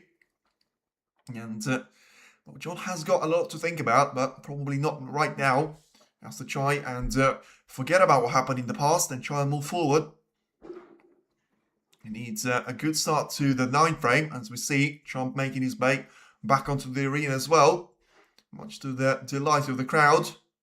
And we are about to witness another great frame in between the 2 champions. It is going to be the break-off shot by Judd Chomp to try and get him underway. And yeah, this cue ball is going to be sent into those reds with a great opportunity of getting you close to the left part of the table. And he's managed to play the shot really nicely there. Whatever you say about Judd Chomp, his break-off shots has been really good so far. And I don't think he's conceded a single chance given away to John Higgins. Apart from maybe, well, the 4 frame, you can't really... sorry, the 4th frame was the break-off shot of Higgins. And yeah, the 3rd frame was quite close to it, but Higgins wasn't able to take that shot anyway, so probably shouldn't put a bit of emphasis on that. Then another opportunity for Higgins to try and develop those reds. Doesn't want to impact the black here, of course, at this stage. Has a bit of a lucky kiss of the yellow. And that's going to give a bit of a... Well, just going to put a smile on his face briefly. Because he's managed to cover up the left-hand side of all of those reds. Which is going to put a bit of pressure there on Chomp. And force him to try and go the long way around. In terms of he's not going to have any chance of going for a long shot now. So he's looking at the plans to see if he's going to have anything available to the left corner. But he should just be able to get a thin contact on some of those reds for the right-hand side of the main bunch. Try and lead it into the corridor and get the cue ball into a similar sort of zone to the one that he's leading on right now. So in the end just pushes one of those reds to the top part of the table instead. Clearly doesn't feel like he wants to be taking unnecessary risks so early on in the 9th frame. And Higgins just once again looking to see if he's going to be able to go for a couple of those reds to be taken into the yellow or the right middle pockets. I think he has got the opportunity to try and maybe cut one of those in to the right middle. But of course it will depend massively on the factor of him actually going for those shots. He doesn't seem to be taking a lot of risk there, especially later on there in the match. And thinks that's not something to do when you're 5-3 down, when you still have a genuine attempt and a genuine opportunity to try and maybe take this match away from the opposition. But he hasn't played too good of a shot here, especially if the shred is visible there to Chomp. I think it is going to give the initiative back to Judd here. And, well, you never quite know, but it may also result in him getting this red closer to the right middle. And therefore just leave with the shred. Well, he can't really risk to bounce it away off the back end jaw though. If he is to try and take it on, which he probably won't with the type of a shot that he's taking on right now, he's going to have a lot of power. And where's the cue ball going to finish with the red staying out of the pocket? It's going to be very close to the yellow pocket. Is he going to drop? Just about stays on the table. And, well, another steal. That certainly is going to be another steal there for Judd Chomp at that point, and he now leads John Higgins by 5-3, but he was very close to concede an attempt there over to John Higgins, and well, he still might do so, because I think this shred is going to be possible onto the right middle, and it's all about just seeing if there's going to be a way of Higgins potentially getting through to that red, and well, still committing enough for him to try and play a positional shot with it. Now then, he's got a very important decision to try and make there, because he doesn't seem to try and force too many of those shots so far in this matchup. And gives the turn back to Chom there, so just committed clearly to the playing the learn turn battle for the safety play, but I don't think he's managed to get the cue ball placement spot on here. And if the black is playable into the left corner, that's going to be one of those major blunders there.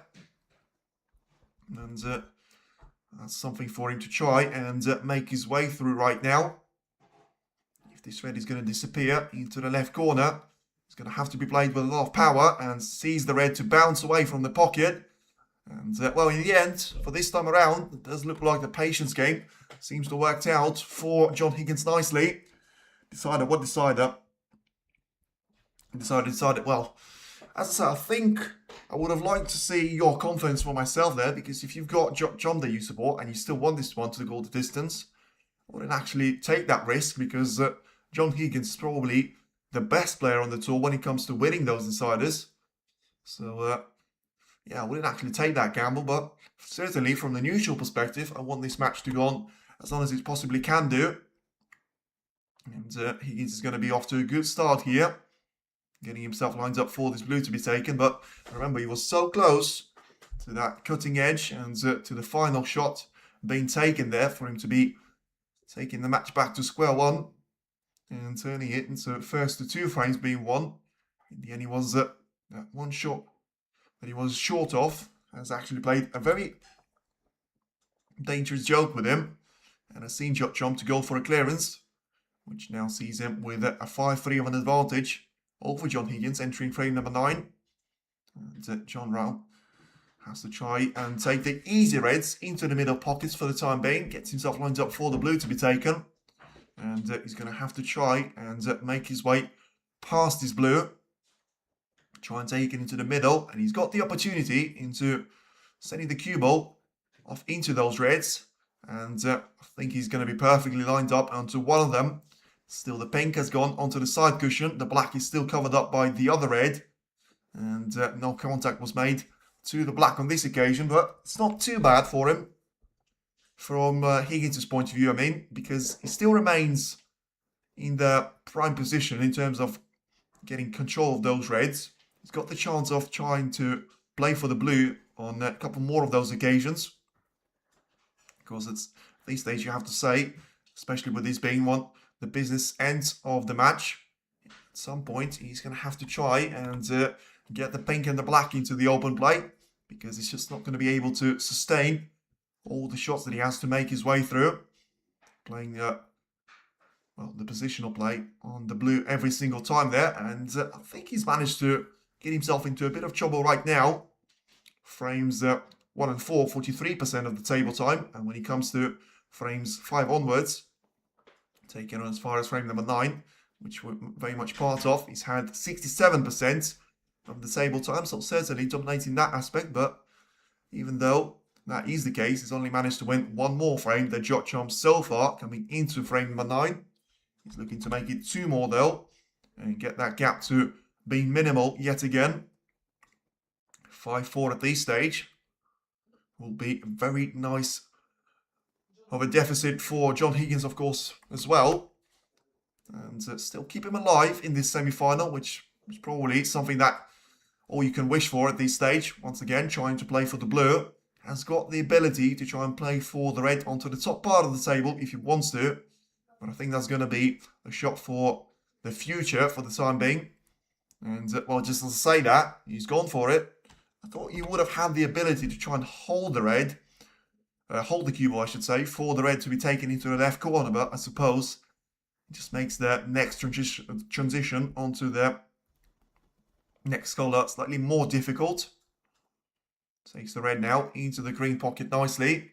And has the cue ball. I think he was trying to play for the brown. Underrun for it massively. And instead finished perfectly on the yellow spot. With the brown taking its own spot there. He has to be taking the yellow right now there, John. And the angle is not really there on the cue ball anyway. He's going to have to try and go the long way around. And well, if he focuses on taking the yellow, does he have the cue power, especially of the rest shot, which he surely will need, for him to try and get it to the lower part of the table? He's got an awful lot of ground for the cue ball to try and make up. And it doesn't seem like one of those frames that you want to be taking such risk off. He's got the break of 25 points. Been working really hard for it, but of course, as we've seen there with Judd, he's able to just turn up on the scene and make the most out of the position that he's got ahead of himself. Now then, trying to use all the angle that he possibly could there without missing the yellow. Getting the cue ball as close to the reds on the lower part of it, just about underneath the blue line. But still going to require the second rest for him to try and take this red. And, well, also probably has to take the more difficult of the cut to be taken into the left corner. And that's not going to help his chances either. He's going to have to try and make it the long way round of the cue ball to get past all the action of the black. Try and get it onto the top part of the table here. So 27 points is the advantage that he's trying to hold on. And, well, I don't think he's chosen the right red there. And he's missed it. And has he managed to get away with this one? I don't think he has. In terms of the red is going to be there for Trump. It's just all about the next position on the card. I think he's chosen the wrong red there, you know, because the way that he was trying to get the cue ball past the black and the red combination, he was never going to be able to get the red at the same time. And he had to play the one which was more of a difficult of the cut there for him. Right now, he gives a chance away here to Trump. And Judd is clearly going to be committed to going for this red. And trying to get the cue ball up the table there. Just about enough there for him to play the bank. And I think he's managed to do a decent enough job there for him to stand a chance. And yeah, this pink certainly can be taken into the left middle. And it's all about just the way that he needs to play this shot with enough power to try and get it bounce away off the side cushion and lined up for that red into the yellow pocket instead to be taken. Manages to play another great shot there. And, well, something that I said on the previous frame, when you're able to produce the breaks off 60 and 70 points like that, and turn the match on its head up against your opponent at such a late part of this match, it's going to be very difficult, even for someone like John Higgins to try and recover from that. And he was doing his best, but in the end, he was never really in the contention to try and win this frame, despite landing that bunch of 27 points that he managed to score. And right now, it is down to Chomp to try and maybe do a similar sort of thing there of his own, as he gets that yellow to drop into the green pocket. So he's got a couple of reds to try and make his way through into the right corner. 17 points to separate the two players. Still 91 only remaining in the action for the time being. He's got two more that he can easily try and make his way through. And he's got a handful more of those, which are not going to be so easy at all there for him. And yeah, that's going to be a very stray shot on the blue, though. 16 points down. He can just about force the cue ball close enough to the red to be taken. The one that I said John Higgins should have taken as his previous red shot. And, well, he's got the ability to try and maybe play for the green, which is something that he's looking at taking on right now. But it's a bit of one of those shots there where the blue doesn't give you any angle and the green just forces you with too much of an angle there. And sometimes you have the cue ball to cannon into the red, which is something that Judd doesn't want to do right here, right now. That's exactly what he's done. That's exactly what he's done. He was trying to go around the red and just catching the red, which would have been on the ball cushion that he was trying so desperately to avoid. Getting the cue ball pace to slow down just about enough there for this red, well, not to be playable into any of the pockets, apart from maybe the yellow, but still, surely, it's not going to be worth taking on there. Even to try and leave the cue ball for the pink. Just get the white onto the top part of the table and leave it with 13 points in between the players and 83 still try and well, make their way through. Remaining at the table here for this incredible frame number 9, which looks like we've been through half an hour already off. And John Higgins is being forced to try and get those 3 reds to get away from each other right underneath the pink. And that's going to be the reds, which are going to be in open play right now. Higgins was careful in terms of his short selection, trying to make sure that the cannons one of those reds to go onto the side cushion. Just about enough pace there for it to not to finish over the right corner. And Champ will have the opportunity to try and cut one more of those reds into the left corner right now. As he tries to take it, missed it though. Got really, really close. And the cue ball would have been lined up on the brown to be taken into the right middle as well. And it has put a bit of distance in between those reds and the cue ball. But if the red closest to the cue ball onto the right part of the table is going to go through, and there is enough of a gap there for Higgins to try and aim at, I think it is going to be the perfect opportunity for John to try and take it away there. As I say, sometimes he just needs to, well, he needs to make sure he realises the fact of he can't win this match without taking any of those risks at all. And that's something that he's probably going to turn into a bit of a shot all or nothing. And well, he's trying to go the other way. And he needs to find the perfect cover for the cue ball. Has he managed to do so? I don't think he has.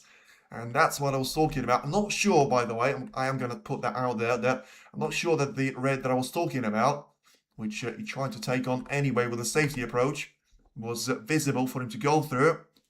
But it is going to be another long shot available. And whenever Judd misses the first one, he doesn't seem to miss the second one. And that's exactly what happens. He takes this one nicely.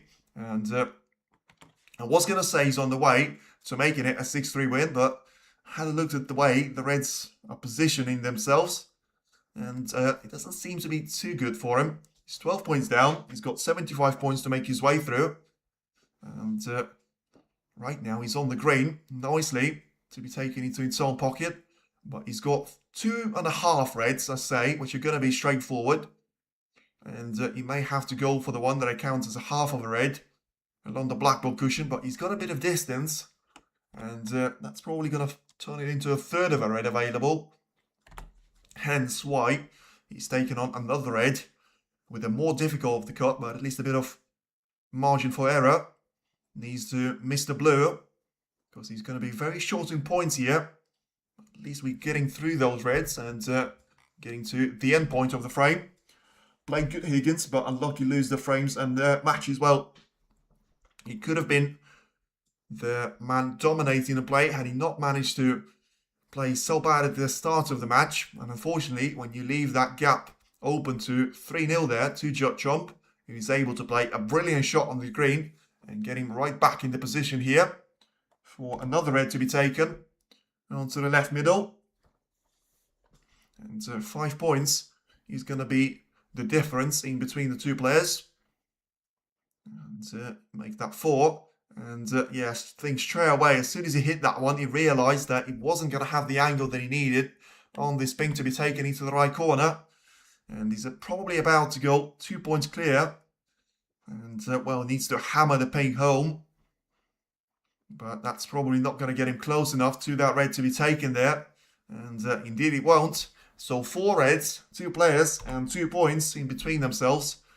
So a bit of a low scoring frame, as you probably would expect at this stage. But he had the opportunity to try and place the cue ball perfectly onto the black ball cushion had he had more on the angle on the pink.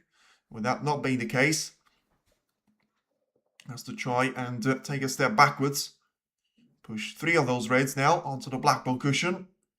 Try and put a bit of distance in between the cue ball and those reds. I think he's managed to cover up 2 of them. I'm not sure about the other 2. He's got 1 on the side cushion, which I don't think he's managed to cover up enough there with the yellow. And the other one, which you can see with the cue ball, having the gap in between the yellow and the brown as well. So this red can be taken here.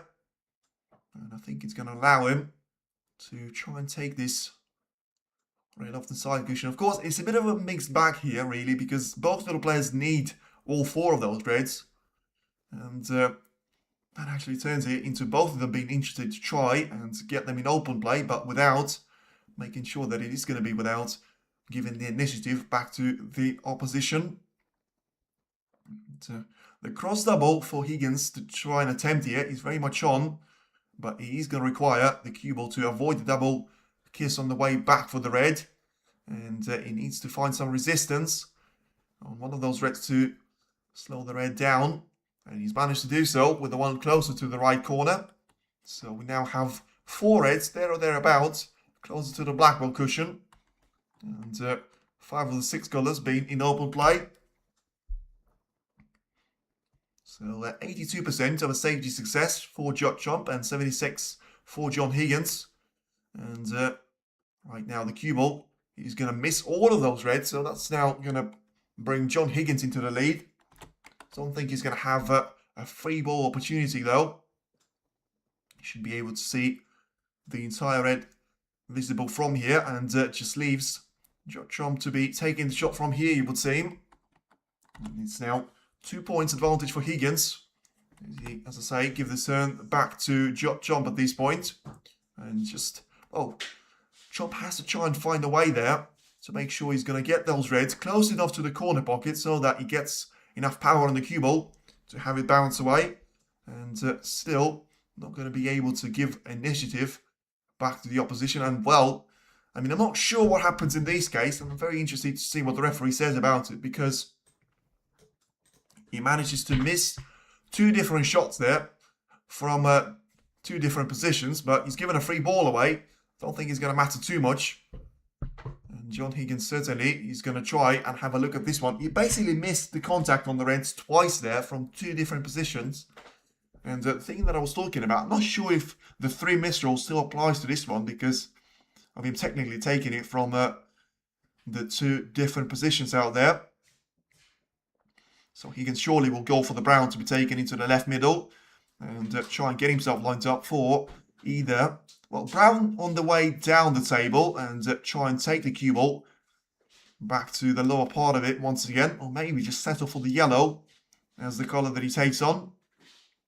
As he gets the brown in, of course, that's going to be the value of the red, and he's clearly played for the brown to be retaken here and try get the cue ball down the table once again. He's got 3 of those reds in somewhat playable position, and because of him having the ability to, just scoreboard seems to be frozen, there you go, because of him having the ability to try and go for that enough of the advantage in terms of the points that he can score after taking this brown, because that's going to get him 5 points without disturbing any of those 4 reds.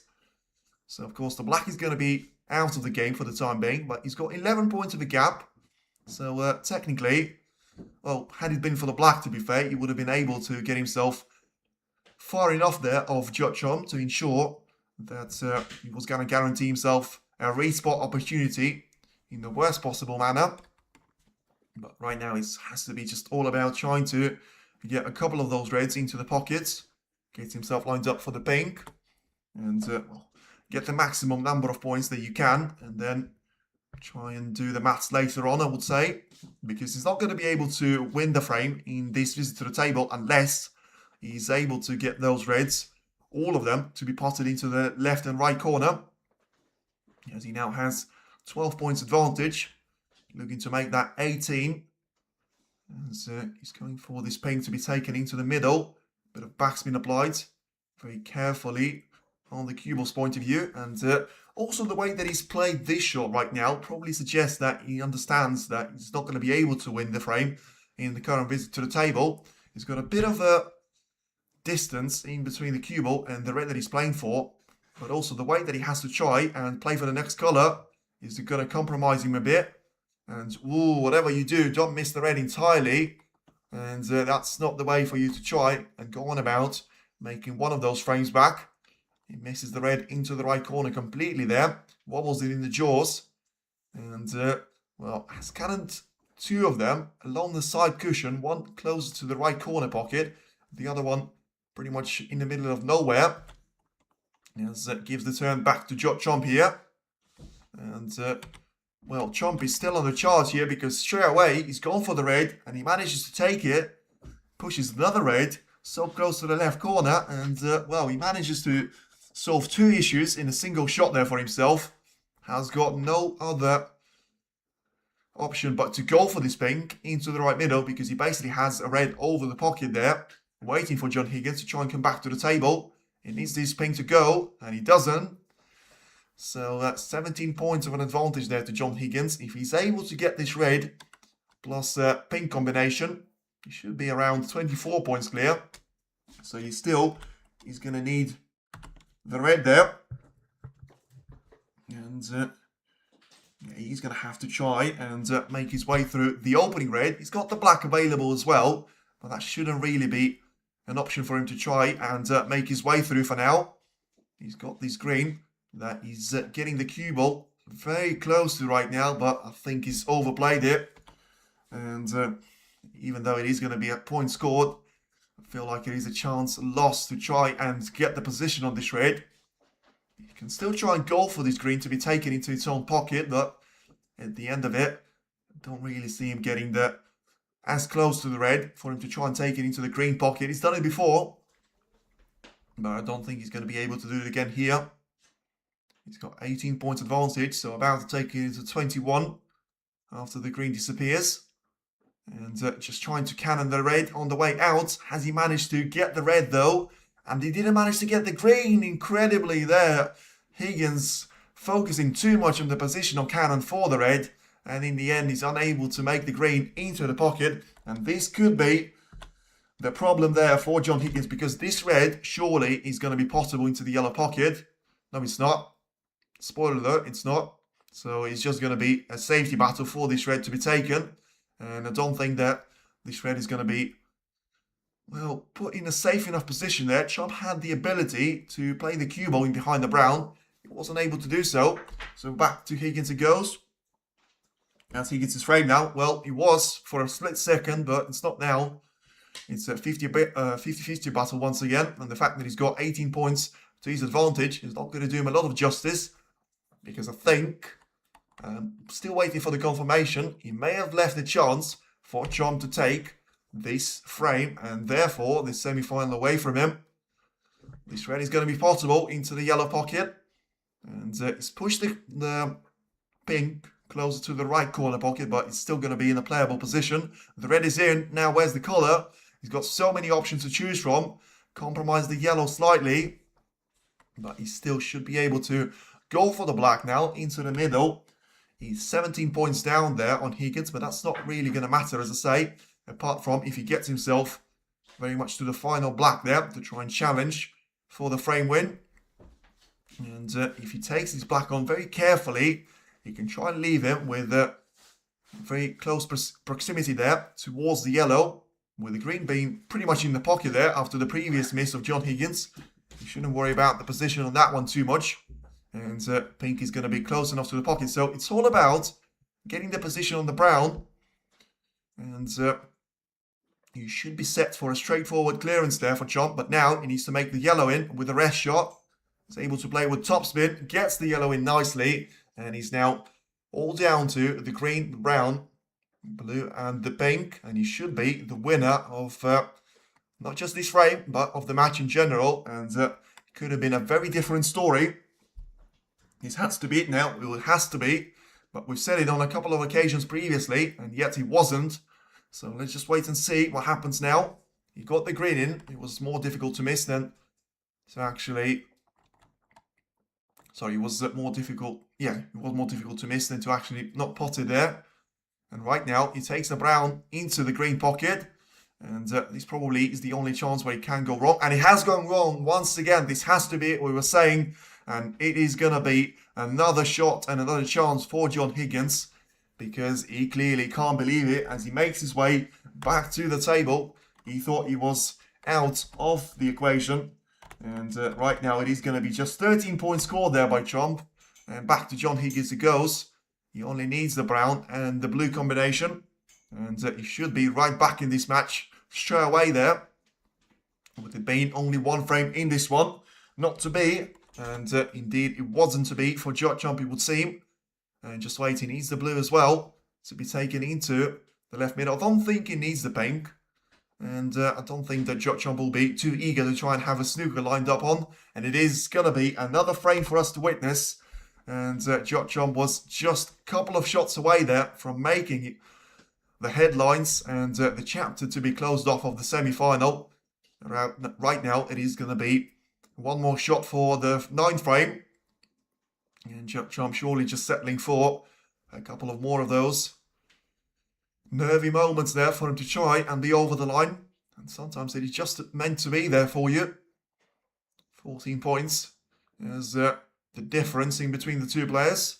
So Higgins still needs to get this pink in to make sure that there's not going to be any sort of challenge from Trump's point of view in terms of snookers. He's able to do so, and the break of 15 points will get him over the line. And it is now 5 frames to 4.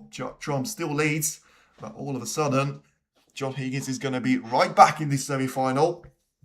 And the match doesn't seem to be over just yet. And there's another couple of twists and tails there you will feel. John Higgins 4, Trump 5. As we are about to enter the 10th frame, surely he can't predict what's going to happen now. It was basically 2 shots away there at that point. You know, you get the brown in, you're on the blue. You can't really miss the pink if you try and play it with the impact from the left-hand side of the table. And yet, somehow, he was unable to get that brown into the green pocket. And right now, we have been taken one step closer to the decider. Still being potentially on the cards. And now a 5-4 of advantage. Still in favour of Judd Trump. But John Higgins has been there or thereabouts. Who are you rooting for? I've got no horse in the race. As I say, he comes to Zhao and he comes to Ronnie O'Sullivan there. It's the only... Well, it's Ronnie O'Sullivan really, or no one. And sometimes when I'm in the mood, I might be supporting Zhao there. But I've got nothing against the 2 great players. And I'm just looking forward to seeing the most out of here. I've seen 9 great frames. And maybe we're about to witness a couple more of those. It is going to be frame number 10 to get started. Judd is trying to remain calm there on the outside. Not sure if he's going to be able to do so. That to himself on the inside as well. And just waiting to get this 10 frame underway. And that's going to be some sort of relief there for him. Because at least the wait is going to be over. He's going to start thinking about which shot to try and play next. And maybe stop thinking about the brown that he missed. You know, he had a couple of very important blacks to try and make his way through at the opening part of the mini session. And in the end, it didn't seem to cost him too much. But right now, with only 1 frame in this one, we have seen an incredible comeback from John Higgins previously. Could we see another one right here, right now? And he's going to try and get this cue ball to go into the main bunch of reds here. Once again, as it has been done on the 9 of the previous occasions, doing that with placing the cue ball in between the brown and green. And getting the white to bounce away from the ball cushion. And he's now going to have a long shot available once again there to Judd Trump. But I think it's got a transition shot written all over this one. And just try and send it to the top part of the table whilst leaving the cue ball underneath it. And manages to get super close there with the cue ball being tucked in onto the black ball cushion. So it gives the turn back to John Higgins right now. And, pretty much 4 hours since the match has started, incredibly. And still no real guarantee that it is going to be Judd to try and take it away here from Higgins. And, well, does he have the ability to try and play the backspin shot right here? Because that's going to give him the initiative to try and maybe bounce the cue ball away there. And onto the black ball cushion once again. Nice shot there. Well played. And got one of those reds to basically replace the yellow on his spot. And still keeping the cue ball to be tucked in onto the black ball cushion for the time being. And yeah, of course, right now it is going to be Judd to try and see what he's going to be able to do out of this one. For the time being, has to try and settle for the precautionary shots there for him to have the necessity to try and play. In terms of, he can't really go for any more of those risky shots there. And I think the good example of that was the long shot that he refused in a nick of a second there. Straight away opting for a safety shot instead. And this time around, he has gone for a, well, attempt to maybe get one of those reds into the right middle. But in the end, it was more of a safety shot anyway. With the power that he's played that shot with. And, well, getting a bit of distance in between the cue ball and those reds. He's now going to have a look to see. And the line that Higgins is looking for right now may be suggesting that he's going to try and get the shot of the cue ball, of the side cushion instead. So, of course, that's not really going to be an ideal case scenario because he wants to make it as straightforward for him as possible. And in the end, change of mind. So just put one of those reds into the other. Get a lot of backspin on the cue ball. And so, well, he's actually gone for a shot into the green pocket. Has he made it? Yes, he has. Well, I thought he was trying to go for a backspin shot there. And in the end, it clearly was looking for the perfect placement there of the cue ball. In terms of the way that he can try and place the white without giving any sort of initiative away to Judd here. Long pot success, 75% for Higgins. 79% for Chomp. And when it comes to long pot success, we had Robertson with 84. Be knocked out yesterday. We still have Higgins with 77. Chomp with 71. Xiaoxing with 65. And Mark Selby with 57. But right now, it's going to be a very important shot there to be made. And Higgins can't believe it. He's made the mess of that. Touching the brown on his way up the table. And, well, that's not going to be nice for him at all. He ran himself out of position in no time there. And he doesn't have the ability to try and get any of those reds into the pocket.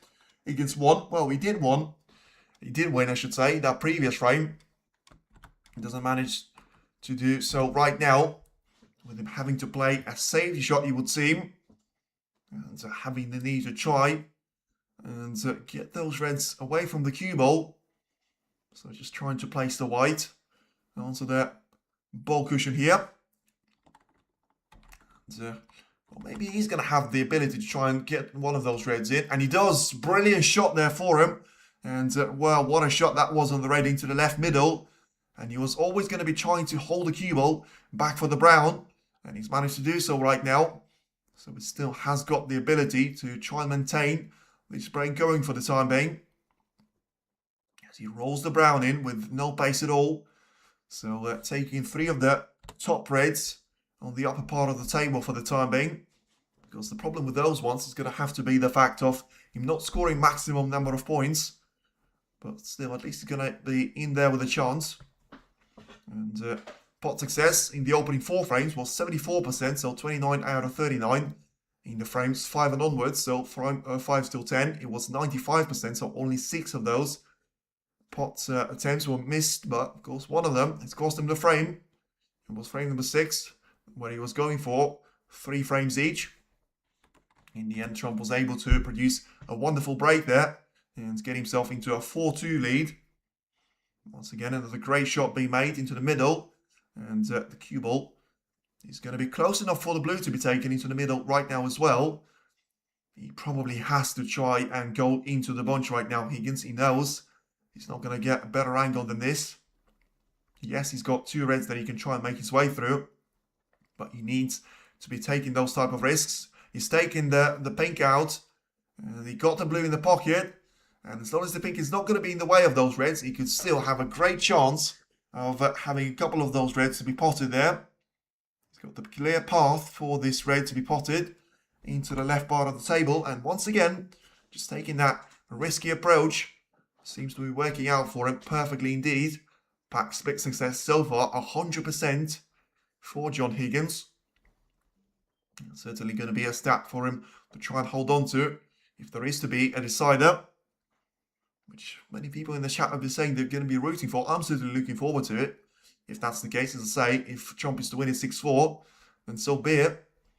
But it doesn't look very likely at this stage. And it does look like the match is going to be heading the distance. If Higgins is able to score another 50 points or so, or slightly overplayed there with the backsman, I think. He's not going to have the ability to try and get through to the pink into the left corner right now. Therefore, he has to try and take the blue to be taken into the yellow pocket. That leaves him with a bit of a problem shot on the blue there, because it's not an easy one. He has to breach over a red as well. And he won't necessarily have a guaranteed red to make his way through either after this one. So John's just making sure he's going to be aware of all of these factors, make the only correct decision that he can, and try and get on this blue as close to it as it possibly can. As we now enter the 5th hour of this match since the beginning of it. Has he taken the blue into the yellow pocket? He has. So then managed to get a bit of the backspin going on the cue ball to get it closer to the red by the right corner pocket. And just having a look to see if he has got the ability to try and go for the red into the left corner. Of course, free up the pink spot by doing that. And will have the ability to try and maybe take the pink out of the left corner straight away. And doesn't go for that shot just yet. So it clearly feels like he had the angle to try and finish on the top part of the blue, which he has managed to do so, to be fair. And well, the thing about taking the pink back to his spot there is you're going to have the pink in the way of a couple of those reds, which you can make your way through right now. And it just has to be down to the factor of, is it worth, and does Higgins need to be doing that sort of a short attempt? And the answer probably has to be not quite yet. So his main focus is going to have to try and shift towards taking those reds away from the table, as he gets really deep onto the cue ball right now. So a signal that he's going to try and keep the cue ball on the pink for now, not giving it out to the temptation to try and stick it for the black for any time soon. Because the black spot is going to be compromised, but just the ability in terms of him taking out a couple of reds on the lower part of the table could have helped him as well. As a 5-4 lead is looking to disappear there for Judd Trump if Higgins is able to score 40 more points or so. He's on this pink and he gets the cue ball to bounce away from the side cushion nicely. 36 points advantage.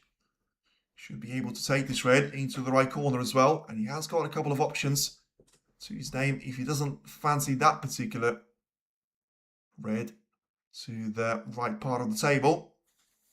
As he looks at the one to the left, he has got the pink now back on his spot. So that's going to boost his chances in terms of the positional play massively, because right now he doesn't need to send the cue ball all the way up to the blue line for him to be taking the next colour. He can try and bounce it away from the side cushion, basically leave it alongside the same point there for him. And he was able to bring the cue ball slightly up the table there, and clearly still playing for the pink. As the gap is getting extended to 37 points, landing perfectly straight on this one, which shouldn't do too much damage there to him. And in fact, should just about eke out a minor angle there to set up a same red to be taken, but into the right part of the table there. Gets the cue ball to just about be stunned there to ensure that the pink still can try and go back on his spot without compromising the cue ball. And the next shot that he can try and take with one of those reds into the right corner. 43 points advantage. And once again, thank you for everyone that's actually tuned in. We've got 270 people watching. Feel free to hit the like on the stream and subscribe to the channel for the final. That we still haven't got absolutely no clue on who is it going to feature. Is it going to be John Higgins? Is it going to be Judd? Is it going to be Weezer? Or is it going to be Karen Wilson? All 4 of the players have played some incredible snooker, but only 2 of them can make the final stage tomorrow. And for now, it does look like we'll need all 11 frames for us to get this one sorted, because it is 49 points on the current break, and the same goes for the advantage of John Higgins over Judd. And he's about 3 or 4 shots away from making it. Another frame win there for himself. Average shot time on the break, 34 seconds, which is far from ideal. But if it works for you, then that's absolutely fine. And you can't criticize John Higgins for, of course, what he's done to the game anyway, but especially for him being quite an attacking player. Sometimes he's going to be taking a cautious way on his attempt to try and win the frame. But when he got the opportunity, and he's proven it time and time here in this match as well, he will try and go for it as soon as it presents himself in the way that he feels like it's worth taking on the risk there. 56 points right now is going to be his advantage over Chomp, so surely 3 shots needed and Chomp will be out of the game for this particular frame. But I've said it before, and Higgins was only 1 shot down after making that transition of the cue ball on from the blue to the red into the right corner, and yet he was unable to get perfect positional play, and that has cost him very dearly at that point of the match. Right now, it still feels like he's able to come back from being 3-0 down, 4-2 down, and incredibly looking to force it aside that with it being 5 frames each. And what a story this has been. Ahead by 63 points as he checks at the scoreboard. He should be going for this red now to try and drop it into the right corner, make his way past the pink, and get himself lined up for the cue ball to be taking this pink into the left corner. So 64 points now is the advantage, 59 at the table. He's able to take it a step further away than what he's done in that frame number. Can't remember which frame it was actually. I think it was frame number 6, but he was going for 3 frames each, and in the end going 4-2 down. It wasn't enough there for Judd to take it into a comfortable visit to the final, and right now he has to try and do it the long way. The longest way possible is to try and win frame number 11. And for now, it is going to be John Higgins coming into that frame with having the experience of having it done before against Zhao. And probably will see Judd to come back, at least to try and get a couple of those reds in. As it is going to be 70 points of an advantage, so no real way for Chomp to find his way back into this frame. But he needs to try and respond here. And by potting a couple of those reds with the black combinations, that will certainly boost up the morale, at least to some extent there for Chomp. And also just having one of those reds straight to the top part of the table, maybe he's going to have the ability to force one of those easy snookers earlier on. And then you never know, if you get the free ball and a snooker, and that's 12 points potentially in the bag there for you. And right now he needs to try and find 11, so that's going to be perfect. Still could be looking for 3 snookers, or he could be looking for one of them. Depends on, as I say, if the free ball is going to be in the equation. For now, he gets himself 3 reds and the 3 blacks combination. Managed to get 2 reds in already. And it is incredible, to be fair, that there wasn't really a massive drop-off in form from Judd Chomp's point of view. If you come back from the opening 3 frames, just an incredible rise from John Higgins there to go from 57% of pot success after the opening 3 frames for him to be trying to make it now into the lower levels of the 90% zone. Another red disappears, probably the last one, which Chomp will try and pot right now, as he tries to take this black into the left corner. Get as close to the red as possible onto the top part of the table, overrun for it. And you can see that the broadcasting team is suggesting that the cue ball should have been right over the top there of the red. Instead, he's going to be near it and alongside, very close to the brown spot here. So still should have the ability to try and stun the cue ball in behind the yellow but he's not going to be able to get it too tight. And therefore, the advantage that he would have had in terms of his first shot being landed in behind the yellow probably disappeared. And of course, unless John Higgins is unable to make his way onto this red, which probably is going to be very unlikely at this stage of the match. More than 4 hours of playing time, so should be able to make this one in quite comfortably. And a bit of power applied, and he wasn't able to do so. And of course, the most important part is I don't think he's given away a free ball either. Although, let's have a look at that. Has he given the free ball away? 4 points given away here. And no, he hasn't. So that's just going to be Chomp looking to try and land a couple of more of those snookers. And the first shot seems to be decent if the cue ball keeps on running, but he hasn't.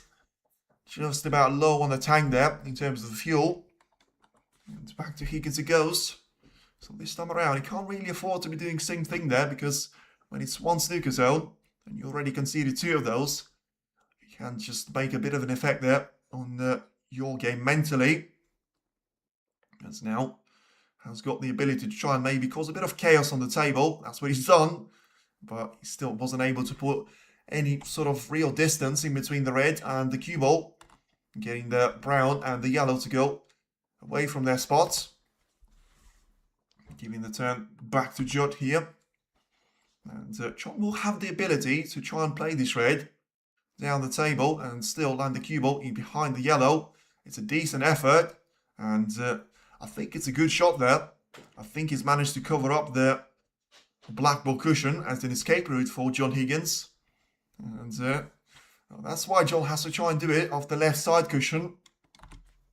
And that's not going to be an easy shot for him to take on as well. As I say, 7 points behind, and I emphasize on that for a reason. The red is super close to the black. Yes, he's actually closer to the angle that he's going to be taking on there, but if he is to miss this red somehow from 2 cushion escape, I think he is going to be very likely to give away a free ball there. And of course, another possibility has to be of him touching the black and giving 7 points away altogether.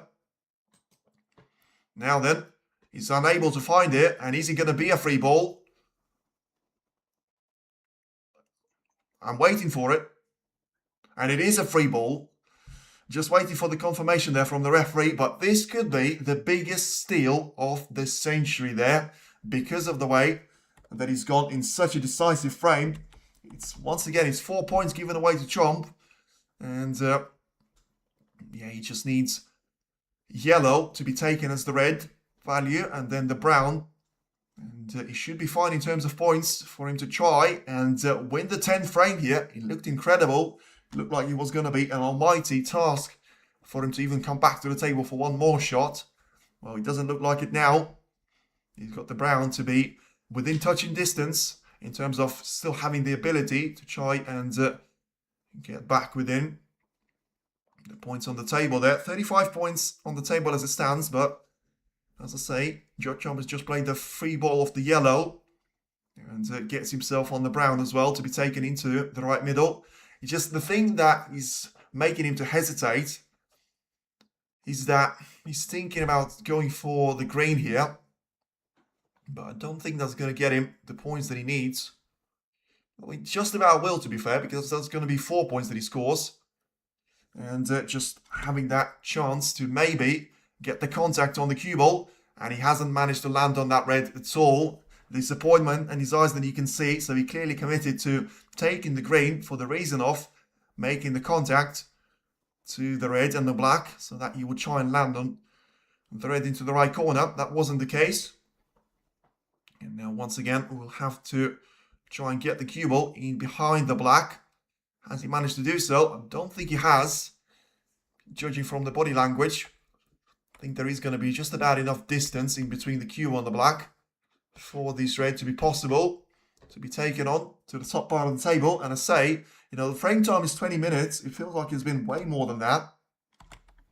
With the battle seems to have dragged on for a while. This red just has to be pushed away there from Higgins. And just maybe get brown or green in between the cue ball and the red. And he managed to do so to an extent there, in terms of he got the cue ball onto very much the middle part of the ball cushion. But this red is still accessible there for Judd. I mean, incredibly, you can try and go for a long shot on this one, but it's just one of those decisions that you have to make. If you refuse the long shot, are you going to get another chance like this? And if you go for it and you miss it, then how likely are you to actually give this red away to your opponent? I think Judd has actually deserved to try and go for a long shot at least once now. Because for him to try and get those 2 snookers back, it's all going to be down to absolutely nothing if he's unable to go aggressive. And, well, he's gone for a safety shot, and I don't think that's going to work out at all. The red is going to be far enough from the cushion for it to be playable into the green pocket. And, well, the deciding point of the frame is certainly here. And we may see the deciding point of the match very soon. He's got the shred very much in his sights there, Higgins. And, well, just going to use this one before he takes the shot. Thank you very much for everyone tuning in. We've got 400 people watching. It's a very important shot for this to be a decider. And where's the cue ball going? He's missed the red. He's going to stay out of the pocket. Once again, Chomp survives there by the skin of his teeth. But he's still just about in the hunt for this match to, well, for this frame to resume. He can try and take this red as well, but I don't think he'll be looking to do that. I think the shot into the cushion first and trying to get that red down the table is going to help him, but compromise the position of the black though. It's a good shot from Chomp's point of view because he managed to cover up the black ball cushion escape route for John Higgins, and yeah, he's now ahead by 34 points, remaining by 35. Reminder there for you. And of course, if he gives a foul shot away, it's not going to be the end of the world because it still leaves Chomp with a bit of flexibility, but needing to hit that black at the end of the clearance for him to try and make this comeback on. But for now, it is a great effort there from Higgins. And has he managed to get away with this one? Well, I mean, another twist there, it would seem, because I don't think Chomp has got access to this red at all. And, well, for all the pressure to be put on Higgins just a couple of seconds ago, right now it is Chomp that has to try and find the edge of the red. Swerving around and, ooh, got the green out of position. But ultimately, I think you'll be very relieved with just how thin he caught that red. The cue was clearly in no man's land, and no control that Chomp had over the white. Right now he's just trying to get this red into the open play there for himself. And to get the cue ball to the top part of the table. He's gone for a double, and he's made the double there, John Higgins. And surely right now there is no way back. And we are going to be going the distance. And the match that didn't look like it was going to get any better, all of a sudden, John Higgins said, well, he can, and he certainly will. It's a brilliant double there for him to be taking such risk in terms of having the ability to find that corridor for the cue ball, to have some sort of safety in mind as well. And Judd managed to find 2 snookers that he needed, and use the free ball opportunity with the second one, but it's all going to be for absolutely nothing because John Higgins marches on towards the decider for the second time in this Masters campaign. He had a very dominant win over Barry Hawkins, 6 frames to 2. In the opening round, Trump responded with beating Ding Junhui by the same scoreline, but in the end, Trump still had a confident win over Mark Allen, and John Higgins has got the experience to try and take into this match. As Chomp is not going to try and pursue this frame any longer. It is going to be down to the last frame. It is Judd Chomp 5, John Higgins 5. Only one of the players can be the finalist, but which one of them is it actually going to be? Well, maybe we'll find out in 20 minutes time. Maybe it's going to be another hour before we know the winner. But it certainly has delivered to all the expectations. And after what we've seen in the match of Karen Wilson against Neil Robertson yesterday, well, I certainly thought it was incredible and impossible for us to witness something similar to it. And that was before the match in between Judd Chomp and John Higgins has started. 3-0 down he was there, Higgins. He was 4-2 down. He was 5-3 down. once again, same task as yesterday. He had to win 3 frames on the bounce, and he's 2/3 of the way in there because of him managing to win frames number 9 and 10. And right now, he's going to have the opportunity to try and battle it all out against Judd here. As both of the players make their way out of the arena. Of course, no surprise about that one. It was a very lengthy frame that both players have actually found themselves a part of. And right now, we're about to witness maybe another very lengthy frame of those. I've seen a couple of very nervy deciders that, well, each of the players have been a part of, especially John Higgins, and having his ability to just get through those matches.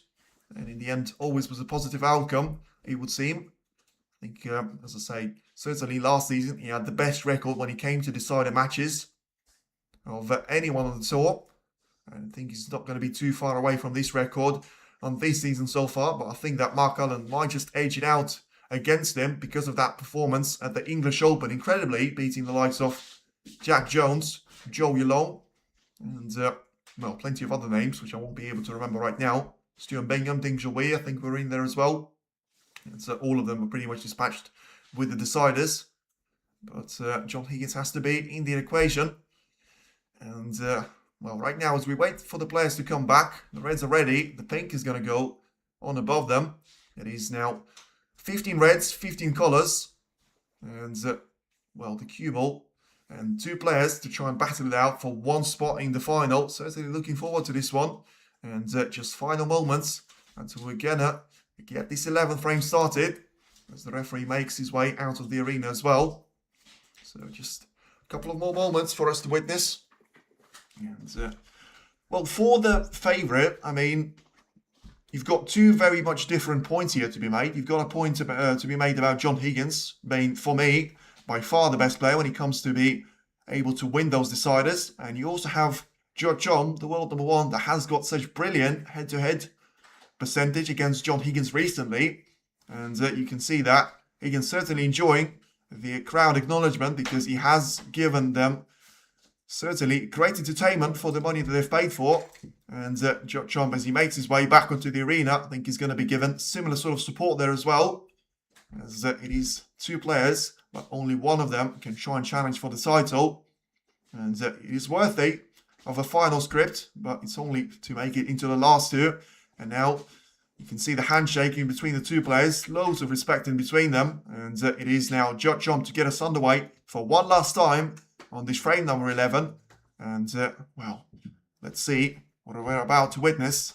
It's history being made here at the Alexandra Palace. And the match is not quite going to be going into midnight, as we have seen with Neil Robertson and Karen Wilson. Ooh, it's a nervy first shot there by Chomp, as he gets those reds to be slightly too close for comfort there to the top part of the table. And you can see the side-up frame win when it comes to 25-26 season, 78 incredibly for John Higgins and only 0% there for Judd Chomp. And that stat certainly should not be shown to Judd Chomp before this frame has started. But on the other hand, when you lose 4 deciders, I think you always have to say that the next one you're more likely to win because you can't keep losing all of them. And that's going to be the mindset for Judd Chomp to try and make the most out of the performance that he's got ahead of himself. Just focusing on the red to try and send to the top part of the table there from Higgins. Able to do so. And back to Judd Chomp it goes.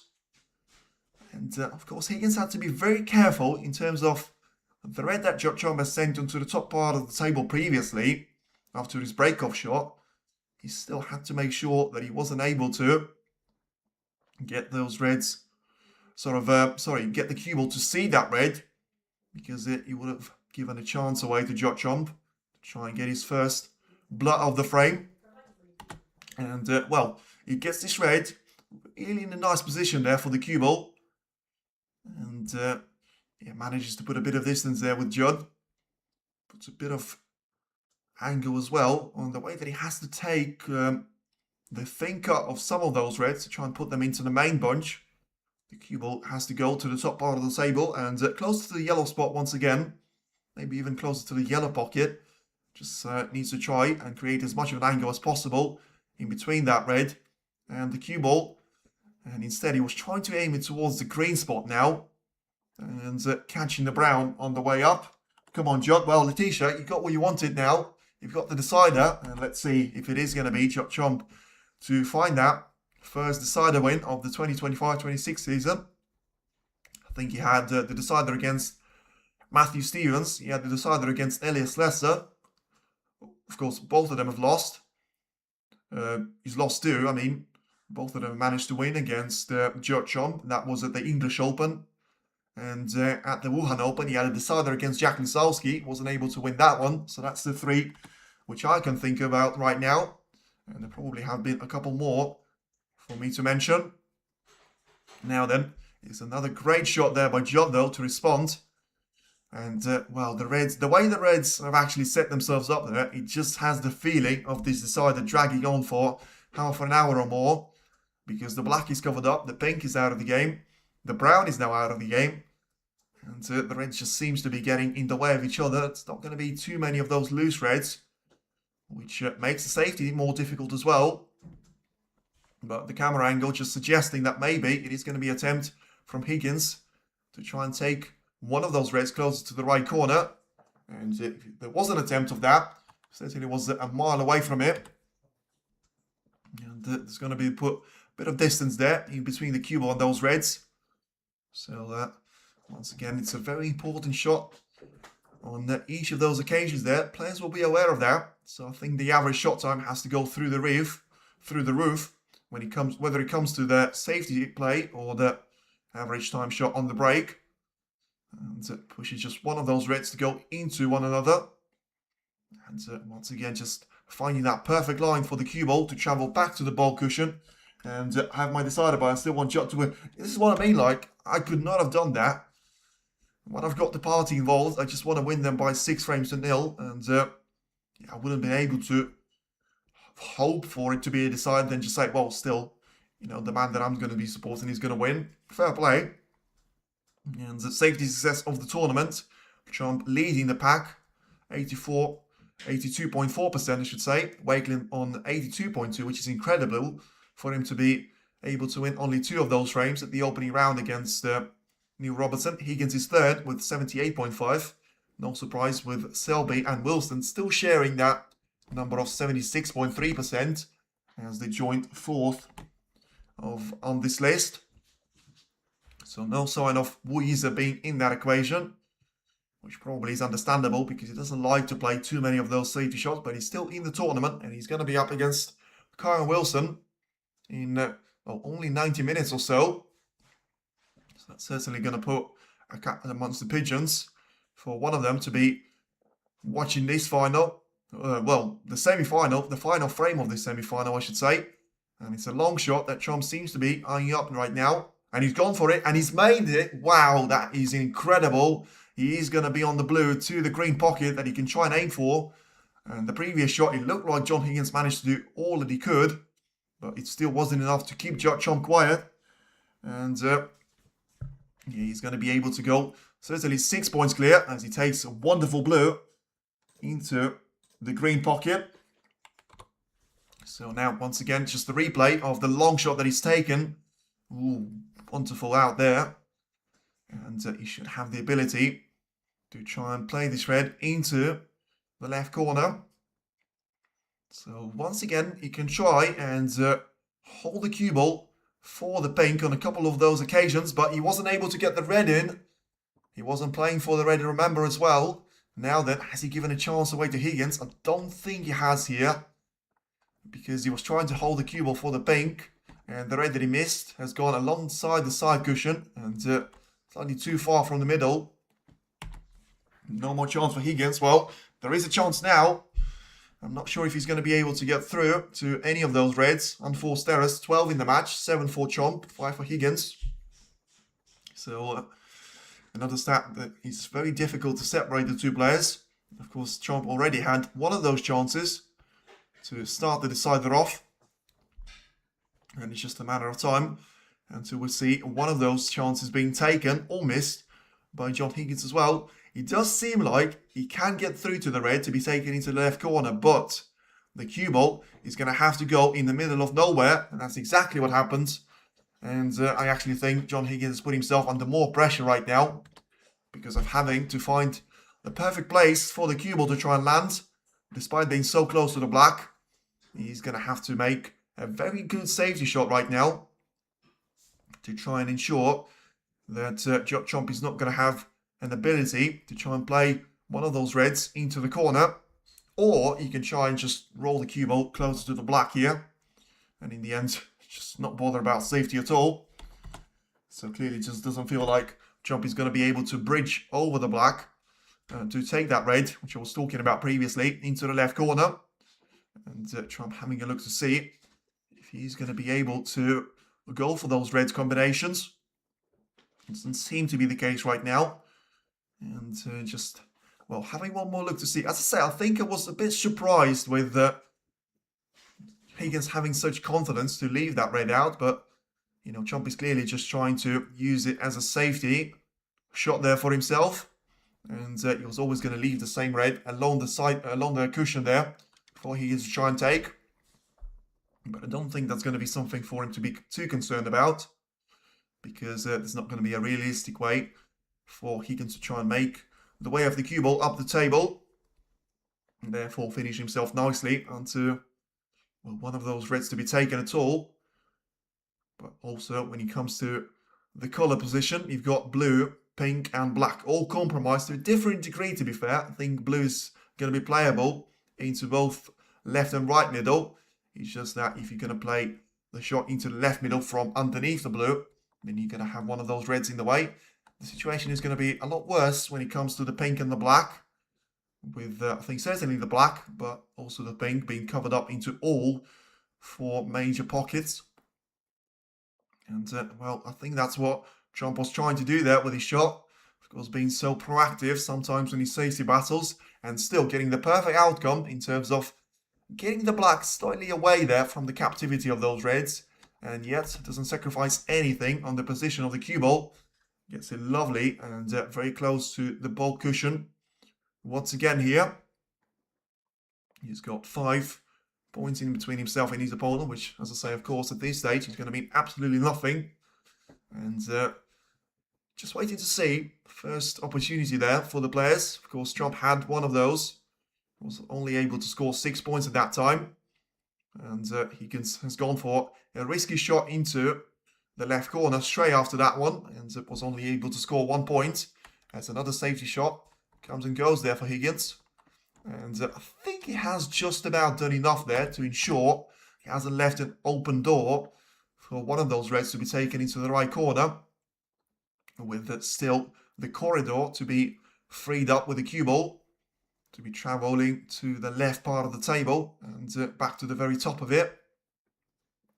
So just looking to see if Trump is going to try and exploit the left-hand side of those reds. Well, it does seem like it's going to have, what is it now, 13 reds all bunched up, very much on the left lower part of the table here. Neither of them are going to be beyond the blue line, but also only one of them is going to be beyond the actual spine of the colours of the brown, blue, pink and the black.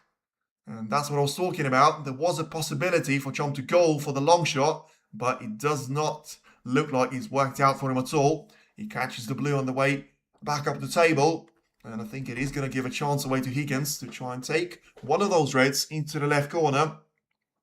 Trump clearly was, well, not even going to say that he was getting impatient. He just didn't see the better opportunity for him to try and take as a safety shot.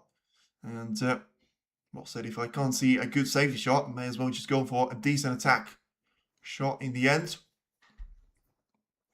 Wrong decision to be made. And it's still 79% incredibly for Judd Trump to be winning this match according to the poll. And right now, it probably is John Higgins as the favourite, with him being only 4 points down and being the man at the table. He's got a great chance now to try and build at least some sort of a points advantage over Judd Trump as he tries to make his way through the opening colours. He got the pink into the left corner right now and still barges a couple of those reds out of the way. So just having a look to see where Marcel Edgar will try and put the pink, and he's going to go onto the blue spot, which, I mean, it's not really bad news there for Higgins, because the blue is spottable, and therefore he's going to be able to, as long as he takes this red away, which he will do right now, from the pink spot, he should be able to get the blue on the pink spot and basically just have them to switch the spots there. Now he's going to have a minor hit in terms of the points, but it shouldn't matter too much there to Higgins. And I don't know when it comes to semi or final why the luck's always against the chum. Well, I don't know. Sometimes you're at your own luck, you know. And I wouldn't actually say that, luck has been against him. He's had multiple chances to try and win this match. Was it a 5-3 when he missed the brown into the green pocket? Was 3 shots away from making it the match winning ball. And he managed to get 2 snookers away from Higgins in the previous frame. In the end, just wasn't able to get himself on the red. And right now, he had an early chance against Higgins. Only scoring 6 points out of it. Didn't help. And now you've got John trying to lead the storm here with having an 8-point lead. Getting this red to disappear into the right middle as well very shortly. So he's now managed to get the pink and the blue pretty much back on their spots there. And just having the assurance of taking all the easier reds for the time being. There's not going to be too many of them left. We've had 5 of them eliminated already, so only 10 of those remain. Brown is going to be the only colour, apart from the black, covered up and on the ball cushion. And once again, frames 1 and 4, you have to say 74% of a pot success, and an incredible improvement there from Higgins' point of view in frames 5 to 11. So incredible stats there, because that's been 7 frames since he's managed to have 10 misses in the 40 shots that he's taken. Right now, he's had 142 shots. He's only missed 8 of them, making 134 of them. So 94 pot success with that percentage. And just now trying to get the red into the right middle for himself. Push the cue ball onto the side cushion. Come on, Judd. Come on, Judd, says Eddie. And he needs to wait for his chance now. He had an opportunity at the start of the frame. Only able to score 6 points out of it. And now it is the turn of John Higgins. Once again scoring 22 points. 21 on the current break. Getting another red out of the table here. Gets himself lined up. Slightly too much of distance there in between the cue ball and the pink. But should still be able to take it into the left corner.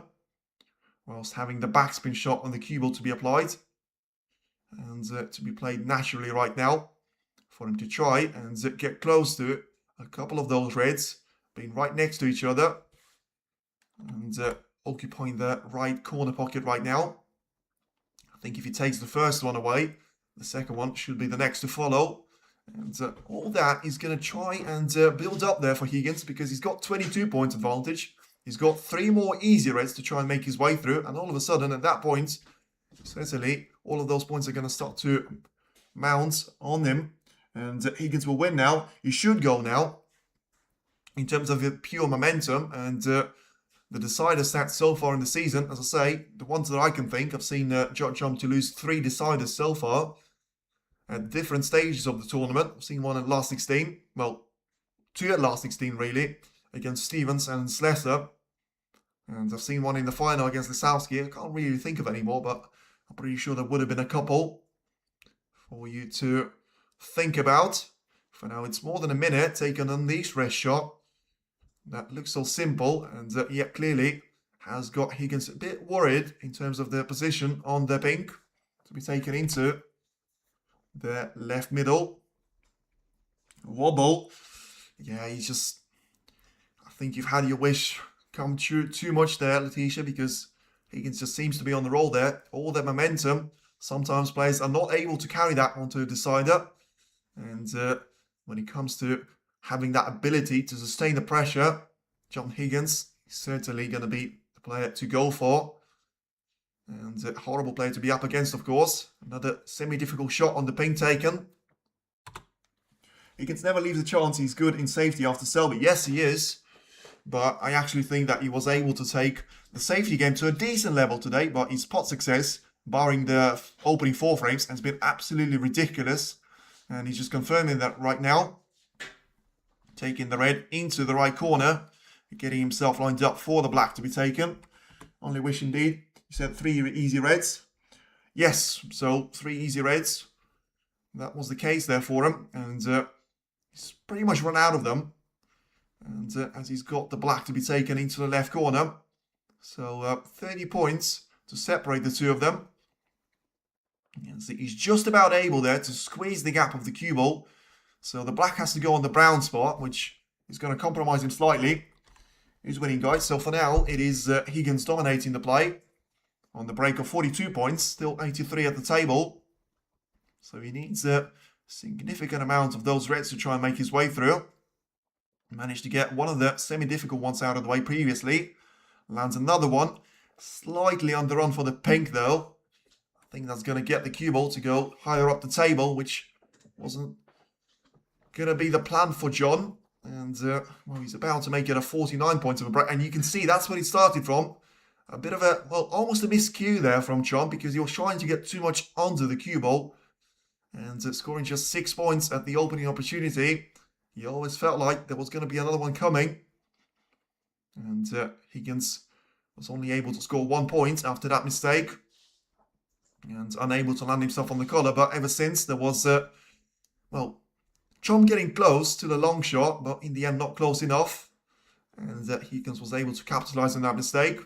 Now he's ahead by 44 points, with 75 still being up for grabs there. And, well, he's got a bit of distance in between this shot, especially if he's going to try and go for an extension on the cue. This is going to be awkward, but that will only leave 5 more reds on the table. And the brown being out of position, I think Higgins has got a couple of safety measures there for himself to try and make sure that it's not going to be a simple visit to the table. Should Judd to come back to the table straight away here. And right now, sees him with another break of 50 plus there. There has been incredible shift in the pot success performance there from Higgins. Once again getting, well, he's looking to see maybe he's going to be happy to try and leave himself with a bit of the angle on one of the reds further away from the side cushion, but surely you want to try and get him behind them. Of course, the problem is going to have to be the fact of him not being possible for the way that he's got this cue ball positioned. And Chomp, once again, I mean, he's going to be sat in his chair, very disappointed. And 51 points advantage, 67 remaining, 2 more reds, and he's going to be out of the game there for him. And on the break of 56 points, it is going to be John Higgins to try. And will land, hopefully, for himself, the knockout punch, which will surely get Chomp out of the game. Just 2 more shots needed. This shot probably is going to be more difficult in terms of 2 reds needed, I should say. 3 shots needed for him to be over the line. And he was really close to make it 3 frames each there. Right now, he's incredibly close to making it a 6-5 win over Judd. And once again, same script as against Jousting Tom there. You can never write John Higgins out of the game. And I'm not sure if you did, but if you have, you may be able to prove you wrong in a couple of shots' time. Of course, he's not there yet. And he still has to land himself perfectly on the pink, which pretty much done. Now then, as he takes the pink into the left corner, he misses it. So, another twist for Judd. And he was always going to get the second chance, you felt like, because it was just too difficult of a position for Higgins to make his way through. And right now, 1 shot until the end. It is going to be at least a minor lifeline for Judd to try and hold on to. He's got the red available into the yellow pocket. He's gone for it and he's made it straight away. So what a turnaround. He's just about safe in points, but he can't be taking all of those reds with the blue, I think. Because remember, the black is out of position. Very much on the top part of the table. He's got 2 reds compromised one by another. And the last of the remaining reds he's got. He's quite close to the side cushion. So let's see which shot has he gone for. Trying to get around the red. And he's managed to play a decent shot there. After winning 3 consecutive frames. It's hard to face the pressure. We've seen this today in the match. But John played very well. Listen, he's still in the hunt. Just about. He's behind by 46 points. He's got 51 of those. still at the table, and John Higgins was close. It felt like if he was going to make a mistake, he should have been on the next red. And you can see that, the heartbeat is going to be going through the roof there for him. So he should be, of course, showing how much he cares about all of this. Now then, 46 points in this deciding frame. 51 still up for grabs there. Trump can't afford any more of those mistakes. Remember, he has been in this position before. Remember that brilliant second to last ranking event title that he's managed to take against Mark Williams. 9 frames each. He was around 60 points down with 70 at the table. One of the best clearances you're ever going to see, especially for it to be in the decider of a final. For so much of prize money and ranking points. Another incredible decision now for him to try and make. He seems to go for the blue. He's on the wrong side of it. So the cue ball has to travel pretty much 2 lengths of the table. And hopefully for Chomp, try and get those reds from behind. And that is not going to be the case. So you can see the disappointment, which he's not even trying to hide there. Come on, says Letitia. So 40 points in behind there for Judd Chomp. 43 still up for grabs here. And Higgins seems to be fighting something there. Outside the table. Whether it's going to be an insect or mosquito of some sort. We have seen a couple of wasp invasions at the Crucible a couple of years back. Let's see if that's going to be back at the Alexandra Palace Arena here in London. And basically, it is going to be a hunt for those 2 reds. But that's not where the problems are going to finish there for Chomp. The black is still going to be out of position. The brown is going to be tucked into the bulk cushion and pretty much at the center of it. So the cue ball is going to be sent into the black. The last thing that he wants is the black to be out of position, and that's exactly what he's done. And he probably just shot himself twice in the foot there because he hasn't played a good enough safety to get the cue ball into the fine space there for him to ensure that John Higgins hasn't got the invitation to try and go for those reds. I mean, technically, he is going to be fine in terms of taking both of those reds with the pink. But he's going to be just leaving himself with such a marginal getaway to try and find a way to take this frame away there from Higgins. But that doesn't seem to be the case now, as the fairy tale might just have seen its final chapter. And the book written by John Higgins, brilliant stuff there, and a fantastic long pot. Judd Chomp will be absolutely fuming, but so does he have to be with himself. What a beautiful long shot that was from John Higgins' point of view. He's now 41 points clear with 35 at the table. Pressure, absolute pressure. Trump's still alive. He's not now. And he's 2 snookers behind. And yeah, he was never going to make that blue, to be fair. So Trump was always going to come back to the arena and come back to the table. He does. No. Well, as KSI might say, yes, and yes again. Now they're behind by 41 points, remaining 35. So he's got 2 snookers to try and land. He's got a fantastic place of the blue and the brown to try and maybe find the cue ball. But the problem with that one is you're going to have to place the cue ball absolutely perfectly. And the problem when you haven't got enough points to try and catch up with your opponent is you can't, no matter how good of a snooker you line up on your opponent, you can only ask them to play it once. You can always hope for a free ball opportunity, but you're not going to be able to ask the referee to try and put the cue ball back. And once again, Higgins just tempting himself to try and go for the shot. Ooh, I mean, he nearly found the perfect angle to try and get the cue ball in behind the blue and brown combination. In the end, he basically disturbed them. There was way too much power. Is remaining red available to pot? Well, it was. Higgins wasn't quite able to make it. And of course, Judd Chomp has got no interest in trying to pot this red. Because if that one's out of the game, he's got very little chance of holding on to finding those snookers against Higgins. He's got another decent shot. Just not quite decent enough there for it to be troubling John Higgins. And, well, Chomp will be fuming with himself. He's got such a long title hunt now for more than 12 months. He was 3-0 leading and cruising on his way to the final. That 4th frame is going to bite him very, very dearly. And I thought so at that time because of the way that Wilson had his performance against Robertson yesterday, but credit to Wilson, he was still able to come back from that and get himself to a decider win. The script doesn't seem to be the same here for Judd Trump, and he's now 41 points down. Higgins is able to find his way out of that snooker. Match time is going to go over 4 hours, so it's more than five hours since the match has actually started and got underway.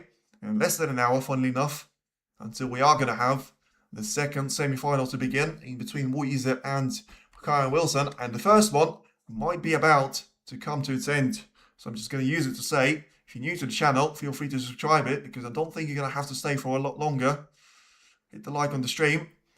I think it is going to be a straightforward red to try and roll for John Higgins into the green pocket. And that's going to eliminate all sort of hopes there for Judd Trump. And this is going to mean a world to John Higgins as well. He seems to hide his emotions for now, for the true professional that he is. But he is going to be over the moon. 42 points away. 49 points away now. There's no coming back. There's 6 snookers needed or so for Judd Trump. There's been a titanic battle, but in the end, the older Titan has managed to find his way once again as the winner of another decider. It is 4 deciders at least that Judd Trump has lost this season, and it is 80% or so of those matches that John Higgins was able to come his way through. Incredible to come back from being sort of playing absolutely horrible stuff. 57 pot success chances, and in the end, it is incredible performance that he has got in his pocket, and Judd Trump still has the courage and the sportsmanship to say some good words about it to John Higgins, but in the end, you can see all the emotions coming out of the Wizard of Whistle. You've got no idea how he does it again, and he probably doesn't know either, and you can see just how much it means to him.